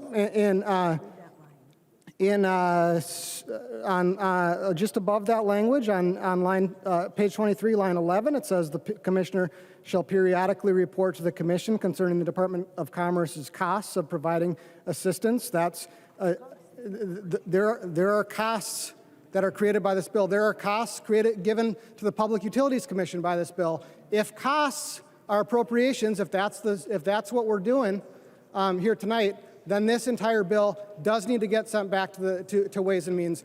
I think you all want to vote on this bill tonight, and if you do, I hope you'll overrule the ruling of the Speaker. Thank you. Further discussion. I recognize the member from Olmsted, Representative Quam. Thank you, Mr. Speaker. Members, apparently the underlying bill wasn't checked by the Ways and Means Chair because such expensive and extravagant words as study in this amendment are being inferred to be expensive spending of resources, and there's no way that you're doing this clean energy bill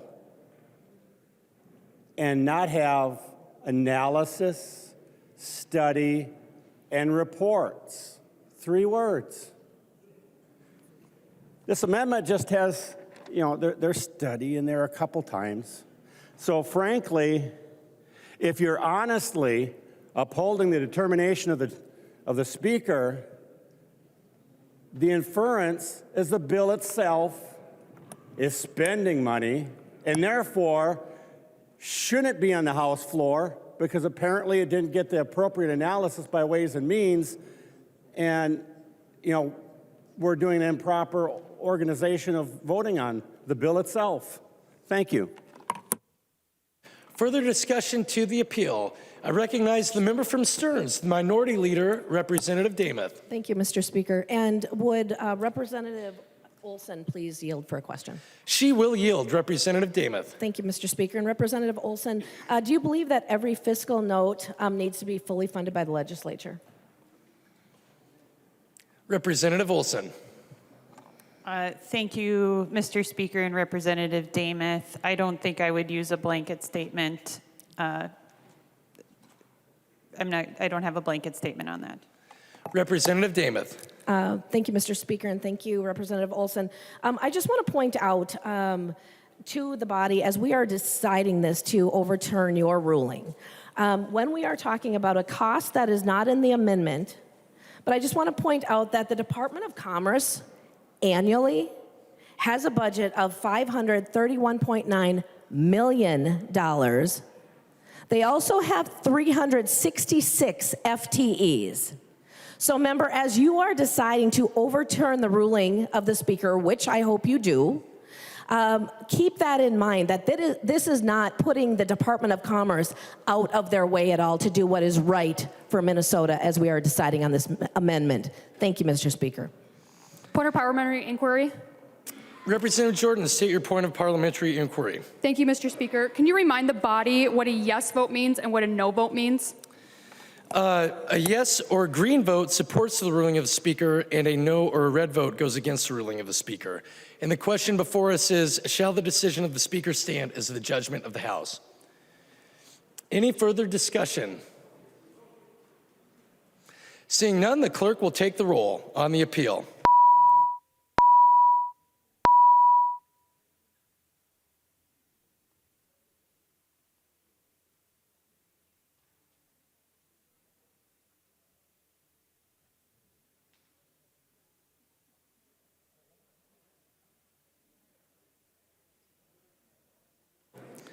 The clerk will close the roll.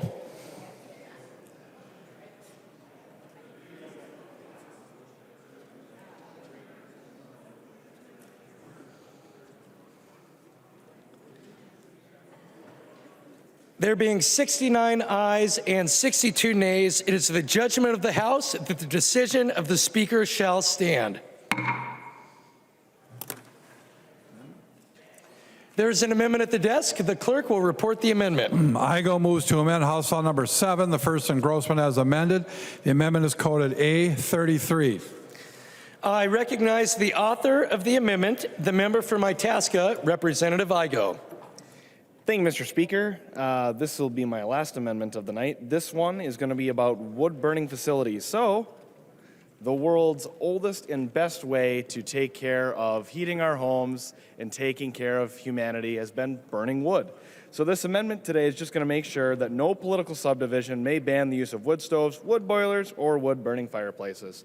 So for those of us in northern Minnesota, I guess from all parts of the state, we use wood to keep our homes warm, whether it be in a fireplace, whether it be in a wood boiler. It's a renewable resource. In fact, it's actually another form of carbon sequestration.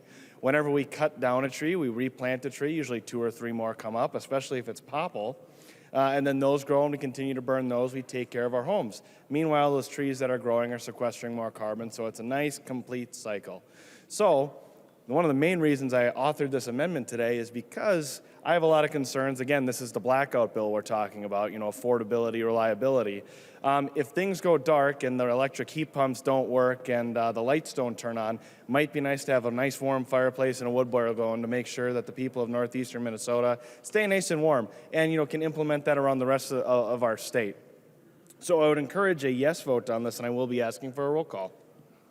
Representative Igo requests a roll call vote. Seeing 15 hands, there will be a roll call vote. Discussion to the amendment.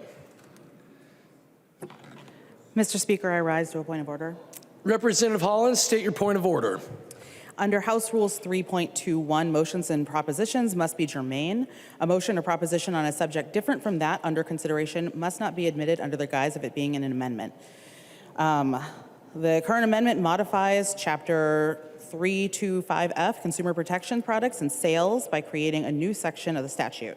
So House File 7 does not include that chapter, and therefore it is not germane.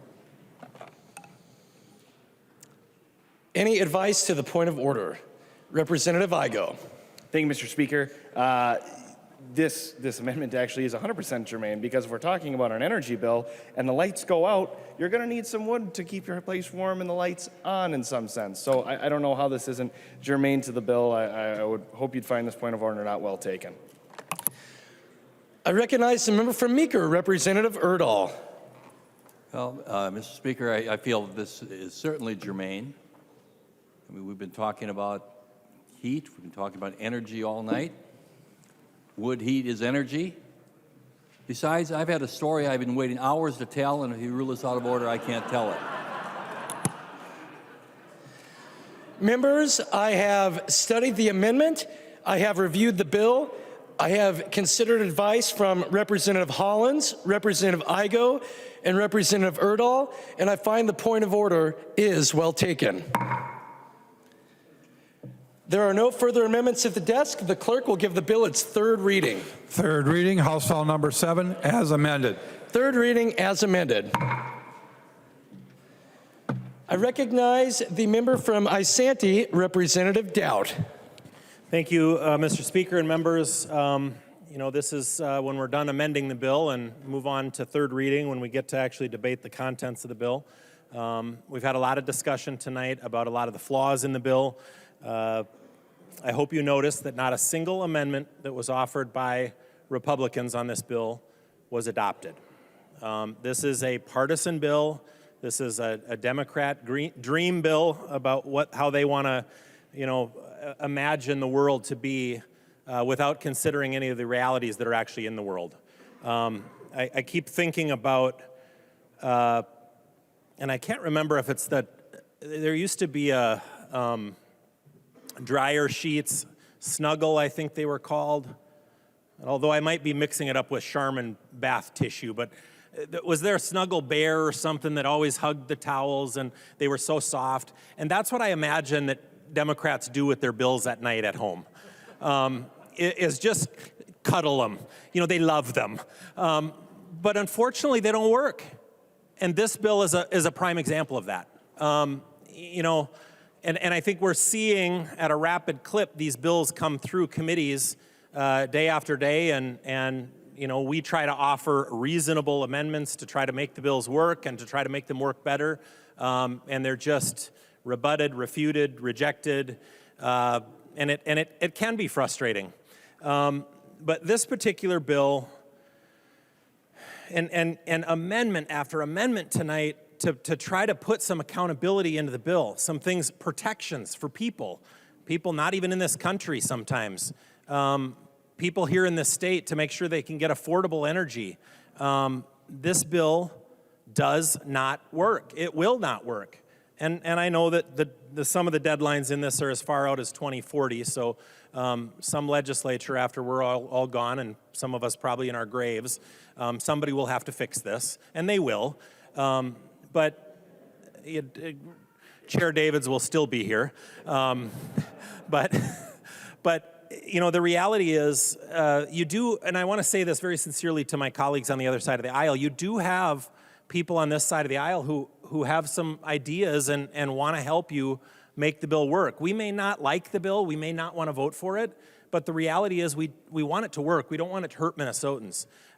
So, you know, please take advantage of that. Please talk to us and please work with us and hear us out, because the reason that we have a legislature like this, and the reason that we all represent a fairly equal number of constituents, is so that people's voices from all over the state, from all different walks of life, from all different economic situations, are represented here at the Capitol. And these sorts of bills impact people all across the state very differently. You know, I think today is an interesting day to talk about the failures of Democrats' energy policy, considering the decision that came out of the Biden administration this afternoon about mining, shutting off a great deal of property and land here in the state of Minnesota from mining. And the reality is that this bill requires a whole bunch of those precious metals that we have an abundance of here in the state of Minnesota to make this bill work, okay? And we've had this conversation on the House floor dozens of times. If you don't, and if you remember me, I could go through right now and call you out by name on who's on their iPhone and who's on their iPad and who's on their, computer, because all of those products that you're using require those precious metals that we could mine right here in Minnesota. And by the way, if we mined them here in the state of Minnesota, we'd create great jobs for people that need them here in this state, and we'd be doing that mining in the place in the world where they have the highest environmental standards in the world. We'd do it with the highest ethical standards in the world, and we'd get the economic benefit. Our economy would, we could tax that product, we'd create those jobs, we'd collect income tax off of those jobs, and we could do good stuff with those resources. But when you create a demand for the product and you don't allow that product to gather its resources in the places in the world where they have the highest environmental standards, you are driving that demand to the places in the world where they have the lowest environmental standards. So when I say this bill doesn't work, that's what I mean. It's not just a blanket statement where I'm saying, hey, nice try, you just missed the target. You're actually making the problem worse because you're creating a demand for a product that we can't produce here, and they're producing in another country. I've talked a lot about China, and I've told the story a few times, I think, on the House floor, but there's a lot of new members. I was traveling abroad once, probably, I forget when they signed the Paris Climate Accords, but it was when Obama was president. And I was in my hotel room with jet lag and couldn't sleep, and I had BBC on because it was the only English-speaking channel on the TV. And this was just before the Paris Climate Accords, and there was a story that kept coming on. I think they were on a 30-minute deal, and I sat up for hours with jet lag, not being able to sleep. So I watched that story time and time and time again before I could finally fall asleep.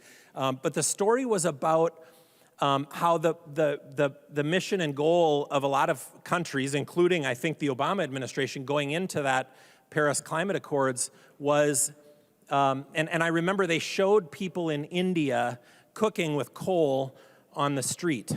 And if you've been to India, if you've been to China, and I don't know if you can see it at home on the TV here, but the color of the walls in here, this dark beige color, would be a really good day in some of these countries on what the sky looks like. So while we're trying to bend over backwards and reduce any sort of emission whatsoever, our President Obama at that time signed the Paris Climate Accords, which allowed China and other polluting countries to increase their emissions. And at that time, if I'm not mistaken, it was 15 years that China had to increase their emissions before they had to start decreasing. But we had to start decreasing immediately, okay? So that's the day that I realized that this whole thing wasn't about the environment. Because if it really was about the environment, and if we had an environmental crisis in this world, we would have all banded together and say, let's start reducing emissions now, right? This is an emergency. How many times have you heard that? It wasn't an emergency. It was about equalizing economies in the world. And they will actually tell you that, and that's what that news story said that I was watching over and over again on BBC, that the priority of some of the countries that were going to the Paris Climate Accords was that we needed to reduce the emissions in developed countries so that underdeveloped countries could continue to increase their emissions and thereby help them develop their economy, okay? So it wasn't an emergency. It wasn't a climate crisis. And by the way, China got to increase for 15 years, which means we have a net increase since that document has been signed. We have a net increase in carbon emissions in the world, and I think you all know we're not the bad cops or the bad actors in this, right? I mean, when you walk outside, the sky is blue and the air smells fresh and clean, right? Even in the city. But in these other countries, it's dangerous to walk outside and breathe the air. So when I say that you are making the problem worse, you're not putting any regulation. I mean, you turned down, I don't know how many amendments tonight, or rejected how many amendments tonight that would have said, you know what, let's actually care about other people on the planet. Let's actually make sure that we're not using child labor, or we're not mining in areas in the world where they have zero environmental standards. And I know you've all heard the atrocities that happen in these other countries, right? You are contributing to that with this bill. You are contributing to that when you buy these products that are sitting all over your desks over there, because you're creating a demand for that product, but you're saying, yep, we want the product, we're going to create the demand, but we're not going to allow that product to be mined right here in our backyards in the place of the world where we have the highest environmental standards in the world. You're not doing the right thing. You're actually making the problem worse. So when China gets to increase for 15 years before they have to start decreasing, it may take 15 years to get back to where we are right now after that, which is 30 years after that Paris Climate Accord was signed. And there's no guarantee that China's ever going to do that. There's no guarantee that the emissions that we see reported out of China right now are accurate. In fact, I would guarantee, because I've been there, and I've looked at the sky, and I've breathed the air, I would guarantee you that the emissions that are being reported worldwide are absolutely not accurate, and we should not trust those. But you've rejected tonight so many times the opportunity to put just a few common sense protections in place to make sure we're actually looking at that stuff. There's a chance that you actually are passing stuff that would be worse for the environment than if we actually just continued on the path that we're on right now. In fact, it's likely, because there is no protection in this bill. There is no check and balance. You even rejected a report that would just tell us the basics, right? You don't even want to know the data. That's the part that's shocking. On a separate note, I wanted to speak on that point of order about, I'll just tell you, we have gotten too comfortable. As I read that amendment, and I heard one member stand up, and I don't think she's wrong. I think that would get a fiscal note of $150,000 to create that report. We could have an intern create that report in probably 40 hours, once a year. I mean, but we in this chamber and in this government have gotten so used to zeros behind numbers that we don't care anymore, and we're numb to them. They don't mean anything. $150,000 to create a report like that? My 15-year-old nephew could do that in his homework in a week. This isn't rocket science, but yet we do it. And we allow somebody to give us a fiscal note that says we need 3 more FTEs to create this report. Give me a break. We can be better stewards of tax dollars than that. So a separate point, but this bill will literally be worse for the environment than staying on the path that we're on right now. And if you don't believe me, and if you don't believe where the problems are, take a trip to China, take a trip to India, and see the pollution that's going on in this world. The best thing that we could do right now is create more advanced technologies to provide food and heat to folks around the world that don't emit, and provide those to those people. Instead of saying, well, we're going to reduce below where we should, below our fair share, just so that another country can increase their emissions. And by the way, theirs are so much greater than ours are right now. That's even if you believe the numbers they're publishing, which I'd bet the numbers of their emissions are actually 10 times greater than what's being published. And I think you can see that. I don't hear them talk about smog in LA anymore, but boy, they sure did when I was a kid. And I remember going out there. We had some cousins, or I had an aunt and uncle that lived there, and we would go out there once every 3 years. That was our family vacation. And I remember always talking about smog and the smog report, and you could see it in the valley over LA.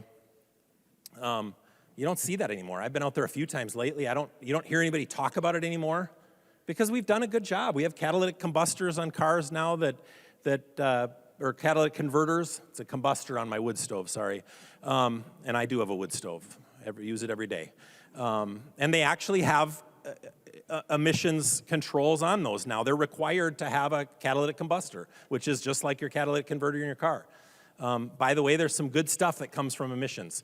I was a meteorology minor in college, and that smoke creates what we would call cloud condensation nuclei, which creates clouds and will ultimately create rain. So it's not all bad. But we can continue to ignore science and pretend like, the world's going to hell in a handbasket if we don't act right now. Well, you know what? We acted right now, and we listened to our President Obama when he signed that Paris Climate Accords, and that was going to solve the world's problems. And nobody was talking about the fact that the problem was actually going to get worse, potentially for 30 years before we even got back to par. And then we'd start to see some improvement. And it was an emergency. It was a climate crisis. It wasn't. It wasn't at all. The whole thing was about equalizing economies in the world. And you know what? There is some responsibility with being the sole superpower in the world and having the technology to help other nations instead of letting them continue to use the most polluting heat and cooking sources and energy sources in the world and mining with zero environmental standards. We could actually help them with our technology, but instead of doing that, we allow them to continue on this dirty, polluting path that they're on while we feel good about ourselves. We're that, what was the bear from the Snuggle fabric softener, hugging our bills here in the Minnesota legislature. And I don't mean to tease you. I know that what you're doing, you really feel like you're making a difference. But it's okay to listen to some people on the other side of the aisle who might have a little different perspective, because sometimes they're going to make you say, you know what? I never thought of that. And maybe there is a better way to accomplish this. Remember that Republicans are actually the original conservationists. We're the ones who set aside the national parks. And I would argue that people in my community care a hell of a lot more about the environment than people in a lot of the communities that I visit when I'm here in the Twin Cities. Because we're living off the land and heating our homes and planting and growing our own food. And we're actually planting and growing the food for a lot of people in your districts too. And we want to do that. We're proud to do that. And we want to help our state be great. So please let us do that. Thank you. I recognize the member from Wright, Representative McDonald. Mr. Speaker, would the Majority Leader yield for a question? Representative Long will yield. Representative McDonald. Thank you, Mr. Speaker. Representative Long, what is your answer to the electric cooperatives and the utilities, municipal utilities, question when they have a 30 to a 40-year contract for their energy from coal, from nuclear, from hydro, from solar, and wind? How do you respond to that? And how do we get back to our constituents and electric cooperatives who have that 30-year contract already in place? What is your response to that? I recognize the member from Hennepin, the Majority Leader, Representative Long. Thank you, Mr. Speaker. Thank you for the question. Contracts have to obey state law. Representative McDonald. Mr. Speaker, thank you. Well, I presume that you've done your homework because, members, if you're not aware of this, most of our electric cooperatives and utilities, municipal utilities, have contracts for their energy. It just so happens that the contract in my district, Delano, has a 30-year contract that they already fulfilled and signed just recently for their energy. So by state law, if you breach a contract, it costs millions of dollars. So Representative Long, your answer, although is correct, you forgot to tell the folks that your bill in breaching contracts, utilities, and electric cooperatives will cost the taxpayers millions of dollars. In our community in Delano, we have a municipal utilities, and our superintendent is very gravely concerned about the bill, about the cost, of course, and the unsustainability of it to begin with. Millions of dollars to breach those contracts. Would the Majority Leader yield for question? He will yield. Representative McDonald. Thank you, Mr. Speaker. Majority Long, now that you're aware of the state law and the consequences of your bill, what say you? Representative Long. Thank you, Mr. Speaker. I've always been aware of the consequences of my bill. So for utilities that have contracts for carbon-free energy, like you stated, if they have a hydro contract or a solar contract, they don't have to change anything.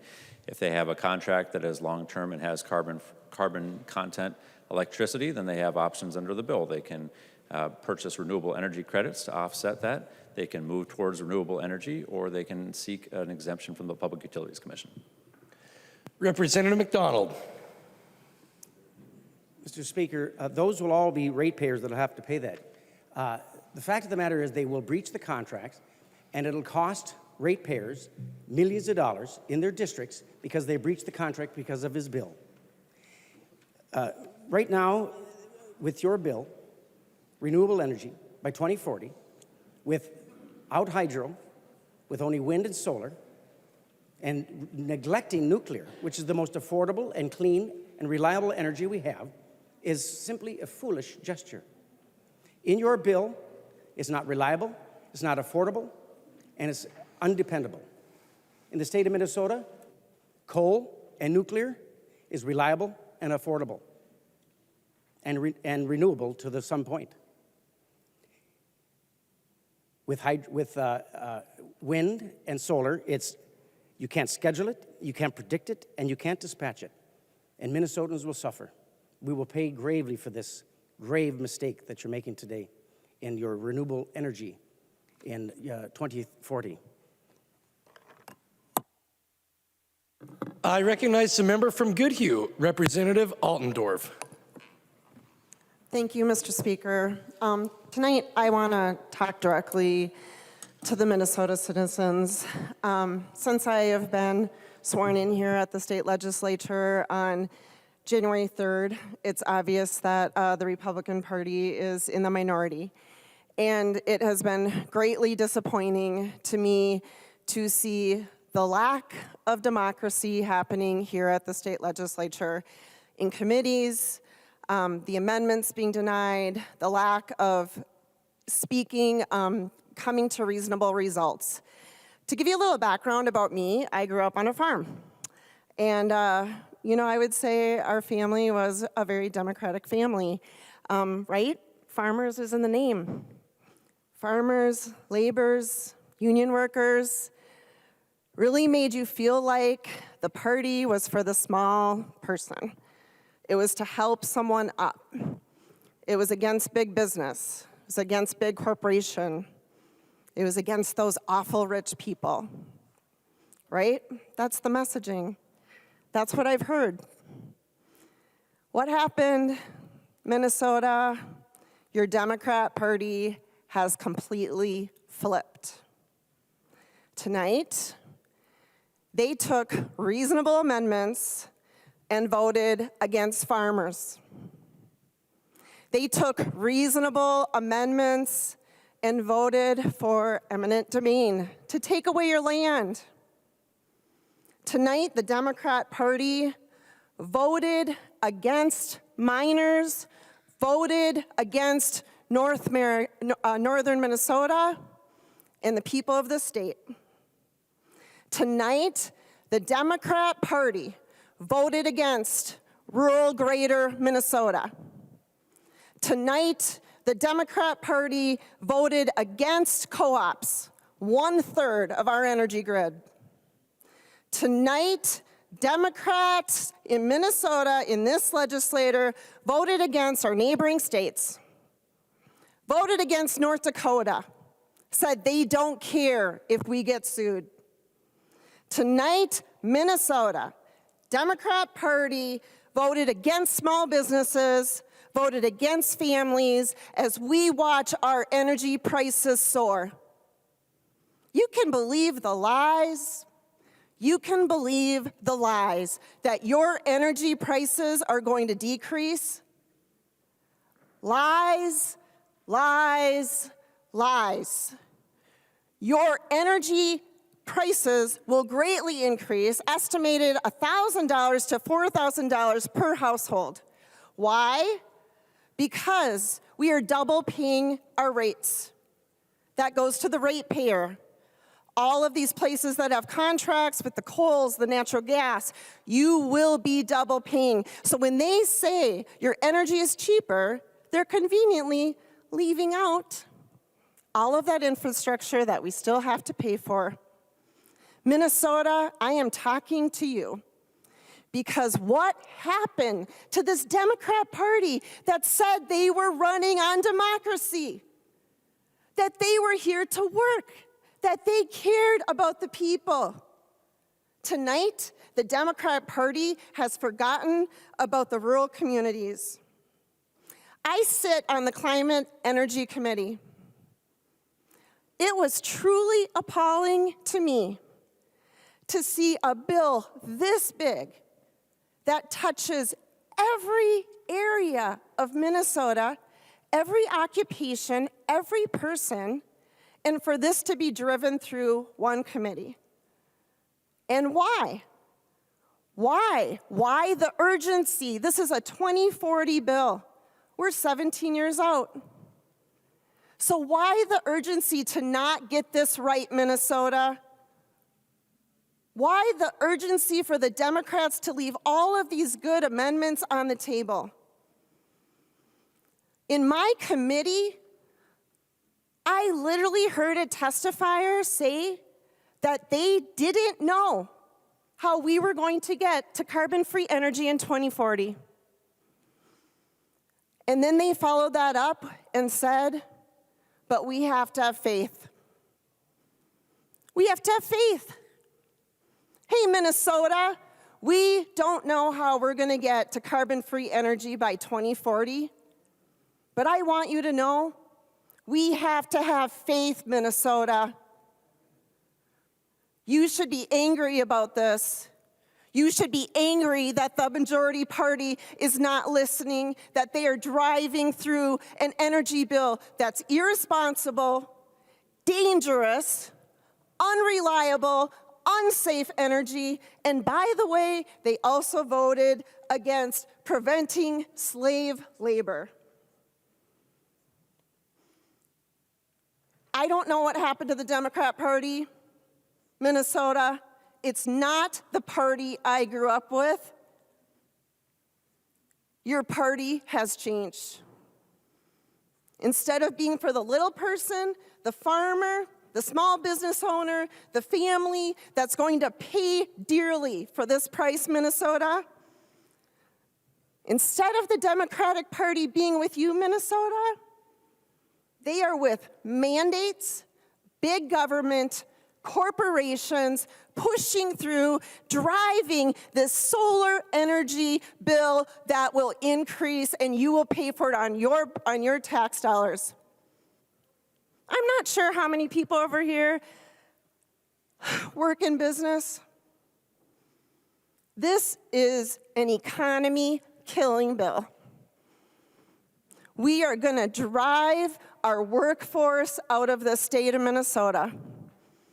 And today, Minnesota, I'm sad. Because I am sad. Democracy dies here today on this energy bill, that they refuse to listen and that they refuse to take one of our decent amendments. Minnesota, pay attention to what is happening here. This is not the Democrat Party that we all knew, loved, and grew up with here in Minnesota. I recognize the member from Anoka, Representative West. Thank you, Mr. Speaker. And I agree with the Democrats. Energy is a very important issue. It's so important that we can't let ideological dogmatism dominate it. And the majority leader was correct when he said wind is awfully cheap right now. It certainly is. That's a wonderful thing we can be proud of as Minnesotans. But since 1990, we have lower carbon emissions now than we did in 1990. We're trending in the right direction. We're trending in the direction that you'd all like to see. And that's not because of mandates. That's not because of wind and solar, although it is partially. The main driver in lower carbon emissions is our conversion to natural gas.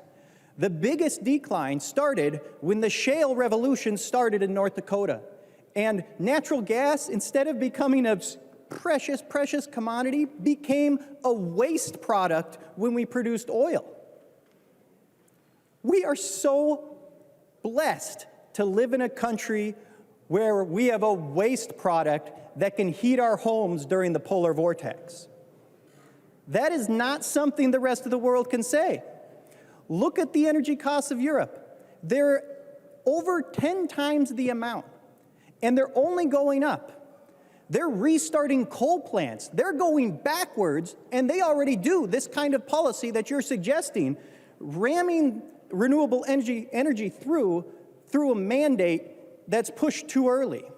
We're trending in the right direction. We all want cleaner air, cleaner water, and we understand that energy is a huge factor in that.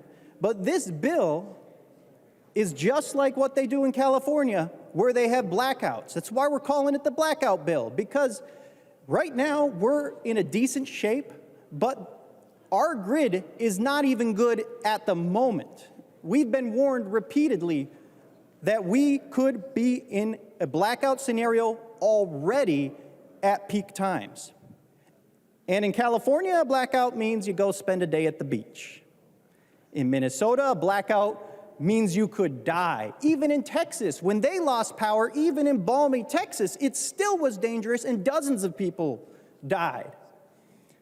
This is not something we can just talk to our ideological base, talk to the Looney Tunes, and then take their policies to a sacred institution like this and decide that it's the right thing for our state. We actually agree that we want cleaner air. We're for building out clean energy. But doing it through mandates isn't the right way to do it. It compromises the reliability of our grid. And again, energy is the most important issue we deal with down here. You know, it really doesn't make our lit pieces too often. I'm sure it makes your lit pieces in a primary, but really energy doesn't get the attention it should. But when we have high energy costs, it makes everything more expensive. It makes this desk more expensive. It makes your car more expensive. It makes heating your house more expensive. It is the most important issue. So when you pass policies that are going to increase energy costs, well, okay, so we talk about this could be $1,000 to $4,000 a year for a family. A lot of families, that's not a big deal. But you know, for low-income families, the people you claim to want to support and represent, that is brutal. And it's hard for them to deal with those increased costs. You know who it's not hard for? It's not hard for the 1%. Generally, it's not hard for corporations because they can just pass off the cost to us again. So when we pursue these energy policies, we should do them in a bipartisan manner. Because, you know, maybe you didn't love every amendment we had, but some of them were pretty darn good and you had some pretty weak reasons for not taking them. And I want to give you a picture of what a Republican clean energy future looks like. And if you want to have a clean, low-emission environment, the number one thing we need is nuclear. And we understand nuclear is tough to build. It's got a horrible regulatory climate, but it is a virtually carbon-free energy source, and it's stable, and it's safe. And nuclear conjures up these images of, oh, people think Chernobyl or 3 Mile Island. And when you compare that to any other energy source, fossil fuels in particular, you could attribute a whole lot of deaths, a whole lot of heart conditions, asthma, to the pollution generated by those, like coal. So rather than just take this approach where we're going to mandate it, we're going to force it down the throats of Minnesotans, well, we could encourage the development because it is irrefutable truth, that natural gas is the leading cause of our lower emissions we've had because it's replacing coal plants. I remember in my first term here, One of the biggest bills, I believe Representative Jim Newberger had it, to close down the Sherco plants and replace it with natural gas. That's great. We're all for closing coal plants. They're, by and large, worse energy producers in general. They may be cheap, but they're not flexible. When you have natural gas, think about natural gas in your house or natural gas on your stove. It's very adjustable. So when we build these beautiful wind turbines that generate real, cheap, beautiful energy, but that energy is not baseload, it's not consistent. Some days it's more, some days it's less. Just look at the MISO grid on your phone. Just Google MISO, you'll find it. Then the natural gas can kick on, and we're okay. Nobody dies. We have cheap and abundant energy. But then when the wind is blowing, when it's generating energy, well, then we can turn that off. And that lowers emissions, leads us to a cleaner environment. So that is what we should be focused on. Let's move away from the dirtier fossil fuels, but jettisoning all fossil fuels is a recipe for disaster, and it'll put us in the same spot as California. And that is not where Minnesotans want to be. We're very used to having nice, reliable power, and it's very important that we have reliable power because our winters are like no other state in the nation, as I know you all know. And lastly, so say that doesn't matter. You just want to push forward with this renewable energy standard. We don't even have access to the raw materials to do this. The amount of copper, lithium, cobalt, graphite, zinc, chromium, and silicone we need to increase global output if we were going to do this across the nation by over a factor of 2 for most of those, over a factor of 5 for cobalt. We don't even think there's enough lithium on the planet for this electrification build-out when you talk about electric cars or building battery backups to run a renewable grid reliably. California is where they built the most batteries, and they have like over 3,000 megawatts of battery storage, and that would run LA for about 4 hours. So the current technologies we have aren't going to get us there. They physically can't. We don't even have the raw materials if we had infinite money to do so. So rather than pushing this through, putting an artificial deadline on it, we should be incentivizing smart production, not mandating this bill. It doesn't make sense. It's unaffordable. It will bring blackouts to Minnesota, which we do not need here because it's dangerous. Thank you, Mr. Speaker. I recognize the member from Olmsted, Representative Quam. Thank you, Mr. Speaker and members. Let's start out with some good news. The United States is the leading industrialized economy for improved or decreased carbon footprint. I remember a couple of years ago hearing that we already had a carbon footprint about the same as it was back in the 70s. Those of us that remember before the turn of the century, and a few of us are still here, there were a lot of smog. There was really bad air quality in a lot of parts of the country. And the country and the people and the legislators got together and we did things to improve it. So I understand the intent behind this bill. But people that have served in the committees with me know that, ooh, there's a shiny. How do we get there and how do we avoid unintended consequences? And so when I looked at stuff, and I shared tonight with all of you a recent report about the first U.S.-approved small modular nuclear reactor design. The United States is actually behind in some of the technology. France has had tidal power and a lot of nuclear power for decades. And when we look at, someone sent out a MISO mix, and frankly, most of the energy is from coal and natural gas, but nuclear's up there almost 15%. Wind is almost 19% on this mix. And, that's good. But if you look at Germany and some of the European countries, They've been working on this clean energy and the conversion and et cetera. But look at them this year. They have had to switch on old coal facilities because in the wintertime, sometimes it gets cold. And when you increase the amount of heating by electricity, you increase the load. And so we got to look at what unintended consequences might come up and stage appropriately. That's why some of the amendments were made. In just a few minutes, I was able to go to the MnDOT, the Federal Highway Administration, and a few other sites to get some data. And so the total electric use for a year in the state of Minnesota is 59.2 million megawatt hours. If we had all of our cars go electric, we would end up having an additional 26%, which would be 15, just a little bit under 15.5 million megawatt hours.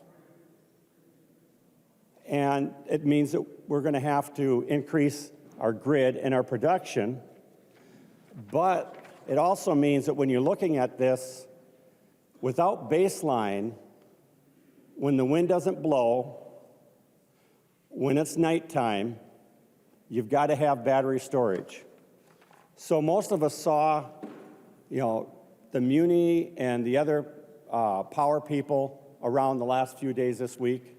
And so I sat down and I asked if we have to store a couple days of power, because when we hit 20 below, a lot of our renewable stuff, similar to Texas, not quite as bad, went down.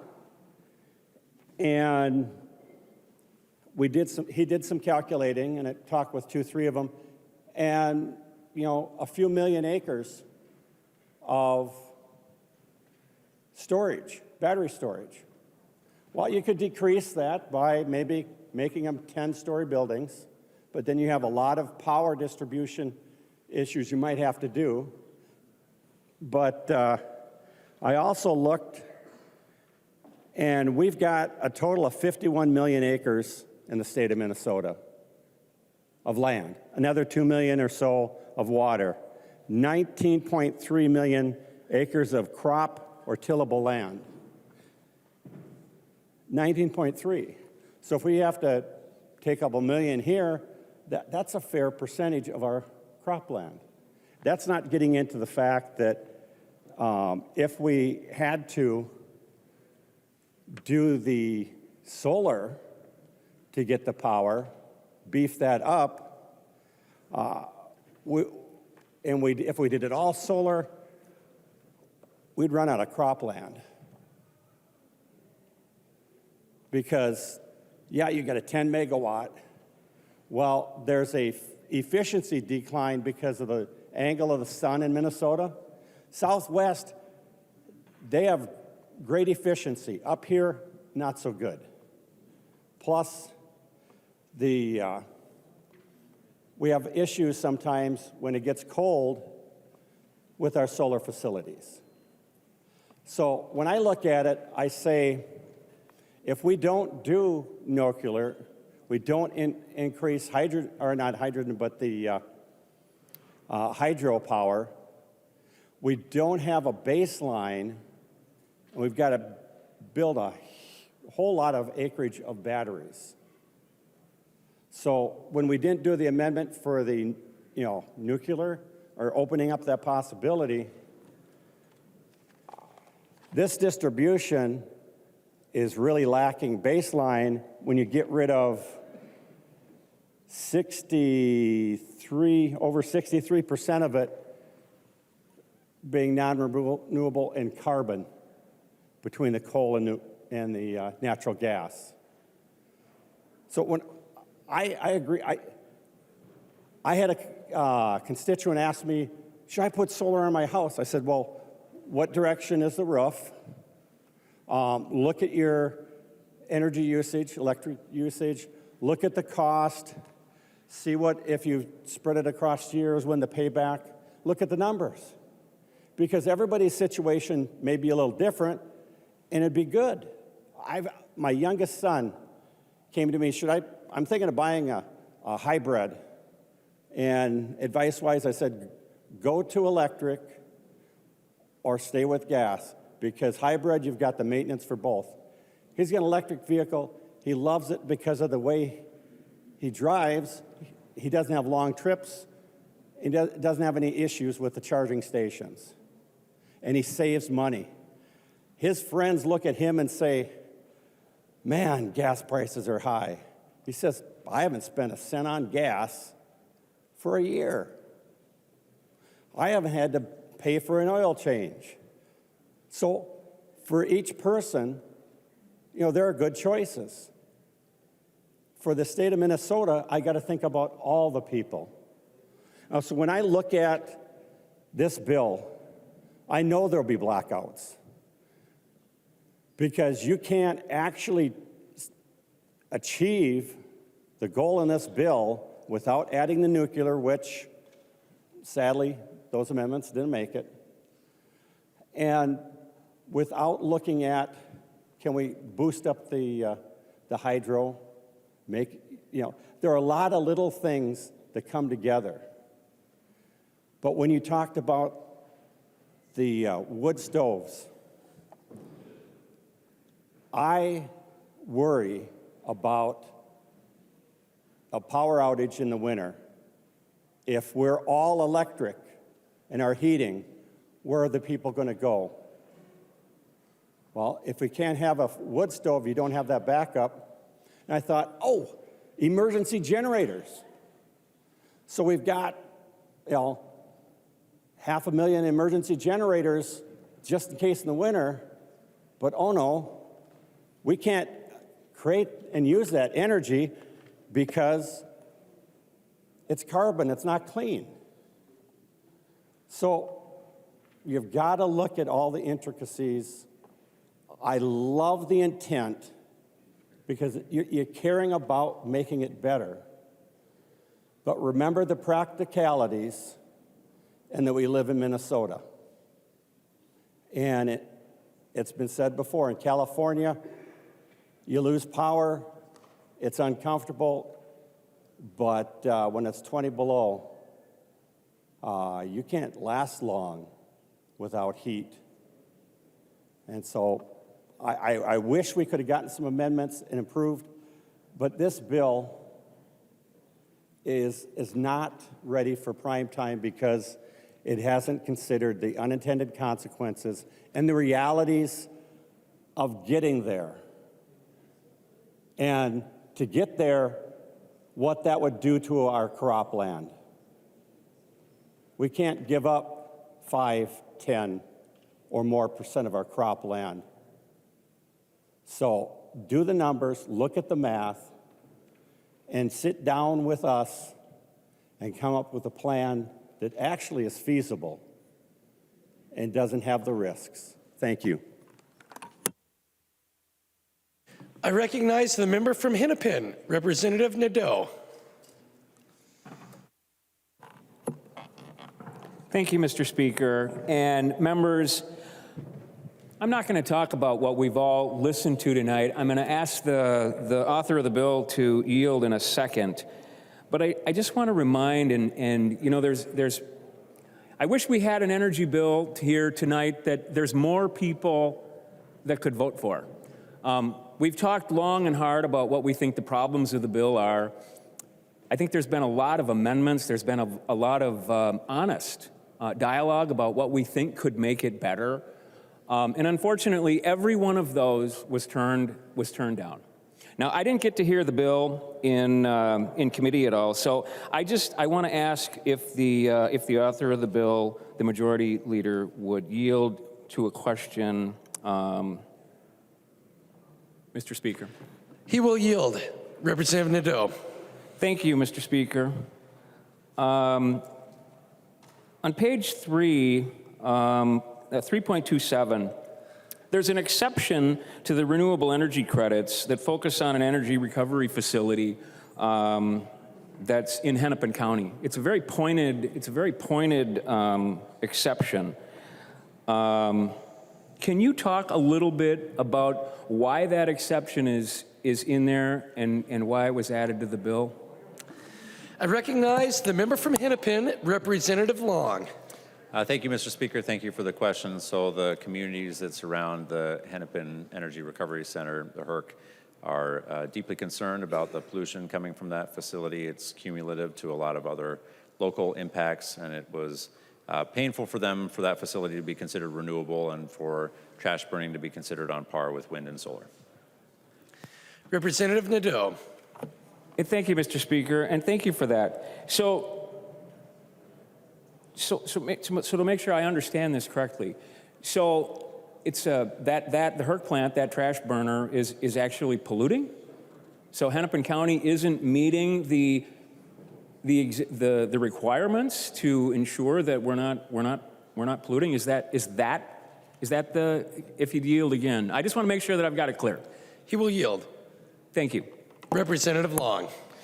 Thank you, Mr. Speaker. So you can pollute under a permit, but that is still pollution. And when you are adding that up with all of the other cumulative impacts that are located in that community, with all the other industrial uses, it does contribute to what is the highest asthma rate in the state in North Minneapolis. Representative Nadeau. And thank you, Mr. Speaker, and thank you for that. You know, I'm going to disagree. I guess I'm just going to have to disagree. I mean, and there's more. You know, that facility, we've spent tens of millions. Hennepin County taxpayers have spent tens of millions of dollars, and the county has done an incredible job of making sure that that's probably the cleanest burning waste-to-energy plant in the country, I would almost suggest. And if it is such a polluter, and if we want to get rid of that, if I have one more question, Mr. Speaker, I'm sorry, I don't mean to belabor this. He will yield.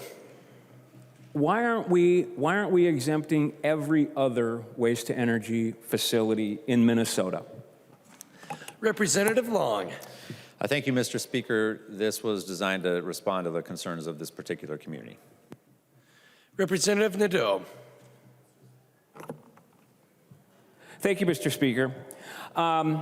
I don't know which community that is. I'd like to meet him at some point. I just want to remind everyone that this not only produces, you know, almost 250,000 of megawatt hours of energy every year. It heats, you know, a significant portion of downtown Minneapolis. There's 52,000 trucks that deliver trash from Hennepin County to that facility. It recycles, burns, turns to energy over 365,000 tons. If we get rid of this for whatever reason, if we lose an incentive to actually take something that is causing problems and we have to cite a landfill to basically replace this thing, I just really think that's bad news. I think we as a body should do everything we can to encourage this dual use. And I don't know what community stepped up, I guess, and said that it's a bad thing. But thank you, Representative Long. I appreciate you answering those questions. Thank you, Mr. Speaker. I recognize the member from Hennepin, Representative Acom. Thank you, Mr. Speaker. And this has been a long debate tonight, but this is a good day. This is a really good day. You know, Minnesotans have been asking us for this bill for the last many years. Back in 2007, Minnesota passed the Next Generation Energy Act, and it was a leader in the country at that time. And since then, we have fallen behind, and it shows. And so I will say, when someone was talking earlier about what goes on campaign literature, what I will say is, when I was campaigning this summer, when I was talking with constituents, their concerns are around our changing climate, protecting our environment, because our changing climate does impact our environment. The science tells us that, the science shows us that. We are seeing it already happening in our state. So if we want to be following the science, we know we need to be cutting carbon. We know we need to be cutting carbon across all sectors of our economy. Passing the 100% clean energy bill today is a step in the right direction to put us on the path that we need to be in order to prevent the worst impacts of climate change. So when we hear scientists talk about what Minnesota will look like if we don't pass bills and policies like this, and if we don't cut our carbon emissions, our state bird, the Minnesota loon, won't be able to survive in Minnesota. Our state tree, the red pine, won't grow in Minnesota. Our treasured fish, the walleye, won't be able to live in the lakes in Minnesota. Minnesota will become Kansas, which is a fine, wonderful place, but it's not Minnesota. Minnesotans love our environment. They love and value our environment. They want us to be passing bills like the 100% clean energy bill. So I ask you all, after this long day, join me in supporting this bill. Vote green. I recognize the member from Chisago, Representative New Brindley. Mr. Speaker, members, we have had a lengthy discussion tonight on this blackout bill. We have offered a number of amendments that frankly would have made this bill more affordable, would have made energy more reliable, and it would have made Minnesota more safe. But those amendments were rejected. It's a little bit ironic. I'm, as all of us have been over the last few days, I was reviewing the governor's budget, and I think the governor knows that blackouts are coming. I think the governor knows there's a problem. Interestingly, in his budget, he has reference to 400 community public water supplies with no backup power. And so in the governor's budget, he has proposed grants for backup generators. I suspect the governor knows we're going to need those once this bill passes into law. Tonight, we were told that California has blackouts because they just need more electricity. We were literally told that tonight by the majority party. Yes, that is true. I think we all understood that, actually, that the blackouts in California were not just happening because of renewable energy, because renewable energy does produce some energy. It just doesn't produce enough. California has blackouts because they don't have enough electricity. And that's why my colleagues and I offered so many amendments tonight, because we want to make sure that doesn't happen here. We want to make sure that in Minnesota, we are never in a situation where we are having rolling blackouts.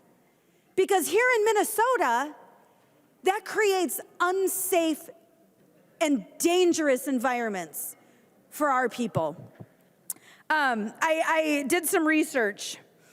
And in 2007, we passed our first renewable energy standard in the state of Minnesota. 25% by 2025. We're almost to 2025. We are not yet to 25%. Interestingly, they actually started building renewable energy in Minnesota in 1994. So 29 years ago is when they started building renewable energy sources in Minnesota. It started with wind, the Buffalo Ridge Wind Farm, partly in Representative Swazinski's district, the lead on the on the Energy Committee. In that 29 years since Buffalo Ridge was constructed, we've managed to get to about 20% renewables. About 20% of our energy production is through renewables. 29 years it took us to get to 20%. And in the next 17 years, under this bill language, in the next 17 years, we have to get to 100%. 100%, and we're not going to do it with nuclear. The bill makes it clear we're not going to do it with nuclear. We're not really going to do it with hydro under this language. We're not going to do it with natural gas. We're not going to do it with clean coal. We're not going to do it with carbon capture. We're not going to do it with any of those things. We're going to do this with wind and solar. And I know that the majority leader said that this is neutral on technology, but that's it. That's our technology, is wind and solar. That's what we have. If we're not going to include things like nuclear energy, which, by the way, might be able to get us there, but if we're not going to include nuclear energy, it's wind and solar. That's what we're looking at. So, members, I sent around a handout, and I just screenshotted the MISO grid for this evening during our debate. And I found it really interesting. So wind was producing just under 19% of our energy tonight. Solar actually was producing -2 megawatts. It was actually a drain on the grid while we were meeting tonight. In fact, I assume it still is. It bumped back up to -1 megawatt, but it is still a drain on the grid during our debate tonight. So I hope you take a look at that. However, let's talk about solar for a minute. My colleague here, Representative Joy, did some math for me. He was very helpful. Takes 5,000 solar panels, 5,000, to produce 1 megawatt of energy. 5,000 solar panels creates 1 megawatt. That takes about 10 acres of land. In Minnesota, our average electric use per day is 78,762 megawatts. So do some math, number of acres, we end up with 160 square miles. 160 square miles, that's how many solar panels we need to serve Minnesota each day. And that's at average use. That's at average production. So when we're in the middle of winter, when we have weeks where we all know we have plenty of weeks during Minnesota winters where we have cloud cover. I have a friend on the board of Connexus Energy, and she told me, she said, Ann, it's fascinating. As you watch energy production, you can see a cloud. You can see cloud cover as it comes over the solar panels, and the energy production drops just from a cloud going through the sky. The energy production drops. So, assuming we could get average production, which of course in Minnesota we can't always, we need 160 square miles of solar panels. We're not quite there. We're not even close to there. So let's take wind, because a lot more of our energy is produced by wind right now. We're at almost 20% right now, tonight, as we speak. We're at almost 20% from wind. This was shocking to me, actually. So again, did some Googling and some math, and one windmill produces 2.75 megawatts.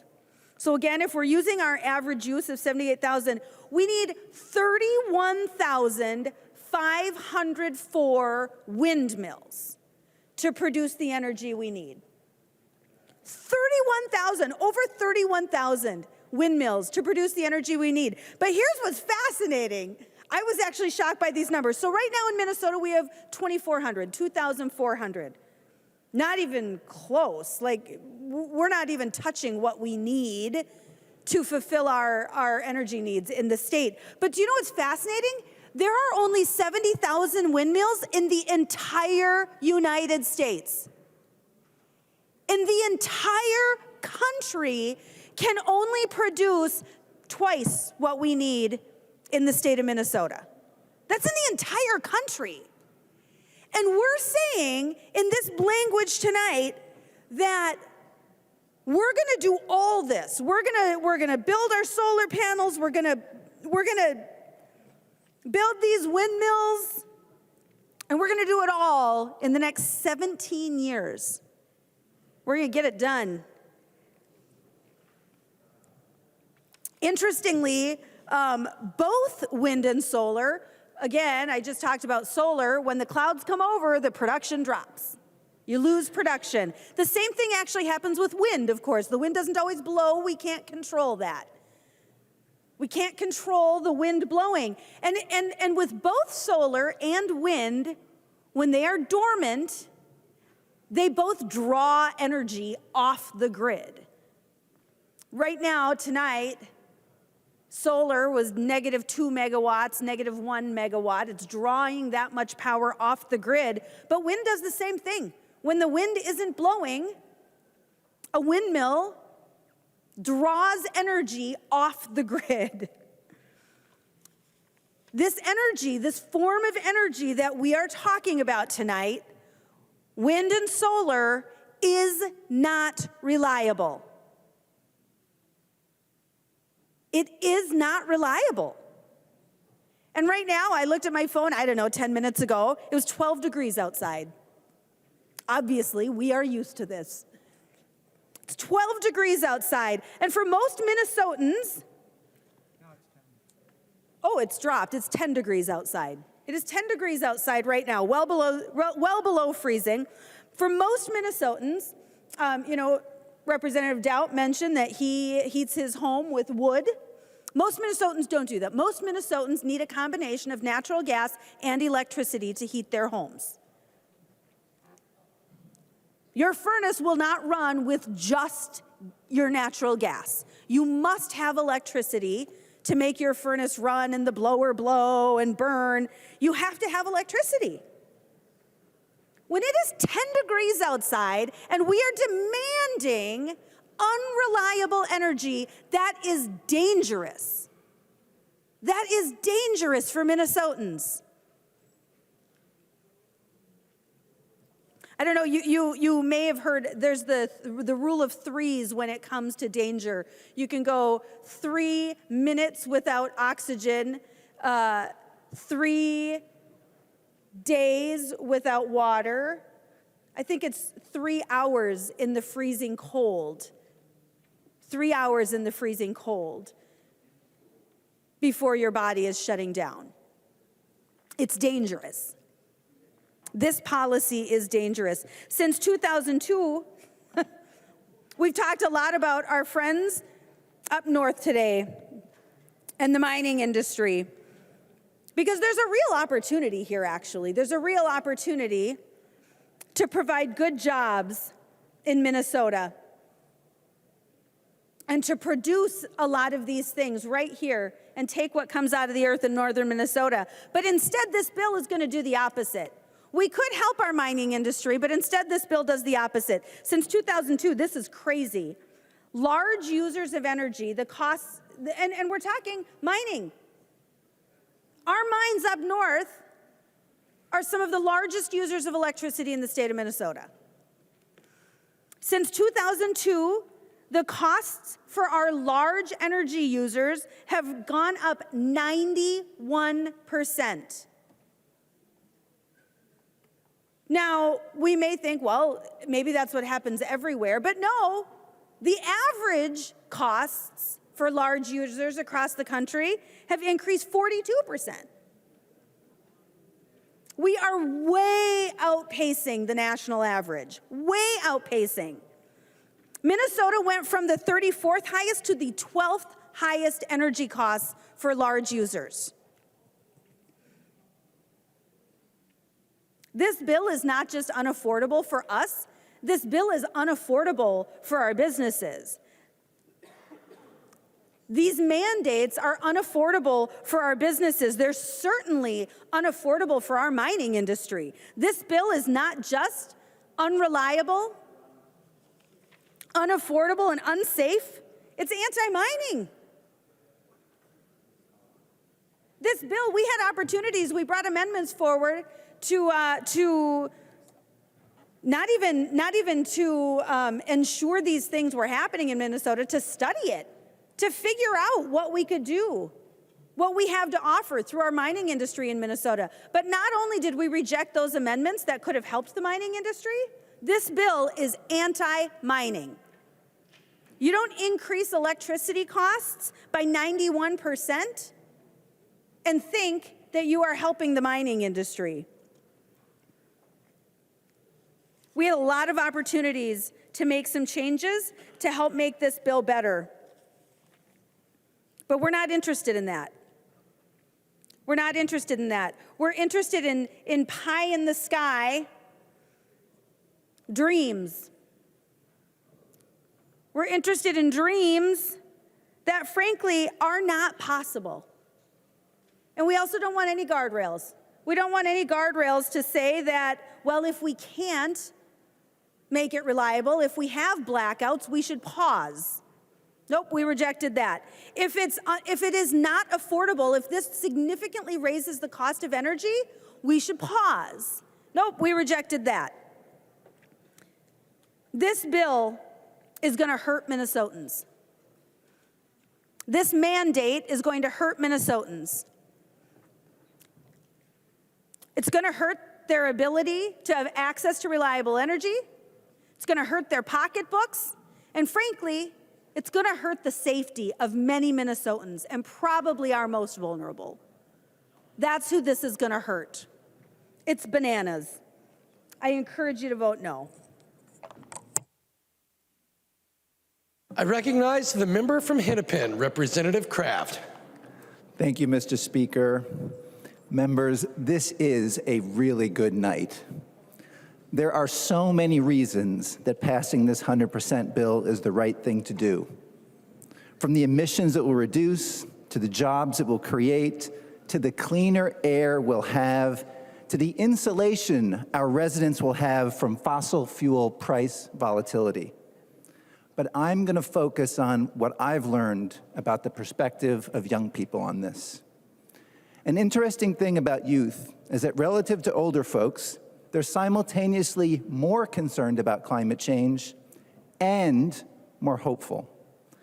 According to a University of Minnesota survey conducted just 4 months ago, 76% of Minnesota residents are concerned about climate change.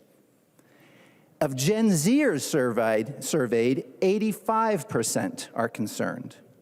The survey also showed that 56% of Minnesotans are hopeful that society will do enough to reduce the most severe impacts of climate change. That response went up to 62% for the Gen Zers surveyed. This makes total sense to me. I was the executive director of a nonprofit for 5 years that helped young people in hundreds of communities across the country, primarily high school and some middle school students, take local action on climate change. We help them get civically engaged and conduct their own campaigns to get their city councils to take aggressive climate action. There was a real consistency to the journey most of these kids had been on. It went something like this. They learned about climate change, got concerned about it, but assumed that someone, i.e. the adult world, must be on top of it. Surely, the right things were being done about it. But as they learned more, they were absolutely astonished to realize that we didn't have it, not even close. The reaction of the youth leaders we worked with was not to give up, but it was to take action and try to change the local systems they were part of. And they did it with a determination that it was not someone else's problem to solve. This gave them agency and typically a lot of hope. You know, as I've listened to all of these amendments and the objections being raised, it made me think of a conversation I had with my eldest child, Jamie, when they were 9 years old, and an instinct of my own that I had to fight. We were at an exhibit on climate change, and Jamie had a lot of questions. Finally, Jamie said something like, well, can we do something about it? And I said, well, yeah, we can. And then Jamie said, well, Diddy, let's just stop it. And the instinct I had to fight was to tell Jamie that it was more complex than that they didn't understand, that there were all kinds of obstacles that made it really hard. But I stopped myself because I realized that Jamie was right. At some level, it really is that simple. We have the technology, we simply need the political will to commit ourselves to solve the problem. I have so much faith in the people of Minnesota and the people of this country to achieve whatever we set ourselves out to. There really isn't another option if we want to leave our kids and grandkids a functioning world. We as adults sometimes get too caught up in the complexity of things and describing why things can't happen. But climate change demands of us that we take a young person's perspective, or at least always have it in the back of our minds. That straightforward, just do it, no excuses attitude, because it is their future that we're dealing with. Failure is just not an option. I'll close my remarks with the comments of my friend, Lillian Hertel. Lillian is a senior at Benilde St. Margaret in St. Louis Park and is one of the 2 youth members on St. Louis Park's Environment and Sustainability Commission. She told me that, quote, immediate climate action is really important to young people because although we're already feeling the effects of climate change now, they'll only worsen over time. And my generation will have to bear the consequences for the actions and inaction of policymakers today. She's right. So now, I ask everyone to join me in voting green for HF7, not only because it's the right thing for our grid, for our air, and for our carbon emissions, but also because it's a message of hope. What we do here matters beyond Minnesota. I know this because I've seen it. When young people initiated aggressive climate policy in one city, other cities followed. When Minnesota commits to 100% carbon-free electricity by 2040, it sets a leadership example that others will follow. Thank you. I recognize the member from Anoka, Representative Niska. Thank you, Mr. Speaker. And I was wondering if the Majority Leader, Representative Long, would yield for a question. He will yield for a question. Representative Niska. Thank you, Mr. Speaker. And Representative Long, we've heard a lot of both in the committee testimony and on the floor here today, a lot of the costs and potential horrible future effects of climate change. We might lose the loon, we might become Kansas.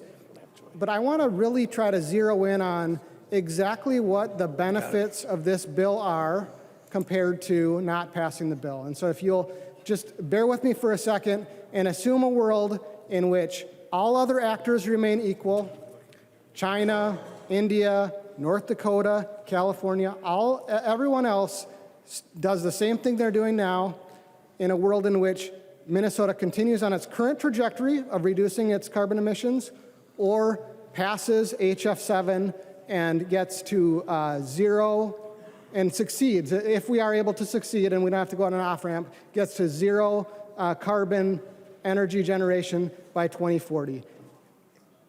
In the difference between those 2 scenarios, can you tell me what the best climate science tells us about the reduction in global temperatures from scenario 1 to scenario 2? Thank you. I recognize the member from Hennepin, Representative Long. Thank you, Mr. Speaker. Thank you for the question. So collective action problems are hard, and it's very easy for any individual actor in a problem that is a joint problem to say, it's not my problem, I'm going to throw my hands up. If you have a walleye fishery that's getting overfished and you ask, hey, you individual fishermen, if you don't adhere to your catch limit, what's going to happen? And that would be like, well, not much, right? I'll catch 3 additional fish. But if every single fisherman makes that same decision, then guess what? You have no more walleye left. The same is true when we're talking about the climate problem. And right now, 51% of American citizens live in a state that has committed to 100% clean energy. We're going to be the 22nd state to do that when we pass this bill. And I think that means that collectively we are able to take really significant action to reduce our climate emissions. Representative Niska. Thank you, Mr. Speaker. And if Representative Long will continue to yield?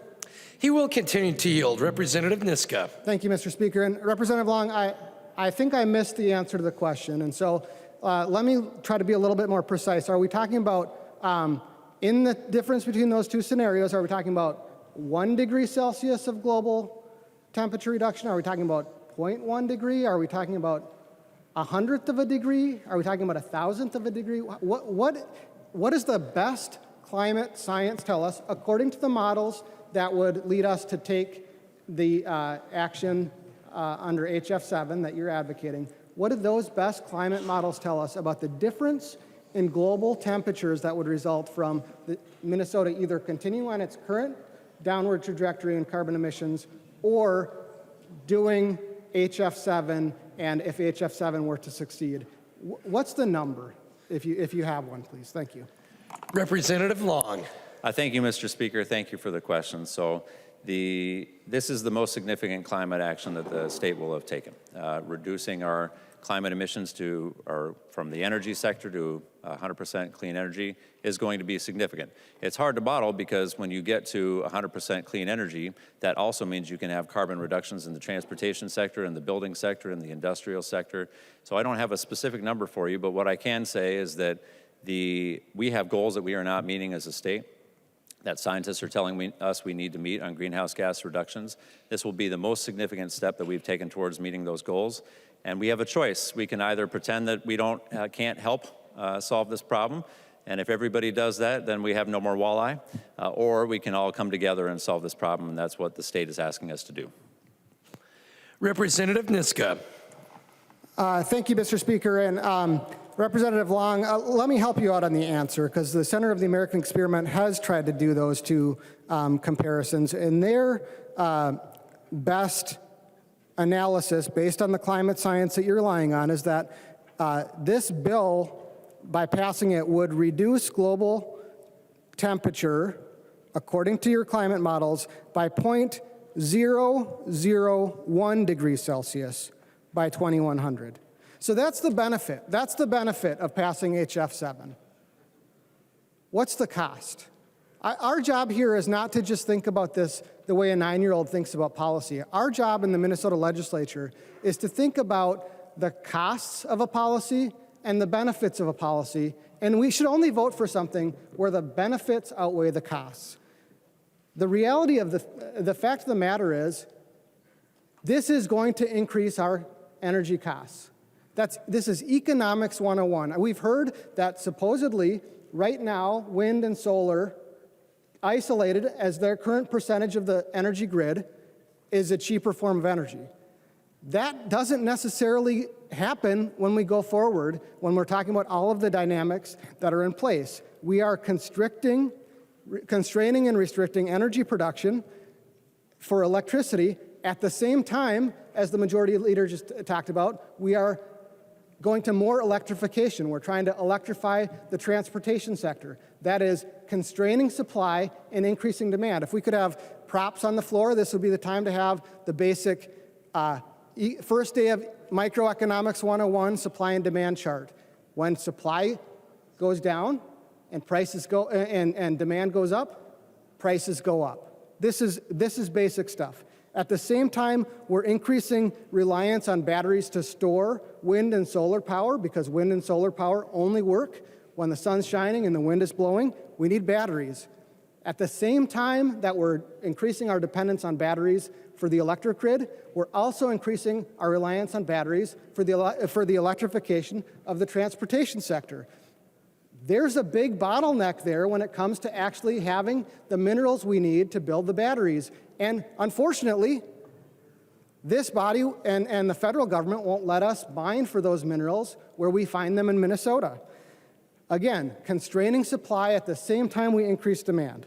We're increasing demand on solar and wind turbines and all of the things, the minerals that go into those solar and wind turbines, at the same time that we're trying to get other actors to also do the mandates to also increase their demand on solar and wind turbines. We're increasing demand on farmland at the same time that a growing global population needs Minnesota farms to feed the world. So what is the solution to that? Well, we shot down a bunch of solutions to that. We shot down nuclear power. We shot down more Minnesota mining. We shot down carbon capture. The reality is this will increase costs. And let's be real, we all know it's going to increase costs. If it wasn't going to increase costs, if this new energy was not going to be more expensive, we wouldn't need a government mandate. All we would need to do is wipe out the regulatory burdens and do what we need to do to get investment to come into the sector, and the market would take care of itself. That's what's happening in a lot of, we're in the middle of an energy transition because of market forces. The only reason to have a government mandate is to force people to do things that are more expensive. You know, I knocked on a lot of doors this year. I knocked on doors in my district. I knocked on doors in Representative Stevenson's district, and Representative Wolgamott's district, and Representative Bonner's district, and Representative Norris's district. I talked to a lot of Minnesotans, and I did not hear one person tell me that they thought energy prices were too low. I did not hear one person tell me they thought grocery prices were too low and that we should increase grocery prices by making it harder to grow food, by making it harder to transport that food to the market. I did not hear one person tell me that inflation was too low.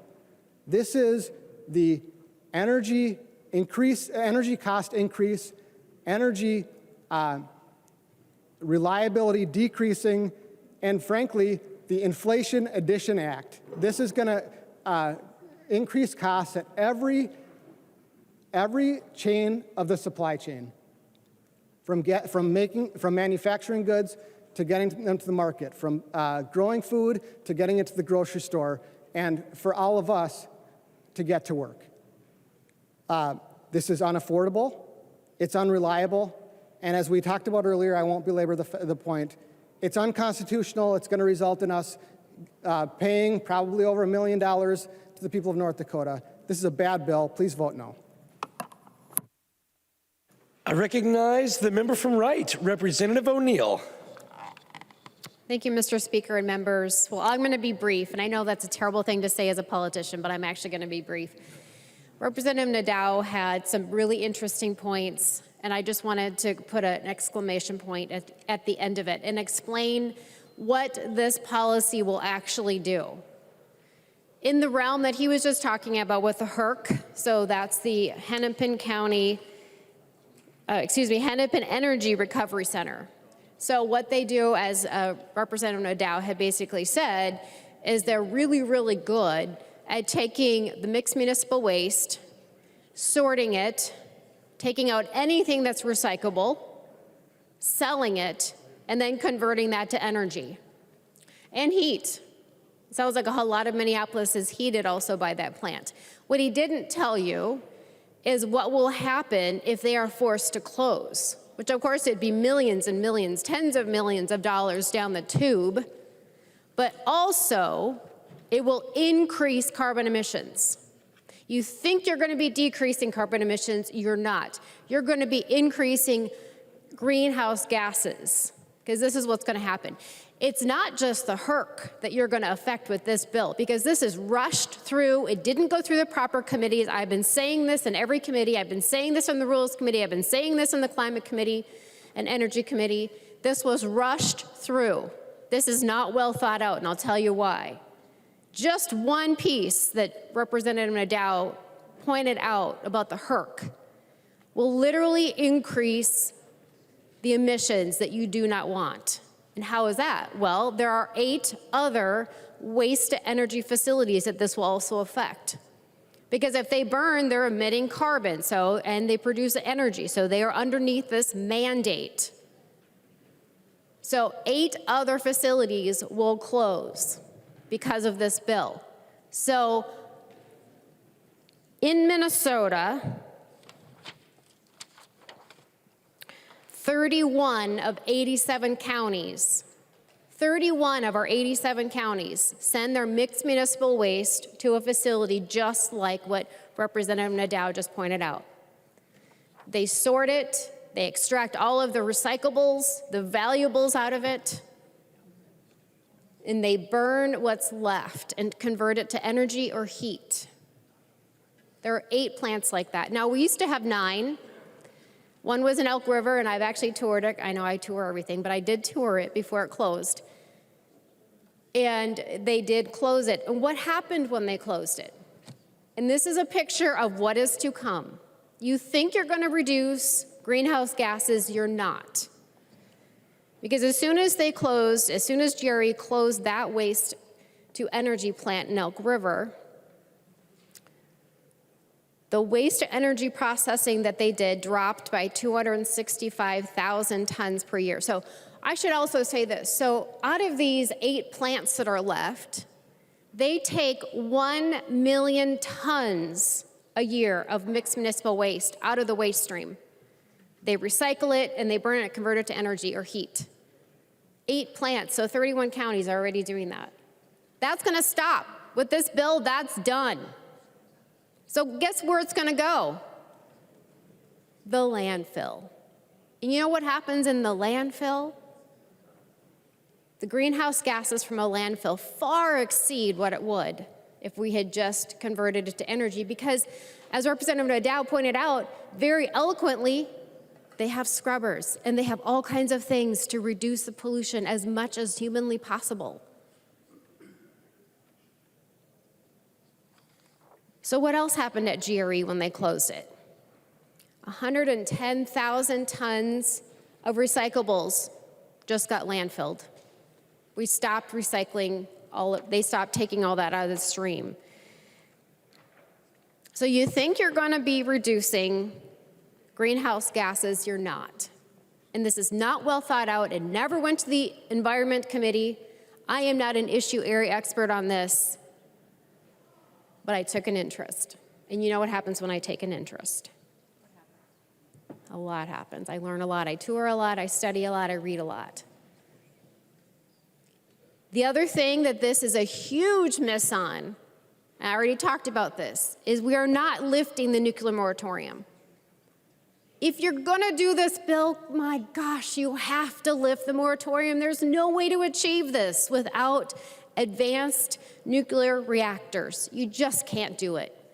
So not only are you gonna be polluting more and causing more greenhouse gases to go and landfill 1 million tons of more mixed municipal waste right into the landfill, and you're going to miss all of that wonderful recycling. And I have recyclers in my district, and they're amazing. They do a great job, and they extract all of that precious resources right out of the waste stream. You're not going to do that anymore because you're going to close those plants. This is short-sighted. It hasn't gone through the proper committees. You've missed major milestones, major markers that would actually make this work. Because this is partisan, there's not a single Republican on this bill. You're not taking any input from anything that we've said. You're not even taking input from the stakeholders. The real stakeholders, you know, the energy producers, they are neutral because they have to be, because you've pushed them into a corner. And I'm going to say it, you have pushed them into a corner.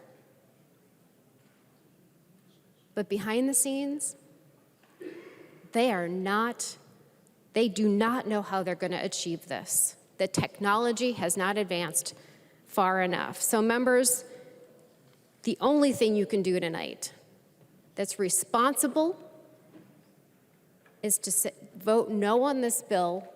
Go back to the drawing board, let this bill run through the proper committees and actually get bipartisan support and input from the actual stakeholders that are going to produce the energy. Thank you, Mr. Speaker. I recognize the member from Morrison, Representative Schultz. Mr. Speaker, members, as was foretold on Monday, tonight is a dark night for the future of Minnesota.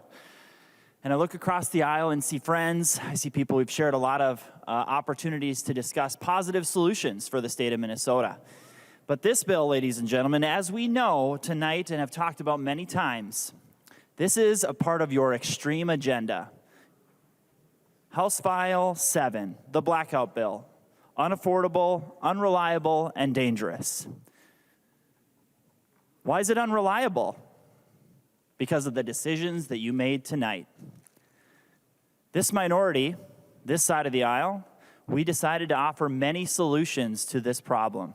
In fact, those on the other side of the aisle who've spoken so far tonight have said the reason that we're bringing this bill forward is for one major reason: climate change. Now, one member of this body tonight has even challenged that point, and I'm certainly not going to, because it is changing. But members, it's clear how partisan this bill is.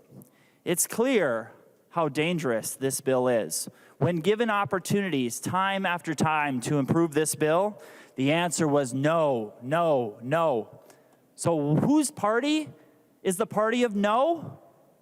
It's not this side of the aisle, as we consistently bring solutions to the issues facing Minnesotans.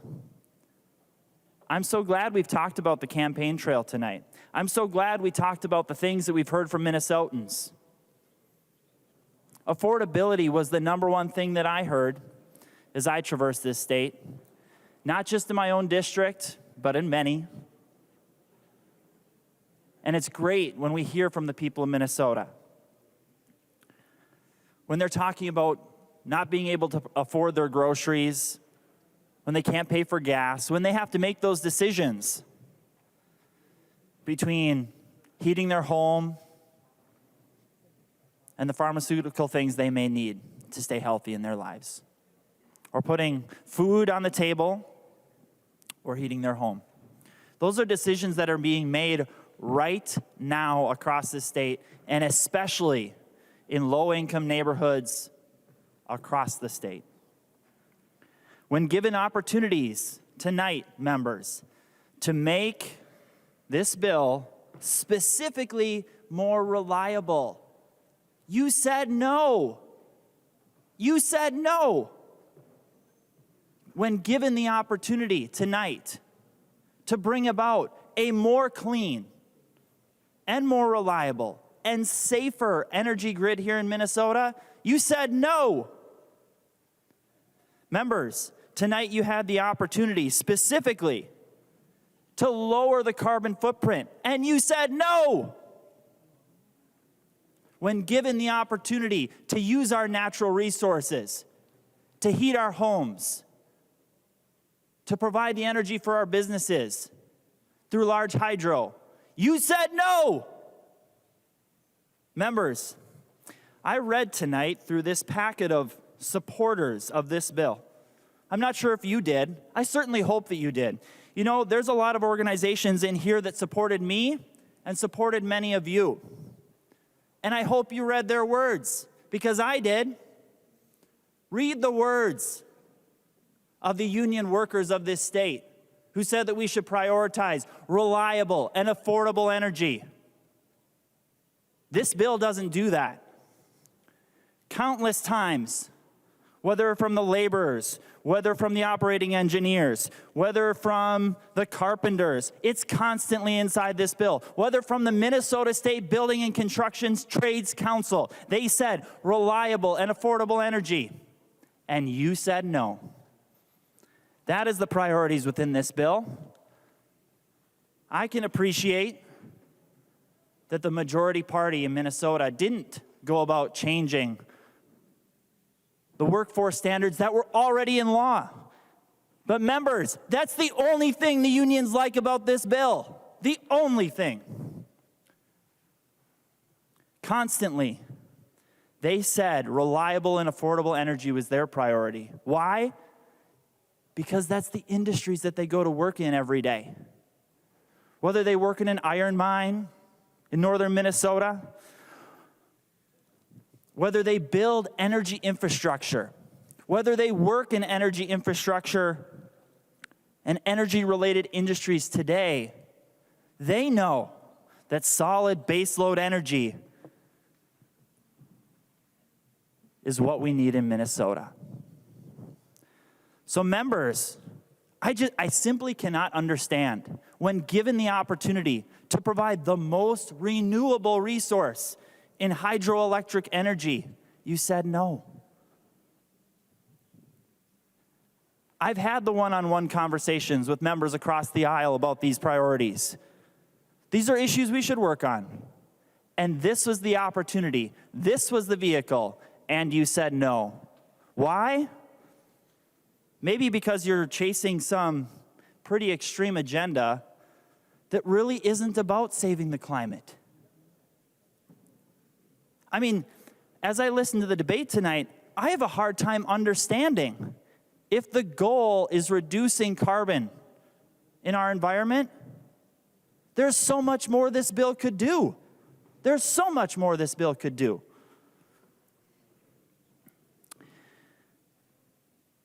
I happen to be someone who lives on a lake and enjoys amazing natural resources in my district. I go to bed at night and wake up in the morning to the call of the loon. This bill falls short of the opportunity to protect the future habitat here in Minnesota. Instead, in rural communities across the state of Minnesota, this bill will continue to put solar panels across habitat and agriculture land, and that certainly isn't environmentally friendly.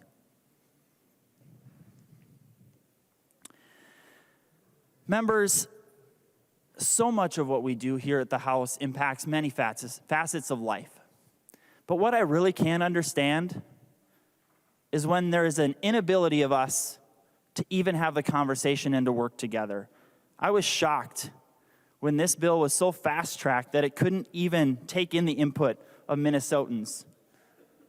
How long was the hearing that was held on this bill? 2 hours? An hour and a half is what I'm hearing? How many Minnesotans did you hear from in that moment? How many industries represented? How many union workers represented? Upon the time that this bill was making such a quick track through this House, I made sure to send the message that I needed to hear from my constituents, which I sure hope all of you did. I asked for input.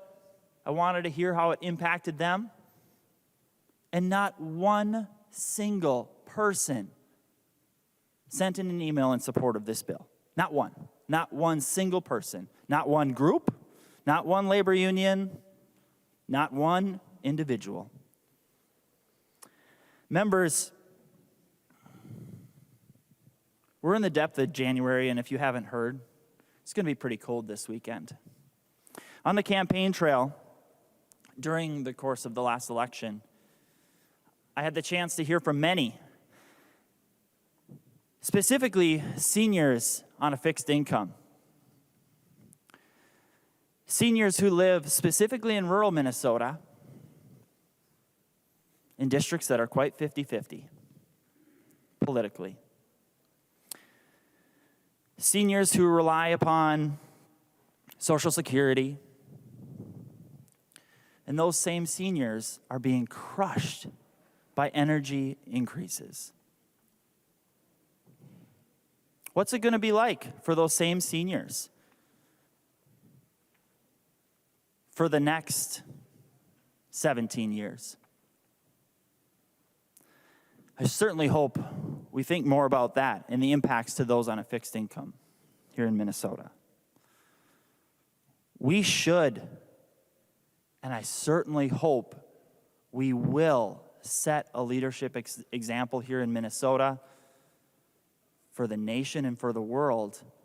But when given the opportunity tonight, you said no. You said no. You said no to the best labor standards in the world being put to work to develop, extract, process the minerals that go into making the very infrastructure you want to install. That's really sad. It's really sad considering in our nation, we have such a huge and vital role to play here in our state so that our nation can lead. That is what we failed to do tonight. I don't want to see child slave labor anywhere. I want to put Minnesota workers to work. I want northern Minnesota, southern Minnesota, Minneapolis, St. Paul, and everywhere in between to thrive. This bill does not help us thrive.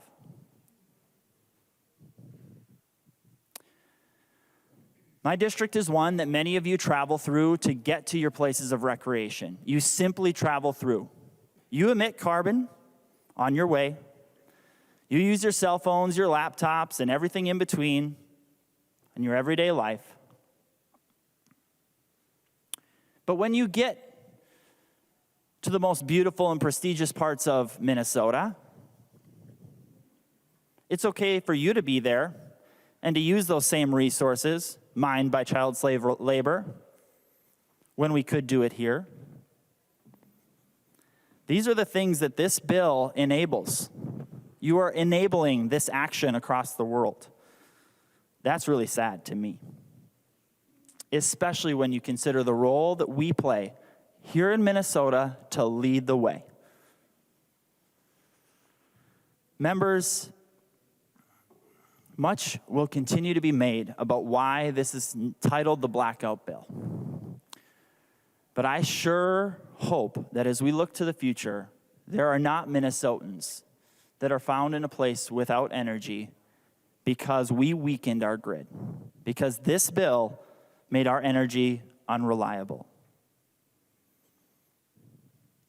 Let's lead. Let's lead. We don't have to pass this bill tonight. We don't. When I consider why this is so important, just imagine the stats that Representative New Brindley used tonight to talk about how many windmills, wind turbines it would take to achieve this goal here in Minnesota. 31,000, I believe, 31,000 plus. Where are those being placed? Where are those being placed?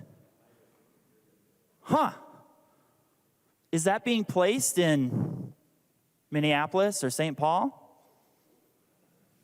Interesting. Where are those solar panels? They're certainly not happening in the amount that they should. Maybe this bill, members, maybe this bill is about equity. Apparently, we've achieved too much prosperity in rural Minnesota, and so you need to come take it. Is that what this bill is about, members? Maybe we need to spread the wealth. No, members, I would challenge you. Let's look through the stats. Let's check the median incomes across this state. Are the highest median incomes found in House District 10B? Nope. So whose income, whose future are you stealing? That's the question for us, members. The market is driving the change that we're seeing in this space. The market is driving it. And every single time, whether in this body or today in the federal government, it's the federal government that's getting in the way of prosperity and a cleaner future here in America. This is a pretty hard day, not just for me, but many members of this chamber, because of the actions taken by the Biden administration that directly impact our ability to meet this very goal found in this bill. So, my question is, what does the Democratic Party in Minnesota stand for today? Do you stand for farmers? No. Do you stand for laborers? No. Those people live in my district. So what is it that the Democratic Party stands for today? I see a wish list of special interests. But when you read the details of the men and women who go to work every day, they say that this policy is actually so far-fetched from the priorities that this state needs to have.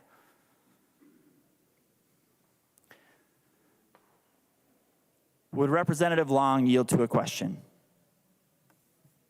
He will yield, Representative Schultz.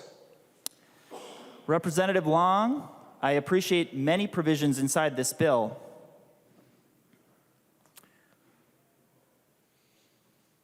Can you tell me where I can find the letter from the IBEW and the Boilermakers? I recognize the member from Hennepin, Representative Long. Thank you, Mr. Speaker. Not every group in the state did send a letter, but when you're talking about special interests and working men and women in your district, well, you should maybe read some of these letters, because one is from the building trades of Minnesota, one is from LIUNA, one is from the carpenters, one is from the operating engineers. So these are hardworking men and women, the very men and women who you seem to call special interests, who are working hard on these projects to build renewable energy across the state, and they support this bill because they know this will mean good jobs for them. Representative Schultz. Mr. Speaker and members, it's true. The people who go to work today in the industries that secure our energy future aren't listed in support of this bill. And in particular, the people here are all about building, building, building, and building Minnesota, helping us grow. The same people here listed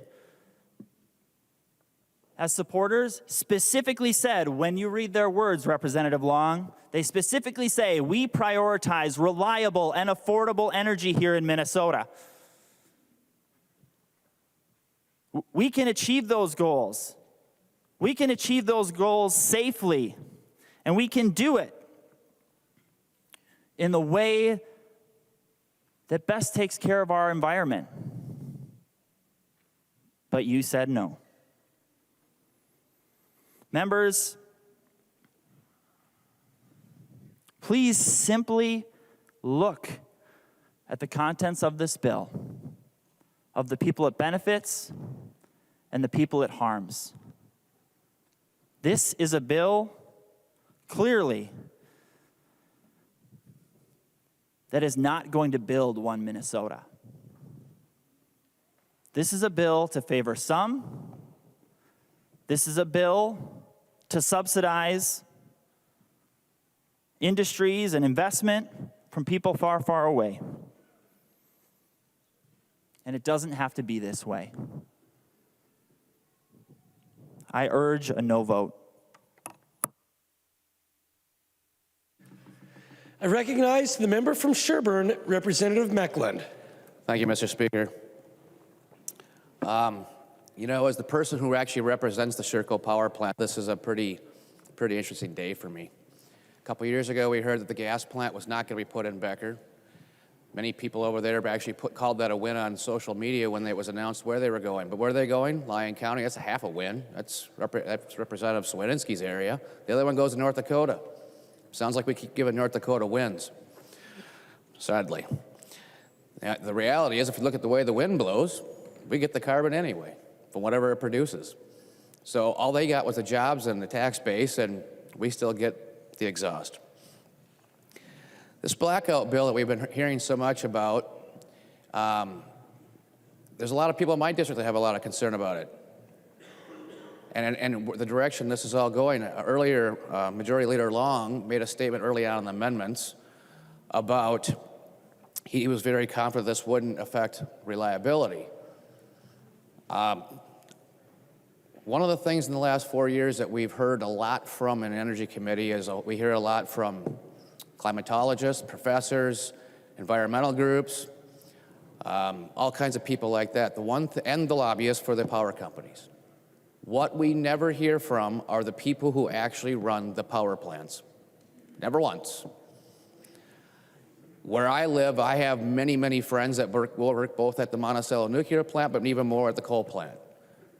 Their contention now is the sooner we have blackouts, the sooner this will end. Because the court of public opinion will rapidly change. For the past 3 years or so in Energy Committee, we've heard a very repetitive comment. The cheapest, most affordable energy you can have is the energy you never use. Sounds like a blackout.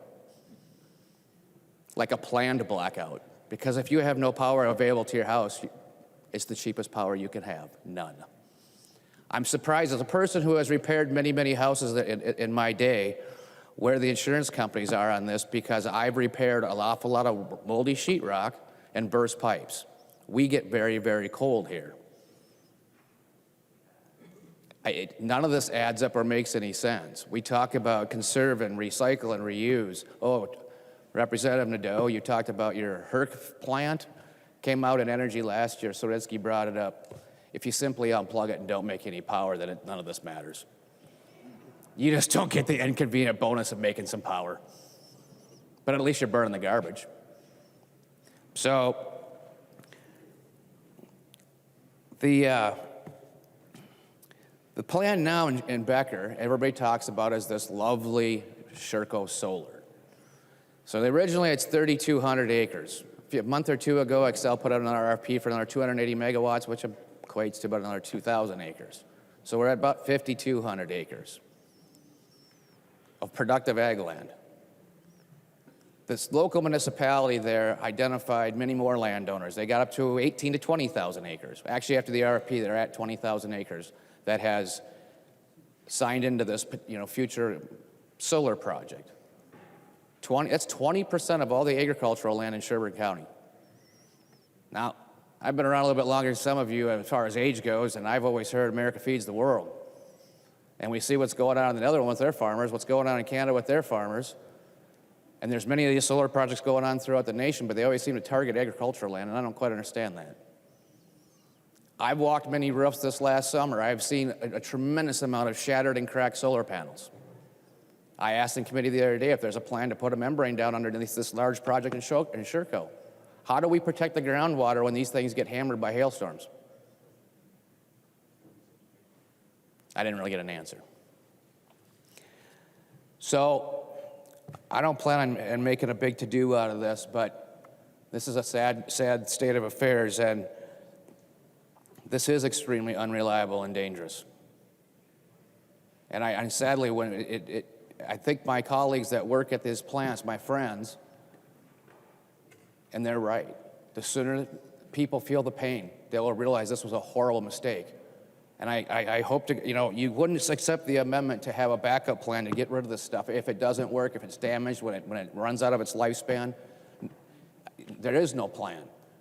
I don't think I see them in here. Northern Metals moved to my district as well. They're a very big international company. They have been working on trying to figure out how to recycle these things. It does not quite exist yet based on all of the negatives that come along with a little bit of positives. If anybody can figure it out, they can. Maybe the day will come, but at this point, it does not exist. So, and I believe earlier Chair Acom mentioned when she was door knocking, her number one thing she heard was about climate. I would say the number one thing I heard was about what are we going to do with all these solar panels. Now, we don't blame the landowners. They're literally being bribed because there is no farmer in the world that could make 1,400 acres. And maybe once Stevenson's weed bill passes, then maybe they could. But right now, they can't. And I had a very good conversation with one of our larger landowners, and I asked him a simple question. If the Chinese Communist Party offered you $2 million a year not to farm your land, would you take it? It was a very, very blunt, with a little bit of cursing, absolutely not. And I simply asked him, what do you think you're doing? Since then, he's reconsidered. Thank you.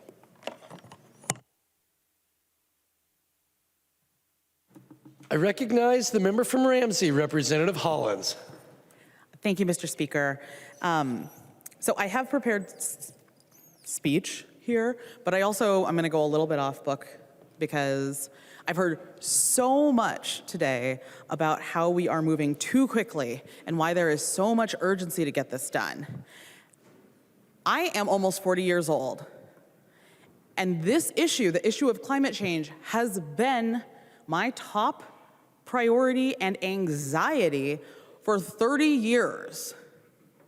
So if you think we are moving too fast, I've got news for you. We're not. And if you don't like the price tag on what we've got now, we should have done something 30 years ago. So I believe that we are absolutely moving at the right pace. I'm excited to get this done. I have had hundreds, if not thousands, of messages from my constituents telling me how enthusiastic they are about this bill. I'm very excited to vote green on this today. But I also wanted to talk a little bit today about how we are framing this issue, which I think is really interesting. We tend to think of climate change as something that's going to happen in the future, something that's coming down the line. But I can tell you that this is impacting real people right now, and it is impacting low-income, Indigenous, and Black and Brown people disproportionately. I wanted to tell a couple of stories from my district because I think it's important to humanize this issue and for us to think about this in a holistic way.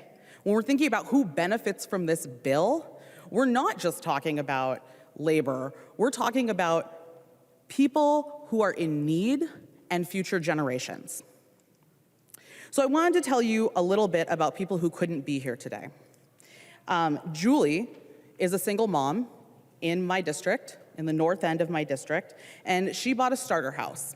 She wanted a good place to raise her kids. She was very excited about it.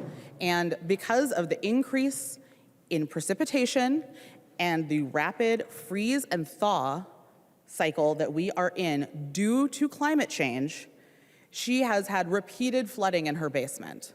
And now black mold is developing in her walls. This means that the investment that she made that's supposed to create generational wealth for her is no longer something that she can handle. It's something that is poisoning, potentially poisoning her children, and it's something that she is stuck with. That is what happens with climate change.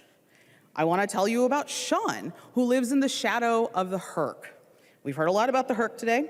It's the incinerator that burns most of Minneapolis's garbage. And realistically, it spews out mercury and lead and a whole host of other heavy metals right into the community that is historically and is predominantly Black and Brown and low income. Sean has 3 kids, and they all suffer from asthma. The middle kid repeatedly has bouts of bronchitis. This is a 9-year-old who is having repeated bouts of bronchitis. Even the doctors don't know why this is happening. The doctors can only say, we're guessing it's because of your proximity to the HERC. Can they afford to leave? No. They're not in a position of privilege. They're not people who can just up and say, this is something bad and I'm going to absolutely move away. That's not something they can do with 3 kids. This is the impact of climate change. I'm also speaking for Brad, who lives on the east side of St. Paul, which is where I live. He lives in a multi-generational household, which a lot of people on the east side do. He's got his kids and his grandparents living with him. And just a couple of years ago, we had a really hot summer. I don't know if y'all remember that. It was miserable. Brad's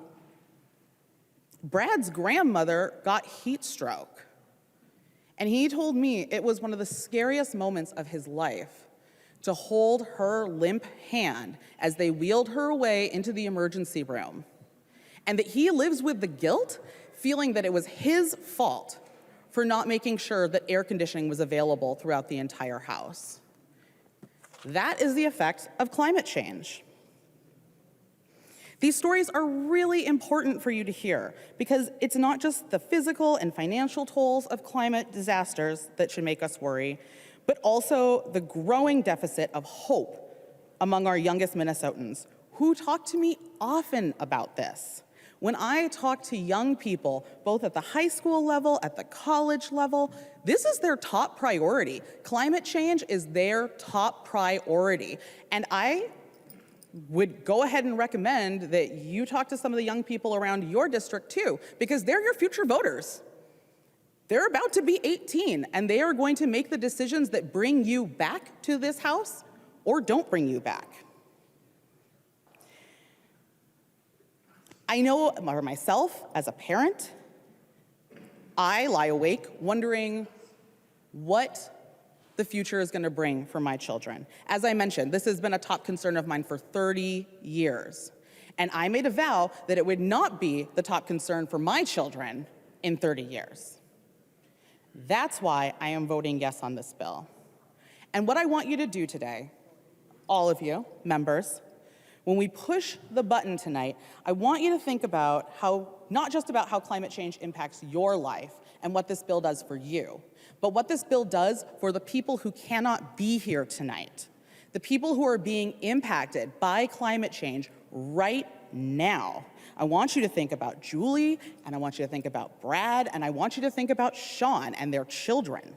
And I want you to think about all the future generations and how they will be impacted for years to come by the choices we make here today.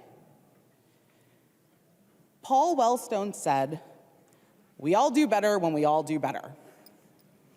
House File 7 will help us all do better. Thank you. I recognize the member from Beltrami, Representative Bliss. Thank you, Mr. Speaker. Looks like we're going on 7 hours on this wonderful blackout bill. We've heard a lot of bad news for Minnesotans tonight, but I have a better idea. I'm going to give you all homework, and the people at home too. Let's make this a fun family bonding exercise, okay? Let's gather around the living room on a Saturday evening. I know at my house it's going to be 2 below for a high. I think the low is going to be 22, 23 below. So hey, great night for family bonding. So instead of watching movies and eating popcorn, get your blankets and your flashlights and go out in the garage. There's that big gray box out there. Open it up. There's this black switch on the bottom. Flip it. And you're going to kill your electricity to the house. So let's talk about some of the things we can do when the electricity's off. We can play charades. You know, you got the flashlight. You can play charades. You can play cards, maybe a little rock, paper, scissors. Your cell phone may work for a little while until your battery runs out. But after that, yeah, there's a few things left to do. And if I remember right, back in the day, there was a big power outage in New York City. And 9 months later, they had a baby boom. So, you know, maybe you guys stumbled across the solution to our labor force problem. So I commend you for that. So in all seriousness, though, I mean, this blackout bill is dangerous. People will probably die. And that's not hyperbole, folks. In my neck of the woods, it gets cold. The wind rips through. Some of the houses are very old. I know when I moved into my house, if the wind was 40 miles an hour off the lake, I had a 2-inch snowdrift in my living room. I was able to update my house. There's a lot of houses up there that aren't even in that condition. So think about what you're going to do to our folks out in rural Minnesota. And our majority leader promised us no blackouts. I feel so confident. You know, but I tell you what, I'm going to trust my co-ops and their engineers, and you might even say that I'm going to trust the science on this one. They promised us rolling blackouts. Last year, we had a max gen event in my neck of the woods. And a max gen event for the folks at home and folks here, that's when the power companies call the people that have self-generation capabilities, get off the grid, fire up your generators. We're at a situation where we don't have enough juice. That's with our current system.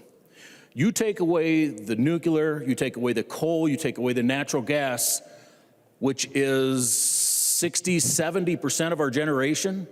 Oh, but hey, we're going to, trust us, we're going to come up with some good solutions. We're going to take, you know, a couple hundred square miles of prime farmland out of our farming country, and we're going to put in these solar panels. So we're going to find the solution. So at the end of the day, folks, if you do this exercise, by the way, and your water pipes burst and you get a little mold damage, call Representative Meckland over here. He'll come fix it and just send the bill to the state of Minnesota because the Democrats are on a spending spree, evidently. And I just have one comment. You know, there was a comment made about rushing it through. We've been waiting 30 years. Could we not have 1, 2, 3 more committee stops? 4.5 hours, is that asking a lot to get more input on a bill like this? This is impacting the entire state of Minnesota, and we should have the conversations with the people that are involved. Thank you.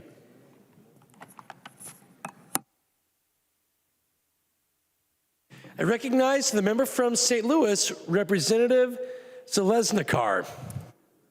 Thank you, Mr. Speaker. You know, this is an inconvenience to us. It's 10 o'clock, right? Imagine what it's going to be to the people. It's not going to be an inconvenience. It's going to be more than an inconvenience when you can't heat your home. When I look at this it's hard for me not to think of the seniors I've cared for. So I decided to stand up because we're on week 3, and we're not talking about the generation that built this state or built this country. We want 100% clean energy, but we don't have a 100% situation to even care for the seniors that are aging. And I can look around this room and tell you there's a whole bunch of you that are going to be aging, and we're not set up. So hospitals are waiting to find placement, and we're looking for plans, but we're going to have 100% clean energy, 100% goal. No modifications. If we don't do X, we're going to have dead walleye, dead fish. No, it doesn't matter if we're going to have dead people. The fish are going to be first. And I'm all for clean energy, but I'm also a farm girl. I grew up where common sense was common. I don't know what's common about this. I've lived in northern Minnesota where common sense is common. I've cared for seniors who actually know what an inconvenience is, because guess what? We're too fortunate. Call it privileged. We haven't stood in food lines for bread, okay? We're too young to have actually seen Minnesota in hardship. I've cared for that generation that had lanterns in their house. I've cared for a generation who said rural electrification was the best thing that happened in their lifetime. And now I sit here and think, is it going to be that we're going to have blackouts be what we talk about for our next generation? We're not talking about Tom Badette when he said, hey, I'll leave the light on for you. Because guess what? It's not going to go on. We're going to need the lantern. Okay, I got a lot of them. You know, farm people have it. We don't throw anything away. We're ready. Is everybody else ready? I've been around leaders my entire career, but leaders were respected, not because the authority we've been given, not because the title on my name tag, your name tag, the party we represent. It was because how we led. We were collaborative. We worked across the aisle. Interesting enough, when I door knocked, guess what I heard from everybody? I'm tired of elected officials not reaching across the aisle. Two very prominent people of the Democratic Party from the range with two very familiar names, Rukavina and Bach, who I actually have a lot of respect for, left the party for a reason. They sounded the alarm before it was even popular. And tonight's a good wake-up call of what it was. We're talking common sense. We are not California. We are Minnesota. We have 4 seasons. We should have a diversified, clean energy bill that understands where we live. And I invite you to Friedenberg because it's going to be 19 below on Sunday. So head on up and see what 19 below feels like, because sometimes we have it for 6 months. And we burn wood up there. So whether or not it gets in an amendment or not, we burn wood because we need to be warm. And the electrical grid has went down already in many storms, just in December. And it wasn't a day, it wasn't 2 days. We've had people out of electricity where I live for more than a week, 2 weeks. Storms roll in. So the seniors I cared for, they had a lot of common sense. It doesn't feel like common sense is very common anymore. I came here, and I'm one of, I think, 34 people that this is the first time they've been elected. So when you may have been talking about this, the constituents I represent want to hear about a bill. They want it to go through more than one committee. On The Voice, people get to use their text on their phone to send in their vote. The people I represent are working. They're caring for their kids, taking them to activities. They're expecting me to give them feedback on what all this is. But it doesn't matter, because we don't even get to do that. And the very things we need to use this device, like everybody's said, is right here in northern Minnesota. And we're shooting all that down. So I'm really confused, but I do know the road to hell was paved with good intentions. I learned that from every senior I take care of. So I think we need to remember, good intentions don't create jobs. Good intentions aren't going to heat a home. And good intentions aren't going to keep us warm in northern Minnesota. So let's work together on a true energy bill that's diverse. This doesn't have to happen tonight. I urge you to vote no.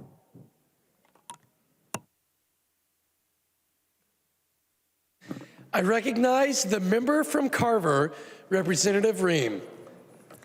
Thank you, Mr. Speaker. You know, there's a saying I've been thinking about the past couple days, maybe a Chinese proverb.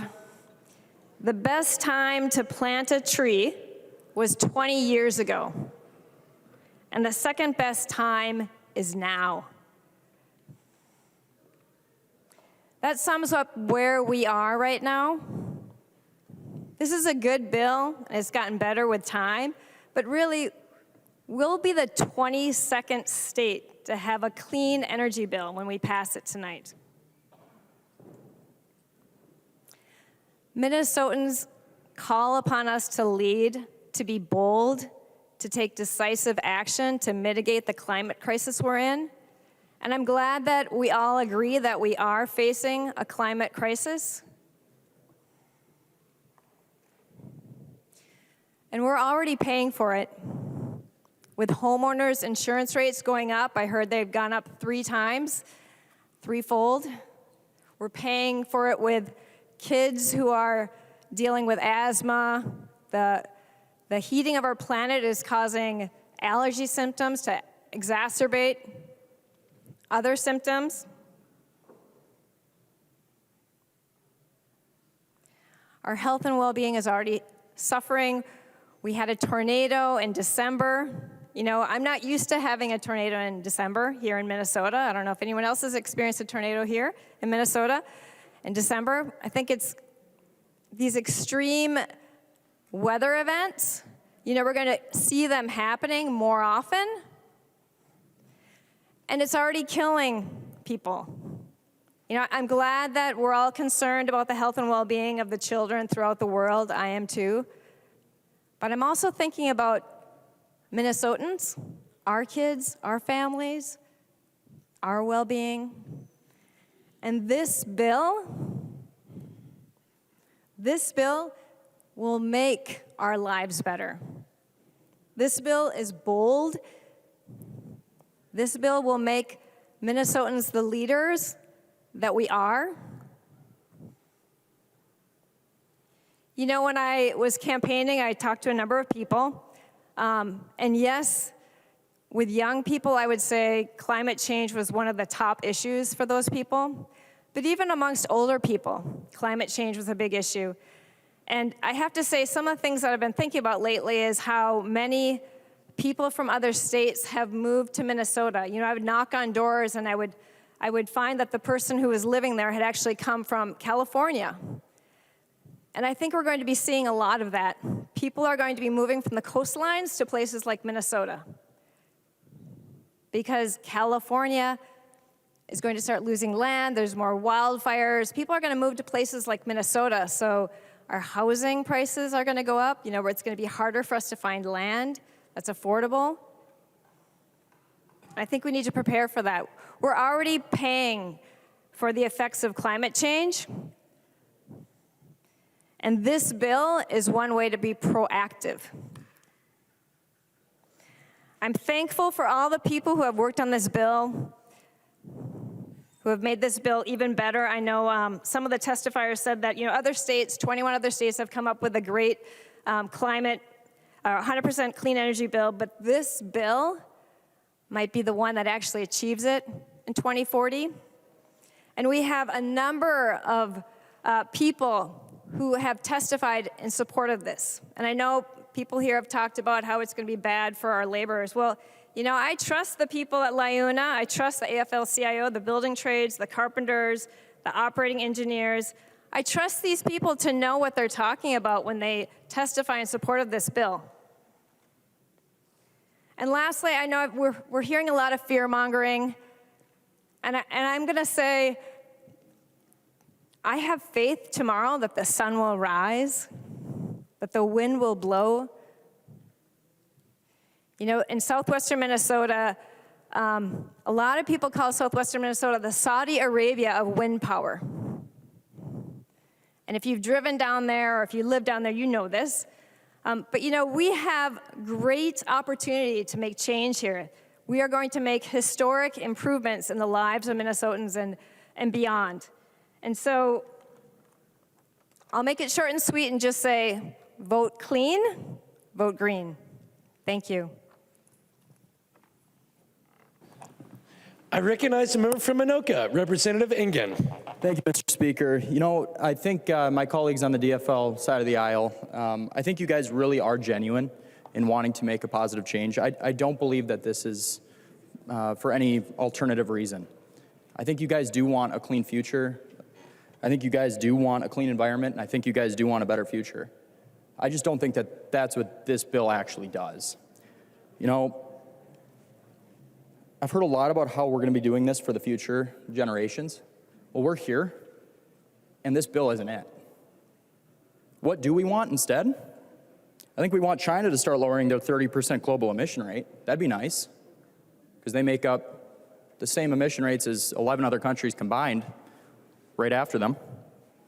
I think we want innovations to our grid that improve reliability and cost. And a lot of those we just offered in all these amendments. Every single one of them was shot down. That's what we want. I think we're sick and tired of the feel-good policies that masquerade as do good.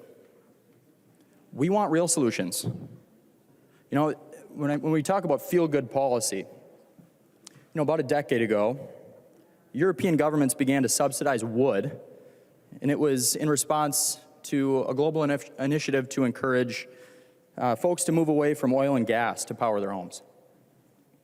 This led to a booming market for wood pellets, which eventually grew out of control. Right now, wood biomass is the #1 renewable energy in the European Union. It makes up 60% of their renewables. Bottom line, it was feel-good policy, and that's what your guys' bill is. I would urge a no vote on this for our future. The member from Douglas, Representative Franson. Thank you, Madam Speaker and members. So we have before us that we're going to be voting on House File 7, Representative Long's blackout bill, which is unaffordable, unreliable. It is dangerous. It is also a humanitarian crisis. This bill relies on child labor. It also relies on slave labor to make it happen. You know, energy bills going up $1,600 per year per household. And Minnesotans will face, on average, cost increases up to $3,900 per year. And that's not even including the inflation. The increased costs also impacts businesses and would destroy 79,000 jobs. That's a lot of jobs. To Representative West's point of the minerals needed, 180 new mines are going to be required. 180 new mines in order to hit the 2030 climate goals using solar, wind, and electric vehicles. Of that, we're looking at needing 30 cobalt mines, 70 lithium and nickel mines, and 80 more copper mines. And this, according to the International Energy Agency, opening a new mine takes 17 years on average. It's a lot of time. We're not going to have the minerals or the materials needed in order to achieve those goals. To the comment about California people fleeing their state because of fires, a lot of those fires are committed by arsonists, not climate change, arsonists. And California is so-called quote-unquote a leader in green energy. So why would those in a state that is leading on green energy escape to Minnesota? That, to me, does not make any sense. So I call hooey on that one. This bill is unreliable and dangerous, as I said. But it's not just going to be unreliable for Minnesota. It's already been proven unreliable across the world. Some headlines for you. I like headlines. I like articles. U.S. states tout Biden's green subsidies to lure clean tech from Europe. Greedy and wind lobby is asking Biden for more subsidies. Yeah, kind of needs some more subsidies in order to make it work because, you know, it's really not a organic need. It's more of a forced. Investors plow into renewables, but projects aren't getting built. Well, that's because we have a major supply chain issue. Have you thought about that? The national grid is falling apart thanks to net zero. This is from the Daily Telegraph, January 23rd. And what I found really interesting in this article, and I quote, "Government has incentivized the green energy industry to build more and more wind and solar farms. Energy storage has fallen way behind. They can only store enough clean energy to keep Britain powered for less than an hour. Gaps fill with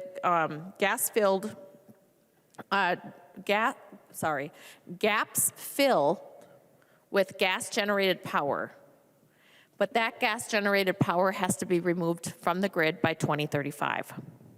They're in a little bit of trouble. Let's see, how net zero will drive British entrepreneurs abroad. Who can blame them? And finally, this is from the editorial, it's from the Washington Times, it's titled, "And finally, for Select at Davos, money, money, money is key to staying cool." That is what John Kerry said. Money, money, money, money. Just money, money, money, money. And that was the World Economic Forum event, which this bill, House File 7, it's like Klaus Schwab's biggest dream right here. Like, this is his goal, people. You know, the saying by 2030, one of his goals is you will own nothing and be happy. That Klaus Schwab. Another goal of his is you will eat meat as an occasional treat. I can't wait to see those bills coming down the pipe. Imagine telling your pork and beef producers that, sorry, we're going to run you out of business and you're going to be eating crickets. That's coming. They just won't admit it right now. Germany electricity to be rationed as EVs and heat pumps threaten collapse of local power grids. This headline is going to be Minnesotan soon. The real winners of net zero. China's cheap EVs will swamp Europe's car market. And my bet is those EVs are not going to be made with ethical standards. We're going to be relying on poor labor standards, no wages. It's going to be on the backs of children and slaves. Biden's climate plan is dangerous, says the UK business secretary. That's another headline. That's from Bloomberg, definitely not a right-wing article. Renewables lobby warns renewables are uneconomic without hundreds of billions in subsidies. Well, that's not a shocker, is it? Wyoming to ban EVs. When will the Tories realize that net zero is a foolish fantasy? Friends, these are headlines across the world. Minnesota is not going to do it better. Our headlines are eventually going to look exactly like the ones that I'm reading. And you just wait until there is that blackout. Your constituents are going to be pointing the finger at you. You, everybody here who votes for this bill. I would not want to be on the end of that email. Let's see. ESG will kill capitalism and freedom along with it. If you don't know what ESG is, environmental social governance standards, that's what's pushing this green energy stuff with BlackRock and Vanguard. You probably want to learn about a little bit about the ESG, because nothing is organic, people. Nothing is organic. We don't want to be like Europe. China coal production hits record high in 2022. What? China is increasing coal, and here we are killing our coal production here. And coal, if you take a look at the MISO map, you guys, I have it on my phone because I just love to pull it up and just see what's going on. Coal is right now 29.8% of the MISO grid, followed by natural gas at 28.90%. Solar is still, well, it's not quite a -2 megawatts right now, but it is a net 1 megawatt. So, -1.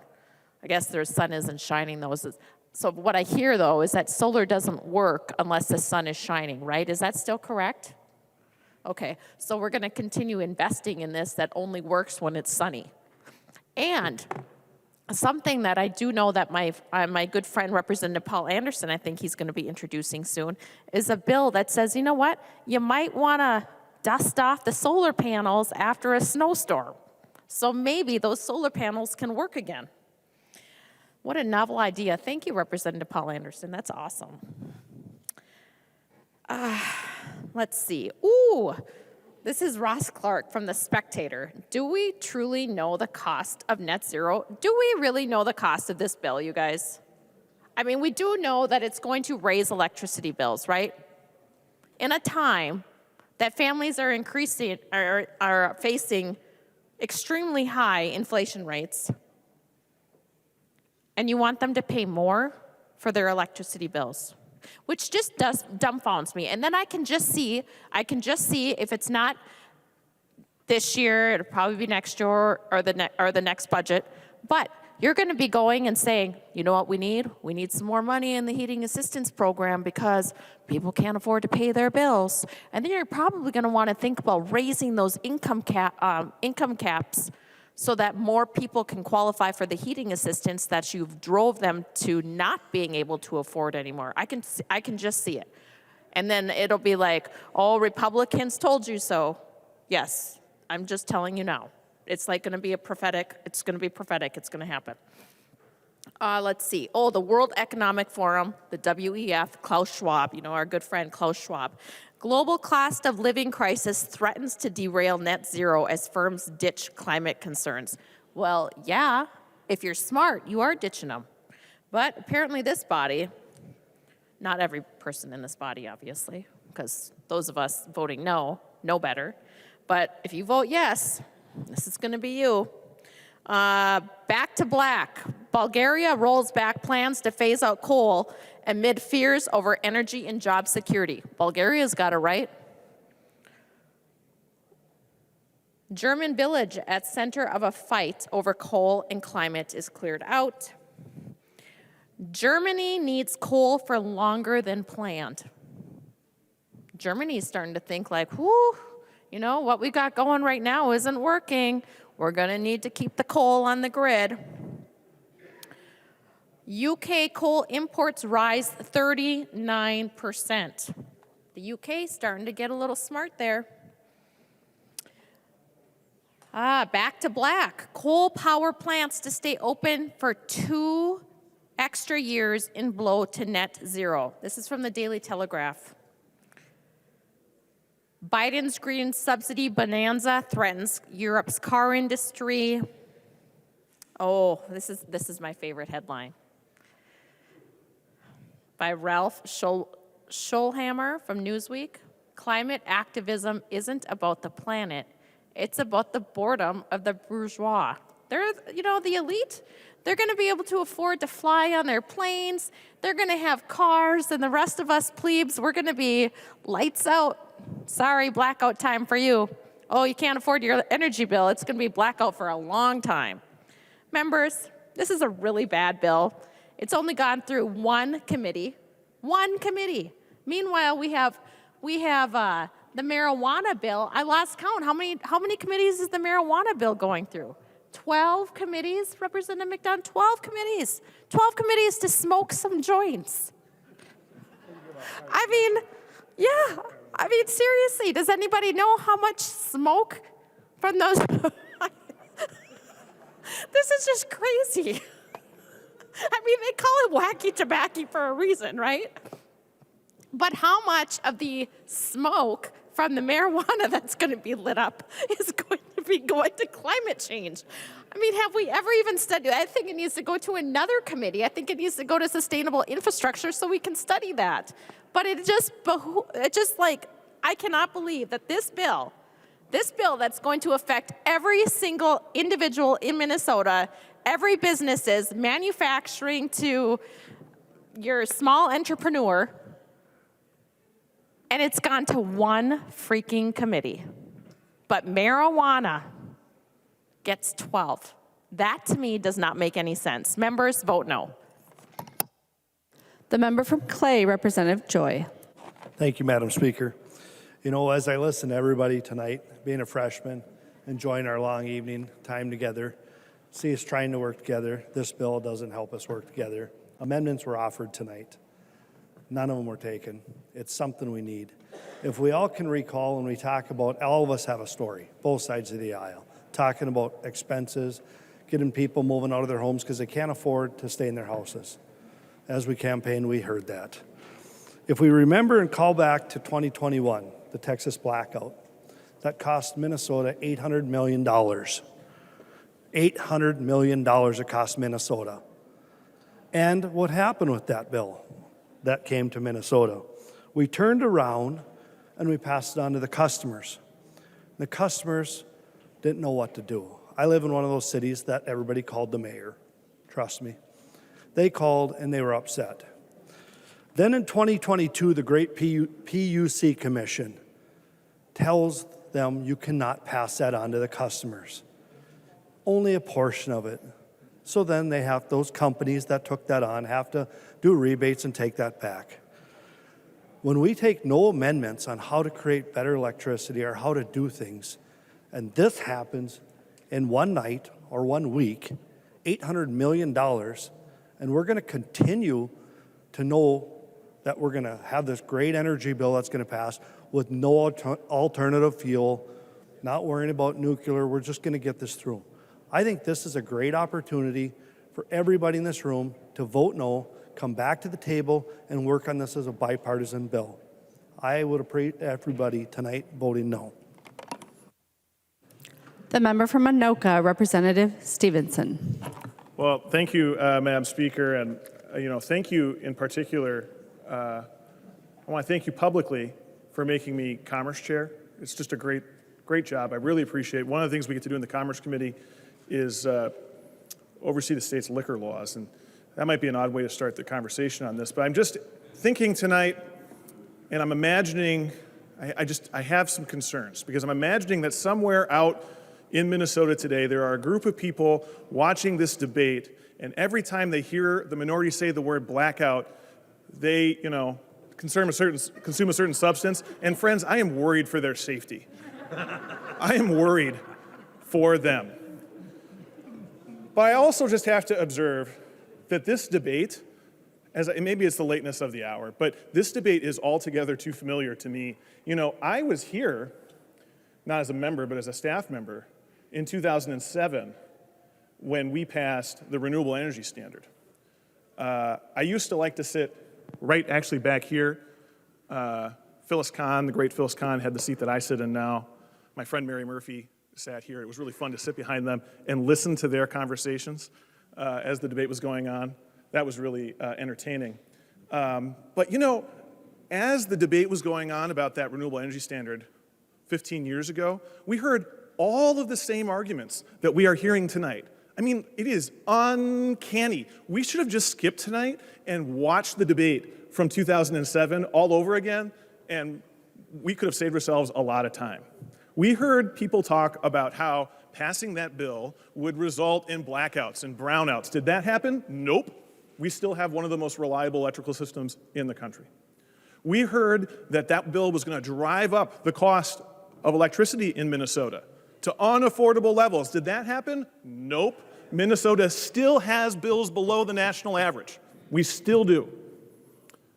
We heard it could not be done, that the technology did not exist. Was that true? Nope. We got it done early. We beat it. We bent the standard 7 years ahead of schedule. Critics of that bill were wrong then. Critics of this bill are wrong now, and they're wrong for one principal reason. They are betting against Minnesotans. They're betting against Minnesotans' ingenuity. They're betting against Minnesotans' can-do. I hear so much, we can't do this, we can't do that. We absolutely can. We have done so many great things in Minnesota in our history. We absolutely can meet this goal. I bet we'll meet it ahead of time. And I don't think it's not really all that speculative. Because our utilities here in Minnesota committed to 100%, even before, most of the utilities in Minnesota have already committed to get to 100% clean energy.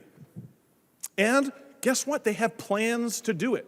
And they're not like secret plans locked away in a file cabinet somewhere. They're plans that they have to file in public with the Public Utilities Commission and undergo great extensive scrutiny and be approved.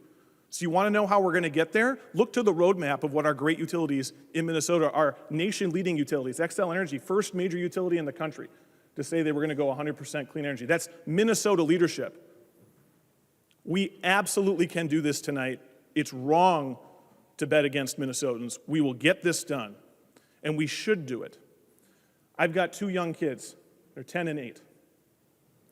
I want to be able to look them in the eye 30, 40 years from now. I want to be able to look my grandchildren in the eye and tell them that I did everything I could do to make sure Minnesota is as great for them as it's been for me. That's what this bill is about tonight. Vote yes. The member from Itasca, Representative Igo. Thank you, Madam Speaker. May I just say, what an electric night we're having, right? People are energized. I won't quit my day job. All right, so I'll try to make this brief. We've had a long night of conversation, but I kind of want to go back to one of the most important parts of this bill, and I think it all stems down to affordability and reliability.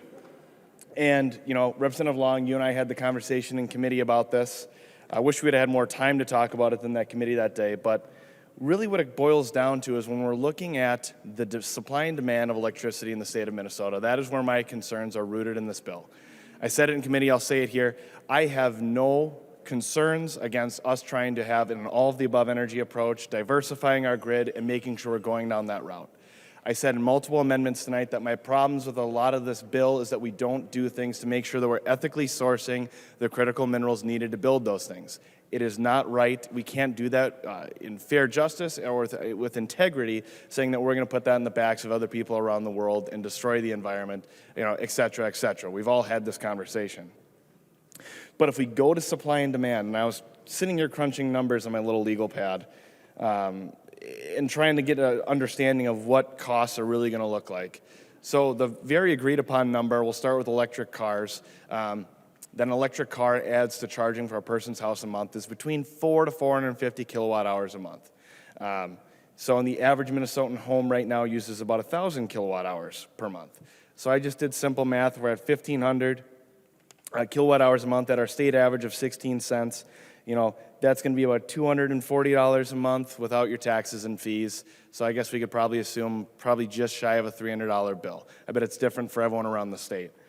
So the concern I had is that as we continue to electrify, and this is something that's going to be happening, like I know very well that people want electric cars, right? People are going to want electric source heat pumps, electric water heaters. Our demand for electricity is only going to increase, and that is not a bad thing.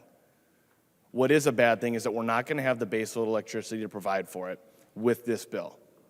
I know we always talk about battery storage is going to be the way to get there. Talk to any of our co-ops, IOUs, anybody in the state and say, are you able to produce a 100 megawatt battery that can get us through the night? And all of them laugh when they say that. The technology isn't here yet. And one day it probably will be. I can't wait for that day because it's going to make life a lot easier in my neck of the woods. But right now it's not here.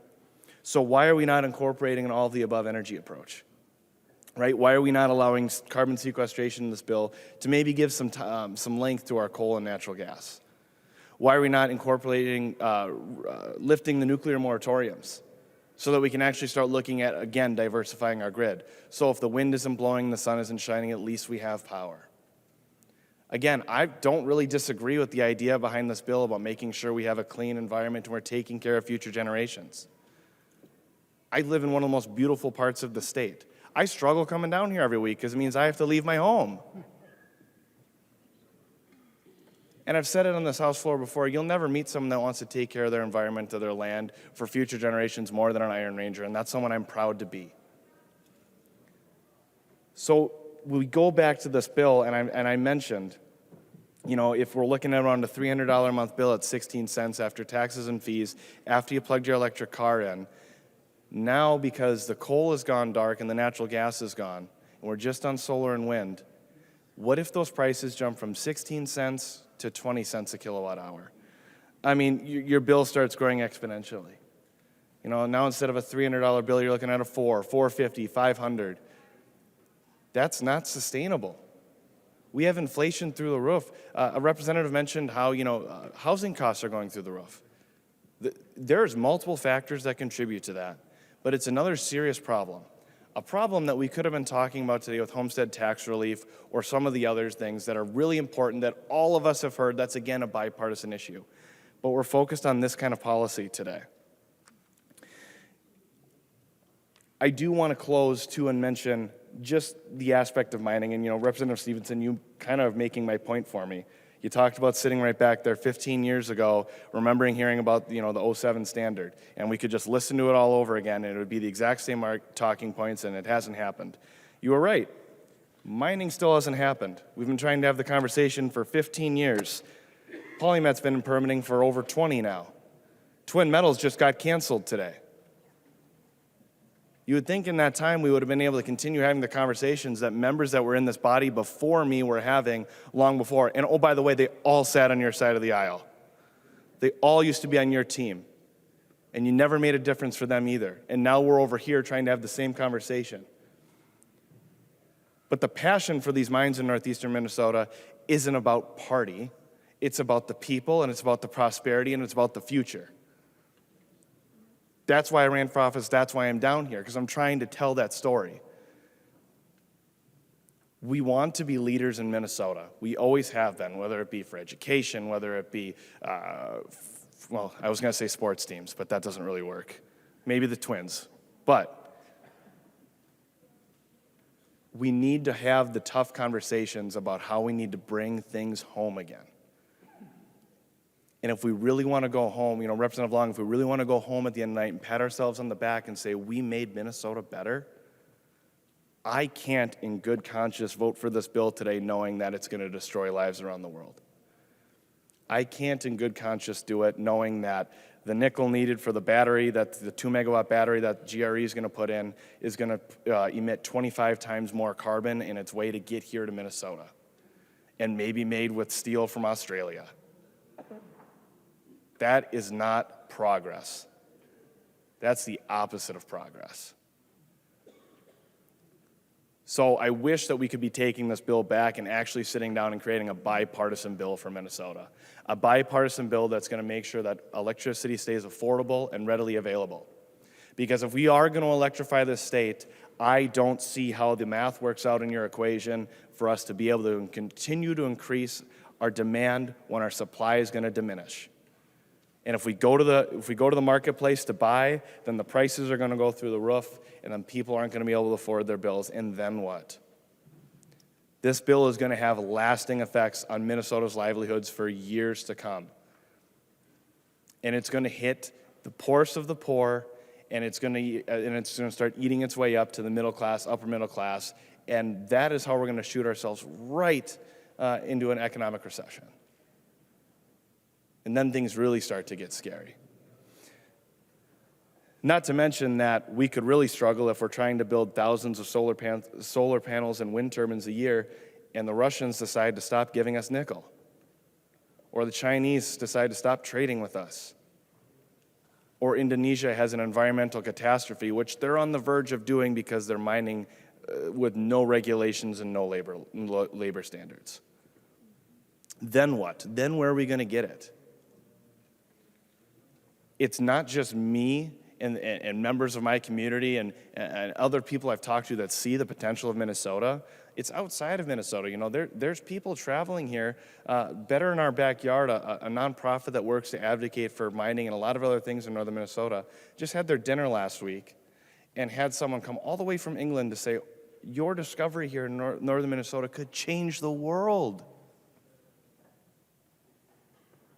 Think about that. We could change the world. This chamber could start passing legislation and lifting something up, and Minnesota would forever be known as the state that made the world better.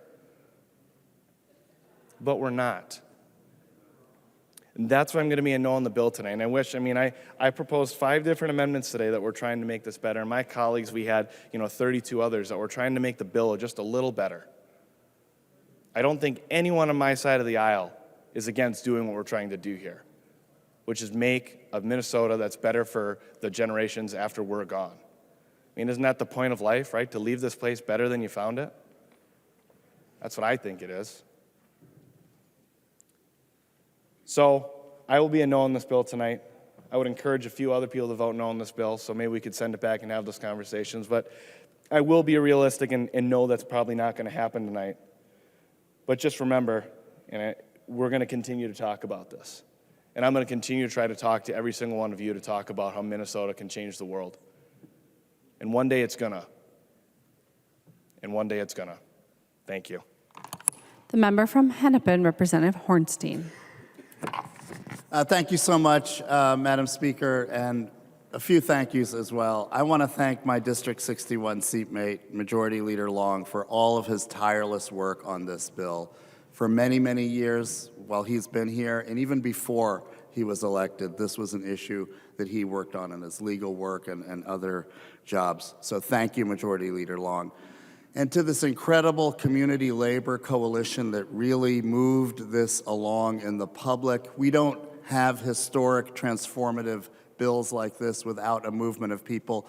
Some of them are in the gallery here. I want to thank you for your work and for toughing it out with us tonight at this late hour. I want to start by just briefly correcting the record on some of the comments that were made about the HERC incineration facility. It is not going to, the provision in this bill will not shut down the facility, will not direct waste to landfills. It simply defines this particular facility as not qualifying for the same kind of renewable energy credits that wind and solar get. That's it. It's not shutting it down. It's just simply stating a reality. Burning trash with its very high level of greenhouse gas emissions is not the same as wind and solar. And this is among the top 30 emitters of greenhouse gas emissions in the state. That's it. But members, I appreciated that Chair Stevenson referenced the renewable energy debate in 2007. I was one of 10, I think we counted about 10 members here that are still here that were on the floor, voted for that bill. I still had hair at the time. And not only did we meet the standards of that bill, we exceeded them ahead of schedule. That's what happens when we put our heads together and we work for a better future. And we will do that again with this historic legislation as well. And so on this evening, I think 16 years later, we are moving Minnesotans towards a more energy efficient economy. We are moving Minnesotans for a cleaner economy, one that has good paying union jobs. And as Representative Kraft said so eloquently, at the end of the day, this is really about future generations. They are watching. And Representative Igo, I appreciated what you said about the world, changing the world. I had the good fortune to attend the UN climate conference in Egypt just a couple of months ago. It's wonderful to meet people from all over the world. And I was just in touch with someone I met from Nepal this evening about the debate tonight. And she said, I wish that all the world could implement something like this. So this is truly groundbreaking, not only for us in the United States, but globally. The world is watching, future generations are watching. We can make history again tonight. Join me in voting green. The member from Lyon, Representative Swedzinski. Thank you, Madam Speaker. Thank you, members. You know, I want to apologize to the chamber. You know, I think I was probably a little incomplete when I began giving you my amendments to consider tonight. But you know, one of the things I forgot to mention that, you know, if you had, you know, accepted my amendments, I would have guaranteed that you'd have had 134 votes tonight. And that really, truly is an opportunity missed. You know, when we think about One Minnesota, as Governor Walz explained, you know, we have to really contemplate, is that just one voice? This room represents many voices, many different parts of this state. And, you know, I'm reminded when I look across this room, I'm going to ask you a question. How many of you know what an abelskieber is? We've got 1, 2. Well, an abelskieber is kind of like a pancake, and it's round, and you kind of spin it around in like a little cup-based cast iron pan, and then you fill it with filling and continue filling, and it's really good. It's really good. And this town of Tyler, Minnesota has an event called Abelskieber Days. And Tyler also has Abelskieber Days, but it also houses Lion Lincoln Electric. And Lion Lincoln Electric is the cooperative that I belong to, that I am a member of, and that I am a voice for, and I'm a user of. And what disappoints me in this bill is that there was 2 hands, well, 3 counting me, that knew what an abelskieber was. And there's probably about as many hands in this room that understand the unique aspects of that cooperative. But you know who does know, if I walked into a different room, that I could ask who what an abelskieber was, and almost everyone would raise their hand? Their annual meeting. Whether it's an abelskieber we're discussing and which flavor is best, whether it's date or raspberry or strawberry, or what energy portfolio our cooperative should be investing in. Is it wind? Is it coal? Is it hydro? Is it nuclear? That's the opportunity we lost tonight, to have diverse ideas come together for solutions, squashed by a majority. Shoot! You know, this blackout bill, we've heard that word a few times tonight. But it's not just this cliche, it's not a joke, it's not a comic strip. It's reality. You know, we heard tonight that this bill will stop basements from flooding. This bill will stop asthma. This bill will save loons, save walleyes. This bill will stop the earth from warming. This bill will stop mental illness. This bill will keep home insurance low. This bill will make our lives better. This bill will increase our population and our home values. But we forgot to mention, and maybe we did, but this bill will increase families' budgets when it comes to energy by $4,000. This will increase the cost of production in Minnesota. This bill will not eliminate CO2 from being emitted, but it will force people that do to go out and buy a piece of paper to say, I'm sorry.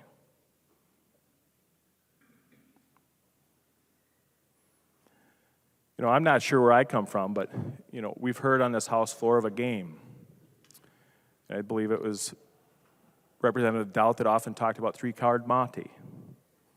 And you know, if you ever played that game, a lot of times it's street vendors, and if you ever did it, they've got 3 cards, and you got to choose, hey, I'm going to show you this card. If you pick that one, you're going to win. Well, none of the cards are winners tonight. China, when it comes to CO2 emissions, is going to add 270 gigawatts of coal to their emissions.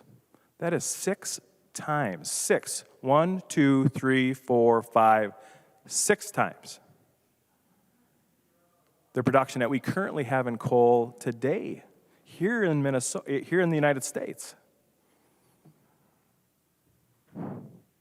Will that stop my basement from flooding when we get rid of those jobs in Minnesota? Would it be Becker? I think we just picked the wrong card. We had an opportunity, folks, to give voices to the voiceless. Representative Franzen had a few bills talking about labor and what that means to us and what our role is in that. What is our role in international people when it comes to forced labor? We spoke with one voice tonight by what didn't pass. We'll be judged by that. We'll be judged by that. It might not be this year, but it might not be next year, but maybe in 20, when we're finally able to open up a mine here in Minnesota because of the president's actions today. I mean, you think about that. Crazy. I think Representative New would call that bonkers.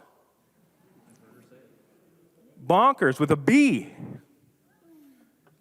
Capital B. I mean, wow.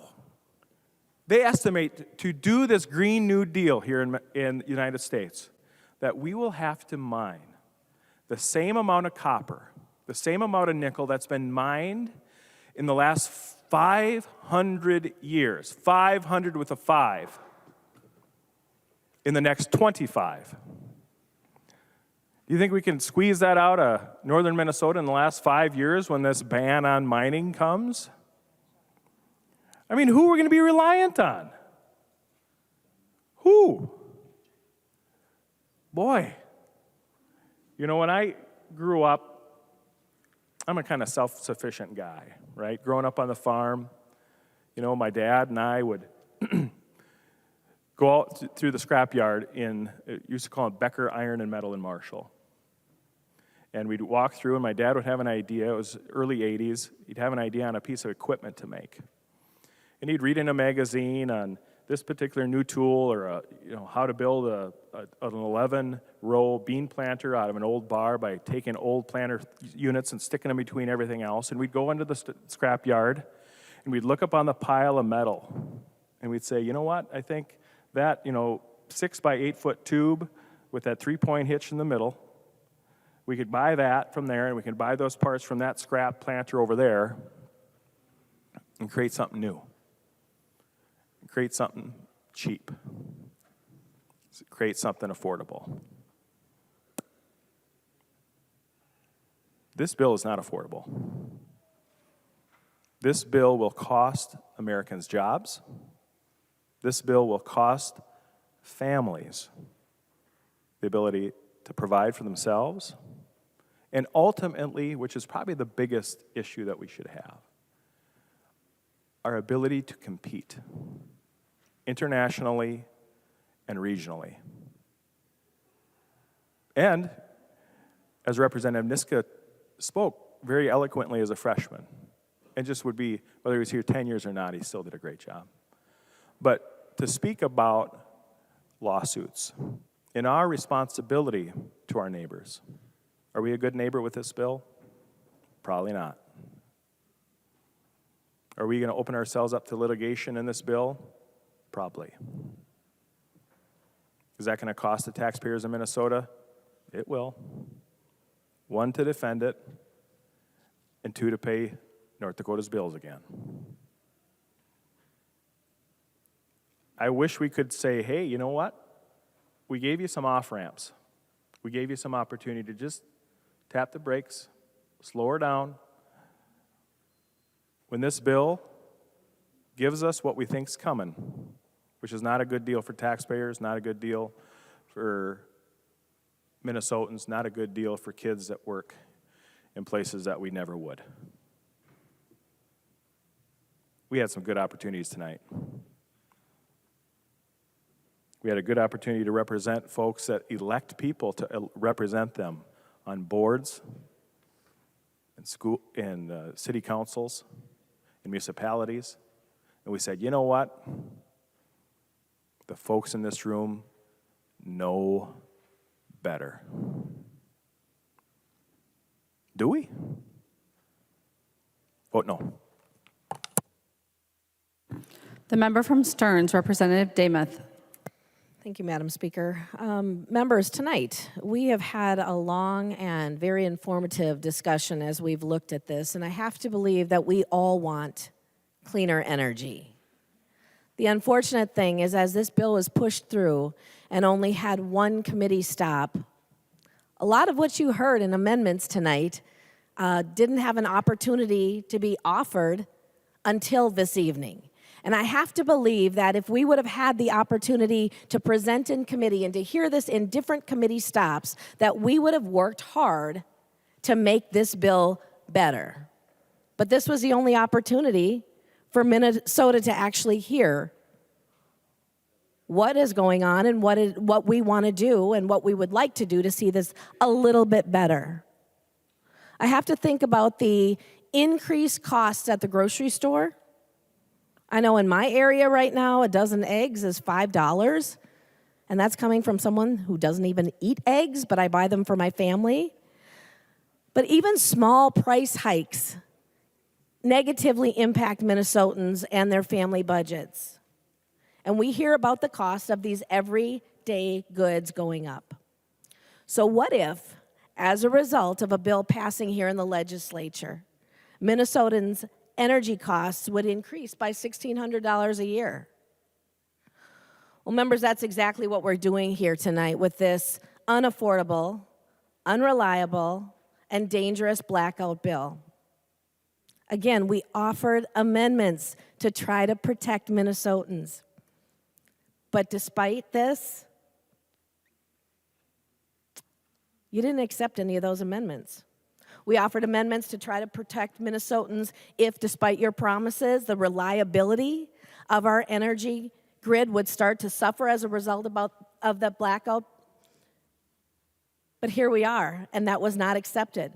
We offered amendments to put this blackout bill on pause if brownouts would occur, if the energy grid would fail because of policies of this bill, but all of you voted no. So every one of us knows that inflation has been hard on Minnesotans. But with a $17 billion surplus, tax relief should have been an area that we would have focused on the first week of session. We could have taken action to give some of the money back and help Minnesotans with the pinch that they feel with the inflation that is still way too high.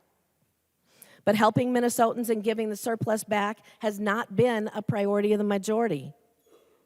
You've prioritized an extreme and divisive abortion bill when we already had a precedent set in Minnesota that wasn't going to change. But yet today, here we are tonight, hearing the blackout bill that will absolutely raise energy costs for all Minnesota families, $1,600 every single year. But not only will this hit families, it's going to hit our mainstream businesses. Restaurants are having to adjust the rising costs, and they pass that on. How do you think that's going to be when they actually have to adjust for the costs of the rising energy bills?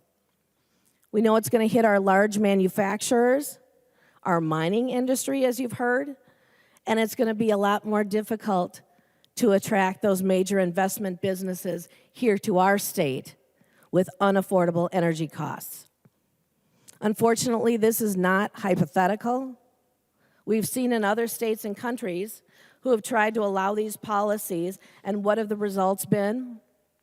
Well, those results have been price hikes, blackouts, and a grid that's unreliable when it is most needed. We also know that Minnesota has high electric rates as they are. Right now, 34 states currently have lower electric rates. But as we've heard tonight, and thank you, Representative Franson, for bringing this out, worst of all, this bill is going to perpetuate the abhorrent human rights abuses that we see so often within the green energy sector.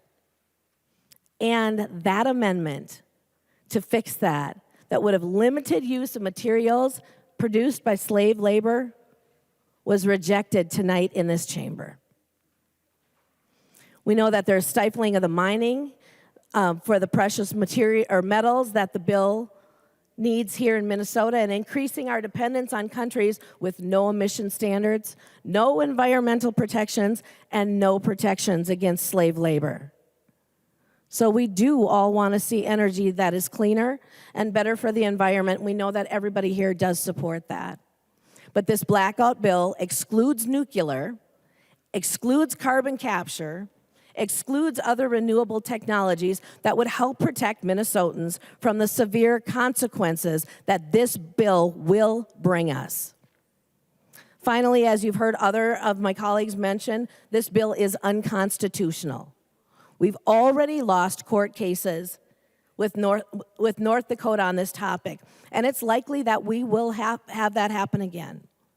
So members, I am encouraging a no vote on this unaffordable, unreliable, unconstitutional, and very dangerous blackout bill. Not because we don't want clean energy, you know we do, but because we have devastating consequences for Minnesotans and their families and their budgets. So tonight, please join me in pressing red and vote no. The member from Hennepin, the author of the bill, Representative Long. Thank you, Madam Speaker. Over the past 7.5 hours, I think we've heard a real sharp contrast. We've heard, on the one hand, hope and optimism and a can-do spirit. And on the other hand, we've heard fear and pessimism and a heck of a lot of misinformation. Minnesota has long been a clean energy leader. We don't have fossil fuels in our state, but we do have a really sunny state and a pretty windy state. We built the first industrial-scale wind farm between California and Denmark. We passed a bipartisan renewable energy standard in 2007. We passed a solar energy standard and a community solar standard under Speaker Hortman's leadership in 2013. And being an early mover gave us a competitive advantage. In fact, Minnesota companies have installed nearly half of all wind turbines across the United States in the last decade. We have a lot to be proud of. But we've slipped. Other states, too, have seen these opportunities and are passing us by. We are now 9th in the country for wind when we used to be higher. We are 15th in the country for solar and only 24th in projected growth. We're not on track to hit our goal of reducing emissions 80% by 2050, as we set in law on a bipartisan basis, and this goal is still short of what science says we need to achieve. But we can turn it around. We have an incredible opportunity to regain our clean energy leadership. Our state's 3 largest utilities have all committed to 100% clean energy. This is remarkable leadership and means that over 80% of Minnesota Electric customers already have a utility that is committed to rapid decarbonization. That's pretty much every one of our districts. Our utilities wouldn't propose this, and the Public Utilities Commission wouldn't approve it if it was not affordable and reliable. And I want to thank our utility community for a collaborative approach to this bill and for working together to improve it. The utilities have said that while climate is important to their customers, the real driver in the clean energy transition is cost.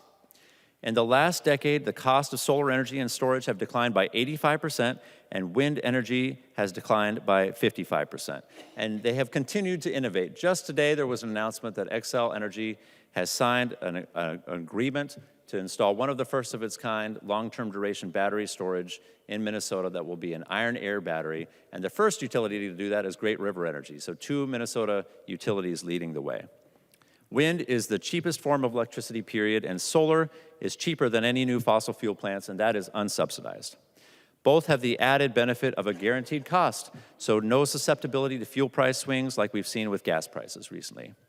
Great River Energy lost $170 million at its largest coal plant in 2019. By selling it, GRE projected rate cuts of over 10% for their member co-ops. Xcel noted $200 million in customer savings from having installed renewable energy instead of gas in its steel for fuel transition. Zero carbon sources now provide over half of Minnesota's electricity. Is it reliable to get from over half to 100%? Absolutely. Scotland in 2020 had 97% renewable energy on its grid. And guess what? The sky didn't fall, the lights stayed on, everything was okay. And now, thanks to the Federal Inflation Reduction Act here in Minnesota, renewable energy is even cheaper. It will mean 10 years of incentives for wind, solar, batteries, help with transmission build-out, and more. Excel reported that the Inflation Reduction Act would reduce the costs of our largest proposed solar installation in the state at Sherco by 30%. We can do this. When we set our renewable energy standard in 2007, the goal was 18 years away. Some doubted we could achieve it. Some said we could never get there. Well, not only did we achieve it, we did it 8 years early, cheaper than anyone could have imagined, and led the nation in creating good, clean energy jobs here in Minnesota. Going to 100% clean energy will mean cheaper power, more jobs, better health, and helping to do our part to confront climate change. Minnesota has led before. We can do this again. Let's be a clean energy leader. Thank you. The clerk will take the roll on the bill.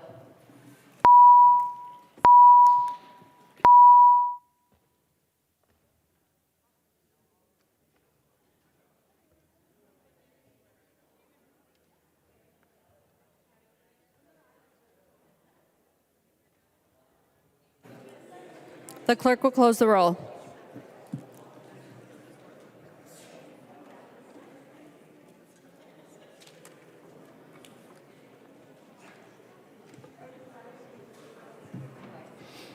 There being 70 ayes and 60 nays, the bill is passed as amended and its title agreed to.